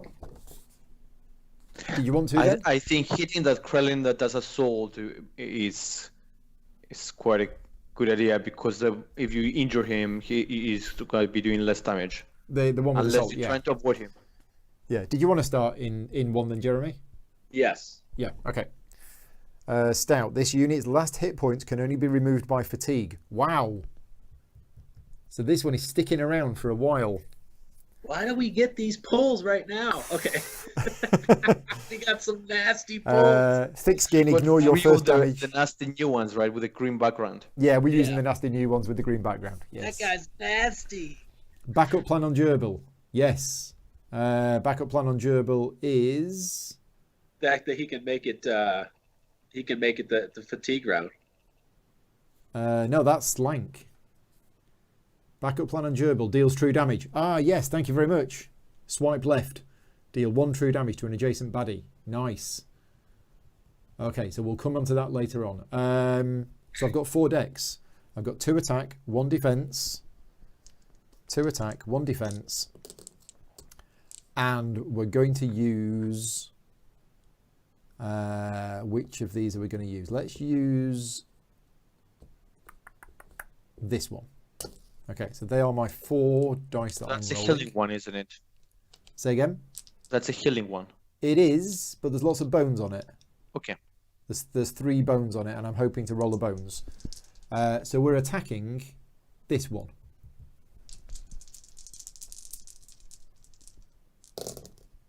Okay, well I got 3 bones. Nice. Yeah, Okay. buddy. And I got 2 damage. Now the first damage is ignored because of thick skin, but that's 1 damage dealt to it. So I've got 3 bones, so I could heal an inactive lab rat to full hit points, immediately tag out and tag in the healed lab rat, even if this is already tagged out this battle. Okay. Or add a bleed effect to an adjacent baddie. Ooh. Oh, now I don't want to attach a bleed effect to this because this can only... Yeah. If you would bleed on him, it means that it's more easier to get to 1, and then you slant to bring big bounce and I he think you're dies. right. So, but if I use this gold dyer's bones, it's gone. Correct. And do you have to use them from left to right? You could choose to put them in any order you want. So you could put it in order 3 and use the other 2. Oh right, okay, yeah. So I put them in that order, and then I use those 2. That slides down, and we've put a bleed effect on. Where are the bleed effects? There, bleed effect. Right, so that's bleeding. Okay, we're done. So unfortunately, it's now there go. So this attacks.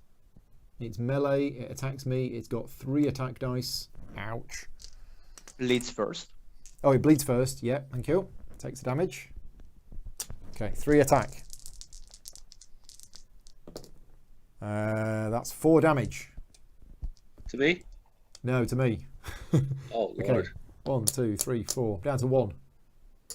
Ouch. Ouch. Ouch indeed. Right, okay. The yellow one. Oh, sorry, that was the yellow one.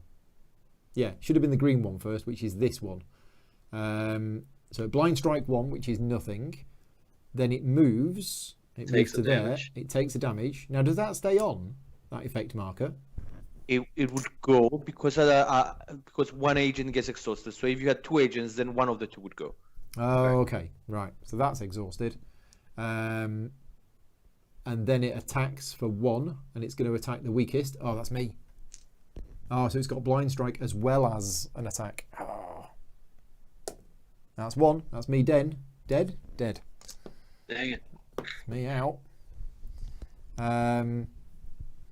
Right, which means that's the yellow one. So it's actually that one that attacked me and that one that killed me.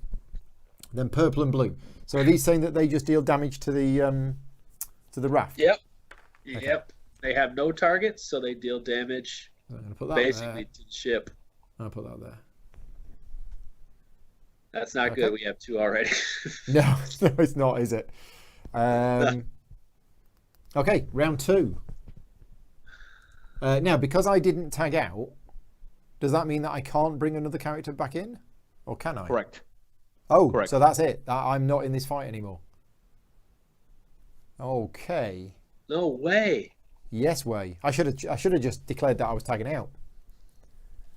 Oh. Yeah. Good luck, You Jeremy. could let the audience decide whether you cheat and decide. No, I think based on the time, how hungry I kind of wanted the character to stick around because I was going to use this bone to put bleed on that. Not bleed. I was going to deal a true damage I to did that. not So know that. No. Yeah.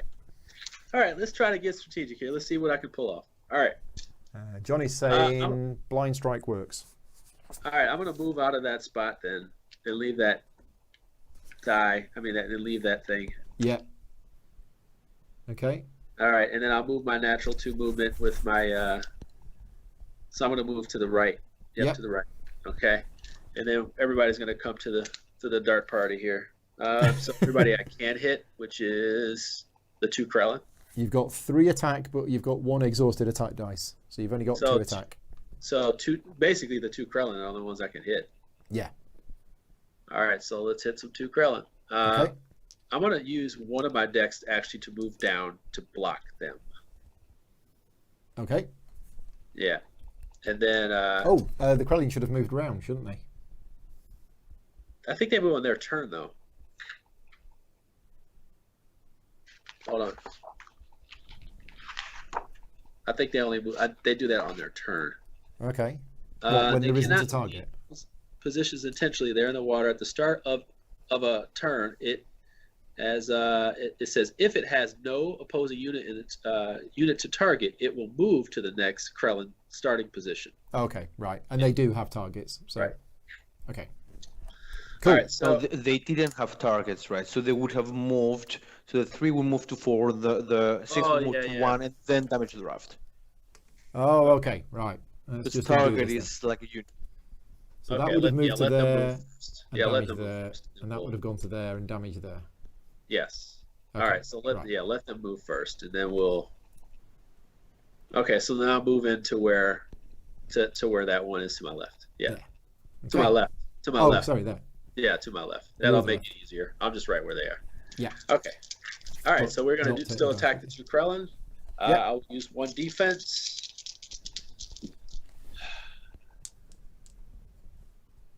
Man. I'm not hearing any excited cheering. I know. That's it, because I have 3. Okay, so here we go. I do have a 2, though. So starting with the 2 is going to be on the right. Yeah. And then 1 on the left. Okay. 1 defense. What did you get with your defense? It was a 1, was it? 1 defense. Okay. Yeah. Right. Okay. Knock mine out. So that's that. Now it's the green one, which is this one. So the blind strike doesn't have any effect because there's nobody adjacent to you. So it moves. The die will go at the end of the round. We lose the explosive arrows. That's fine. That moves to there and attacks you. Oh, hey, Mike. Mike says what's this? Mikal. I'm sorry. Is that Mikal? Yeah, my computer is weird in that corner there. He says Mikal. It says, wow, 2 of my favorite soul gamers on the internet's playing together. You know what? Cool. I have had a cool run in the last 24 hours. Last night I played with Mike from One Stop Co-op Shop. Right, cool. And we played competitive game, which is very interesting. So, we didn't play a co-op game. All right, that's cool. So now I'm playing with Paul. It's been great. This has been great. It's been crazy. Let's go. It has been crazy, but it's good fun. Crazy. It's good fun. Right. All right. So, it's hit you for 1. 1. You've got 1 shield. So that's that done. That's the green one done. Yellow is next. So it bleeds for 1. It's got 1 hit point left, but that can only be lost due to fatigue. It's ranged, so it doesn't need to move. And it attacks you for 3. Okay, it's 3 damage. You've got 3 and the ball's got 3. So who's going to take it? I guess that's the board then. All right, yeah, the board's taking that. Yeah, there you go. Yeah, that's a big hitter, that one is. Then we have the purple Krellin, which is this one, so that attacks you for 2. Oh. Am I running anywhere? 2 damage. How much? 2. You're down to 1. No, I'm gonna, what's his name? He's gonna take it. I'm not down to 1. I got 4. No, you had 3 at the start of the fight. I have my pig has 3 too. The pig has 3 and that's just gone because that just took 3. Okay. I had you on 3 as well, but I'm not sure, not 100% if that's right. 4. I had 4 because I maxed out at the beginning. I didn't get hit yet. Okay. Yeah, but you said on 2 now. I take 3 now. No, you're on 2 now. Okay, that's right. Okay. I think that's right. And then the 3rd piece of the raft has been destroyed. Yes. Right. Round 3. Oh my God! When you sound grim, you sound grim. We'll be fine. We'll be fine. Come on, you can do it. No chance. Absolutely no chance. Calling a cab. Getting out of here. She has a spirit of the wolf. Here we go. People always call me a pessimist. I'd like to think that I'm a realist rather than a pessimist. It's okay. I'm chucking these die until we die, baby. All right. So I'm going to shoot 2. Yeah. I'm going to put up my defense. And this time, I'm going to do nothing because I can't do roids that would help me. No. Yeah. I could move away. I don't want to move away. All right, here we go, man. Yeah, this is your last round because you're One attack die. It's going to be right and left. So here we go. Okay. Right gets 1, left gets 1. So there you go. 1 on each of those. Nice. Yeah, and then 1 defense, and that's all I got. Hopefully okay. So the green one does blind strike on you for 1. Just a minor flesh wound. Hey, is that Scott Hill? Scott played puzzle games with me last week. Yeah. Scott's been here all night. Scott's a champion, man. We played Minecraft Travel Puzzle live. Cool. Did you roll anything on your defense dice, by the way? I do have 1 defense die. He went through. Well, that's just been used up from the chimp acrobat. Okay. And now, unfortunately, it is the sonar troll. He's ranged. You got no defense left. He's ranged. He's attacking you for 3. Bones. All bones. Not quite. Okay. Are we going to call it a night there? Yeah, we're going to call it. I think we're going to call it a night there. Technically speaking, we should play on. No, we're done because we would not be able to get. Oh well, no, that was day 6. We should play one more day technically. But we wouldn't be able to get our. No, we would. Plus. Well, I don't know how it works. So let's say we carried on. We'd failed that. We go to day 7. We get another. Yeah, Jeremy is right because day 7 you need to fight the boss. Oh, right. Okay. And you don't have enough progress points to do that. So it is a failure. So we could have got 5 progress on day 7, but then we would have needed day 8 in order to fight the boss. Right. Correct. Which you don't. There you go. I'm glad in a way that we didn't have to just call it early because I don't like not finishing a game. I don't either. Yeah. Although, to be honest, I think, these characters. So I've only played Too Many Bones properly once, and that's it. And these characters are hard to play. Yeah. Wow. I would say I was so like, because when we first started out, I was so like, oh, I know these characters, and then all of a sudden I was like, oh my god, I don't know these characters. Like normal rules. So, yeah. So it's a learning process, man. I had so much fun. I really did, and that's also because of all of you party people in the chat. You guys really were helpful. And you know what? That's awesome. Thank you, George, so much for coming in to help us. Yeah, thank you very much. Like I said, this is a good time of the community that we are in with Too Many Bones. And all of us are part of the community. Yeah. Too Many Bones is one of those games where the first couple of times I played it, I was put off from the game, and that was based on the rulebook. I could not play the game from the rulebook. I had Undertow version 1, and I read through it twice, and it didn't make any sense. And then I started playing it, and everything that happened, I was like, I don't understand this at all. Now, obviously, since then, I've had a friend of mine, David Ellis, teach me how to play. Obviously, I've had today. And with the help of the community, I can see that, obviously, once you know how to play the game, it will flow a lot better. And there's plenty of people out there that have done, Rob's Gaming Table has done multiple videos on this game. But it is one of those games that I think if you just played this once a year, I think you'd struggle to go back to it and remember all the rules. I think it's one of those games that requires time and effort to put into it, which, to be fair, if you're going to be paying the amount of money that this game costs, you're probably going to be putting in that time and effort. You're not going to put in all that money to only play it once and then leave it. So I would say you would probably, unless this game like really hit it for you and somehow you played the game right in the rule, just based off the rule book, unless all those things line up, you might be disappointed because you do have to learn this game. You have to. You're gonna more than likely lose the first time you play. You're not gonna finish, and you're gonna be kind of like, what? Because people do like to win for some reason the first time they play. This game is complicated. Yeah. I mean, the other thing with it, and this is classic chip theory games, is that, and you saw this in the playthrough tonight, is that every tile we come across, every chip we come across, oh, it's got a keyword. What does that keyword do? Yes. Okay, now, this is all new to me, so I was looking everything up. George, you'll confirm this, but I have played other games like this, like Cloudspire, which I've played a lot of, and in Cloudspire, I now very rarely need to go to the reference sheet because I've played it so much. Is that the same with you, George? You don't need to look at the reference sheet anymore?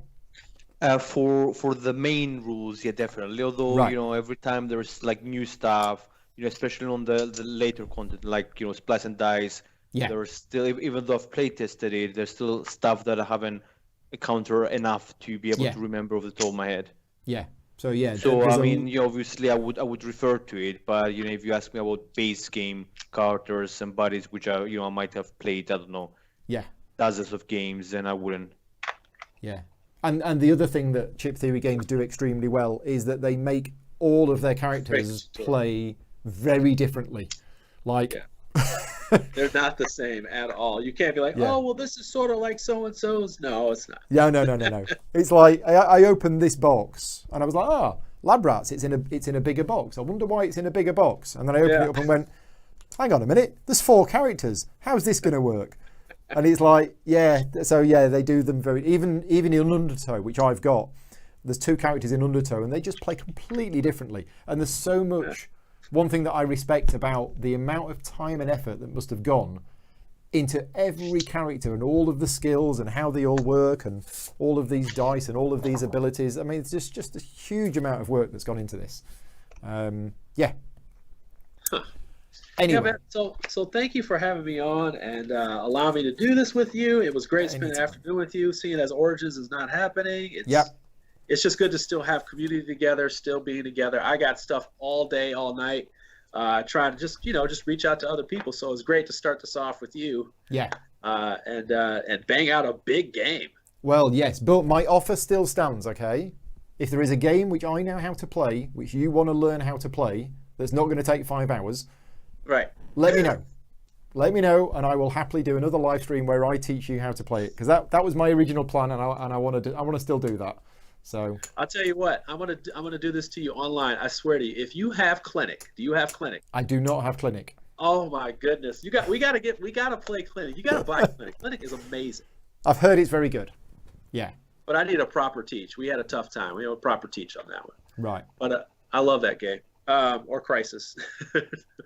But yeah, man. Thank you so much once again. No, thank you for coming on. So right, I'm going to disappear. I'm going to get some food, and then probably 30-40 minutes after planned, I will be back with the second part of my Tainted Grail coverage of the digital campaign game. So if you're interested in that, that'll be on the channel in about 10 to 15 minutes time. Okay, can I promote something real quick? Absolutely, promote anything you want. So I do things that I do things on Sunday. So I have solo Sunday. Sometimes I have testing Sunday, testing Saturday, which is what I do it on my own personal account, Jeremy Howard, on Facebook. And all I really do is just play a bunch of games, just open up the rules and just play them. And I make mistakes and we just have fun. But Sunday is where I have my regular playthroughs and sponsor playthroughs of regular games, Kickstarter games, but they're always solo. So if you want to come by and check those out, that's over on the Man vs. Meeple Facebook page. I do repost them on the YouTube page, and I edit them a little bit. But I really encourage you to join, because this Sunday, after, I'll be playing Gloomhaven, Jaws of the Lion, but we're going to be playing different scenarios. Yes. So you'll get to see different ones, and we won't spoil much for you at all, because I think he started from the beginning and I'm moving like one or two missions ahead. That's about it. So you'll get 2 different angles of the same thing. So hopefully you join. So you're going to be doing a solo playthrough with 2 characters. I'm going to be doing 3. 3 characters. I'm a beast. I don't play around. Let me know offline which 3 characters you're using, and I will make sure that we use the other one in ours. Yeah. Okay. I'm not using the demolition guy. Right. Okay. Well, I'll use the demolition guy then, and I'll let Isaac. So I'm playing it easy. I'm playing a 2-player game. Me and Isaac Childress, and we're playing 1 character each. Whereas Jeremy, hardcore, 3 characters on his own.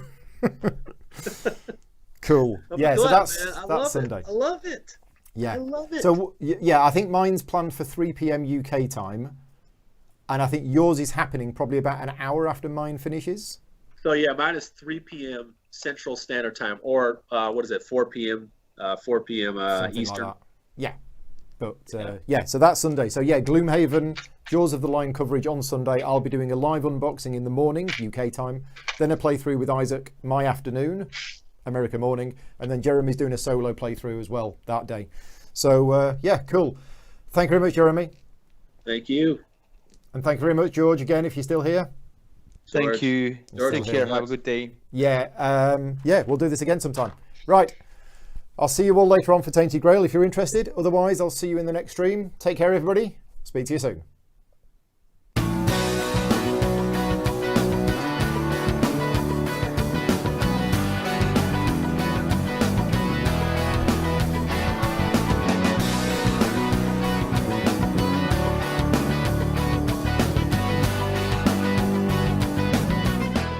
Gaming Rules is proudly sponsored by Game Toppers, upgrading your gaming experience. Visit Game Toppers LLC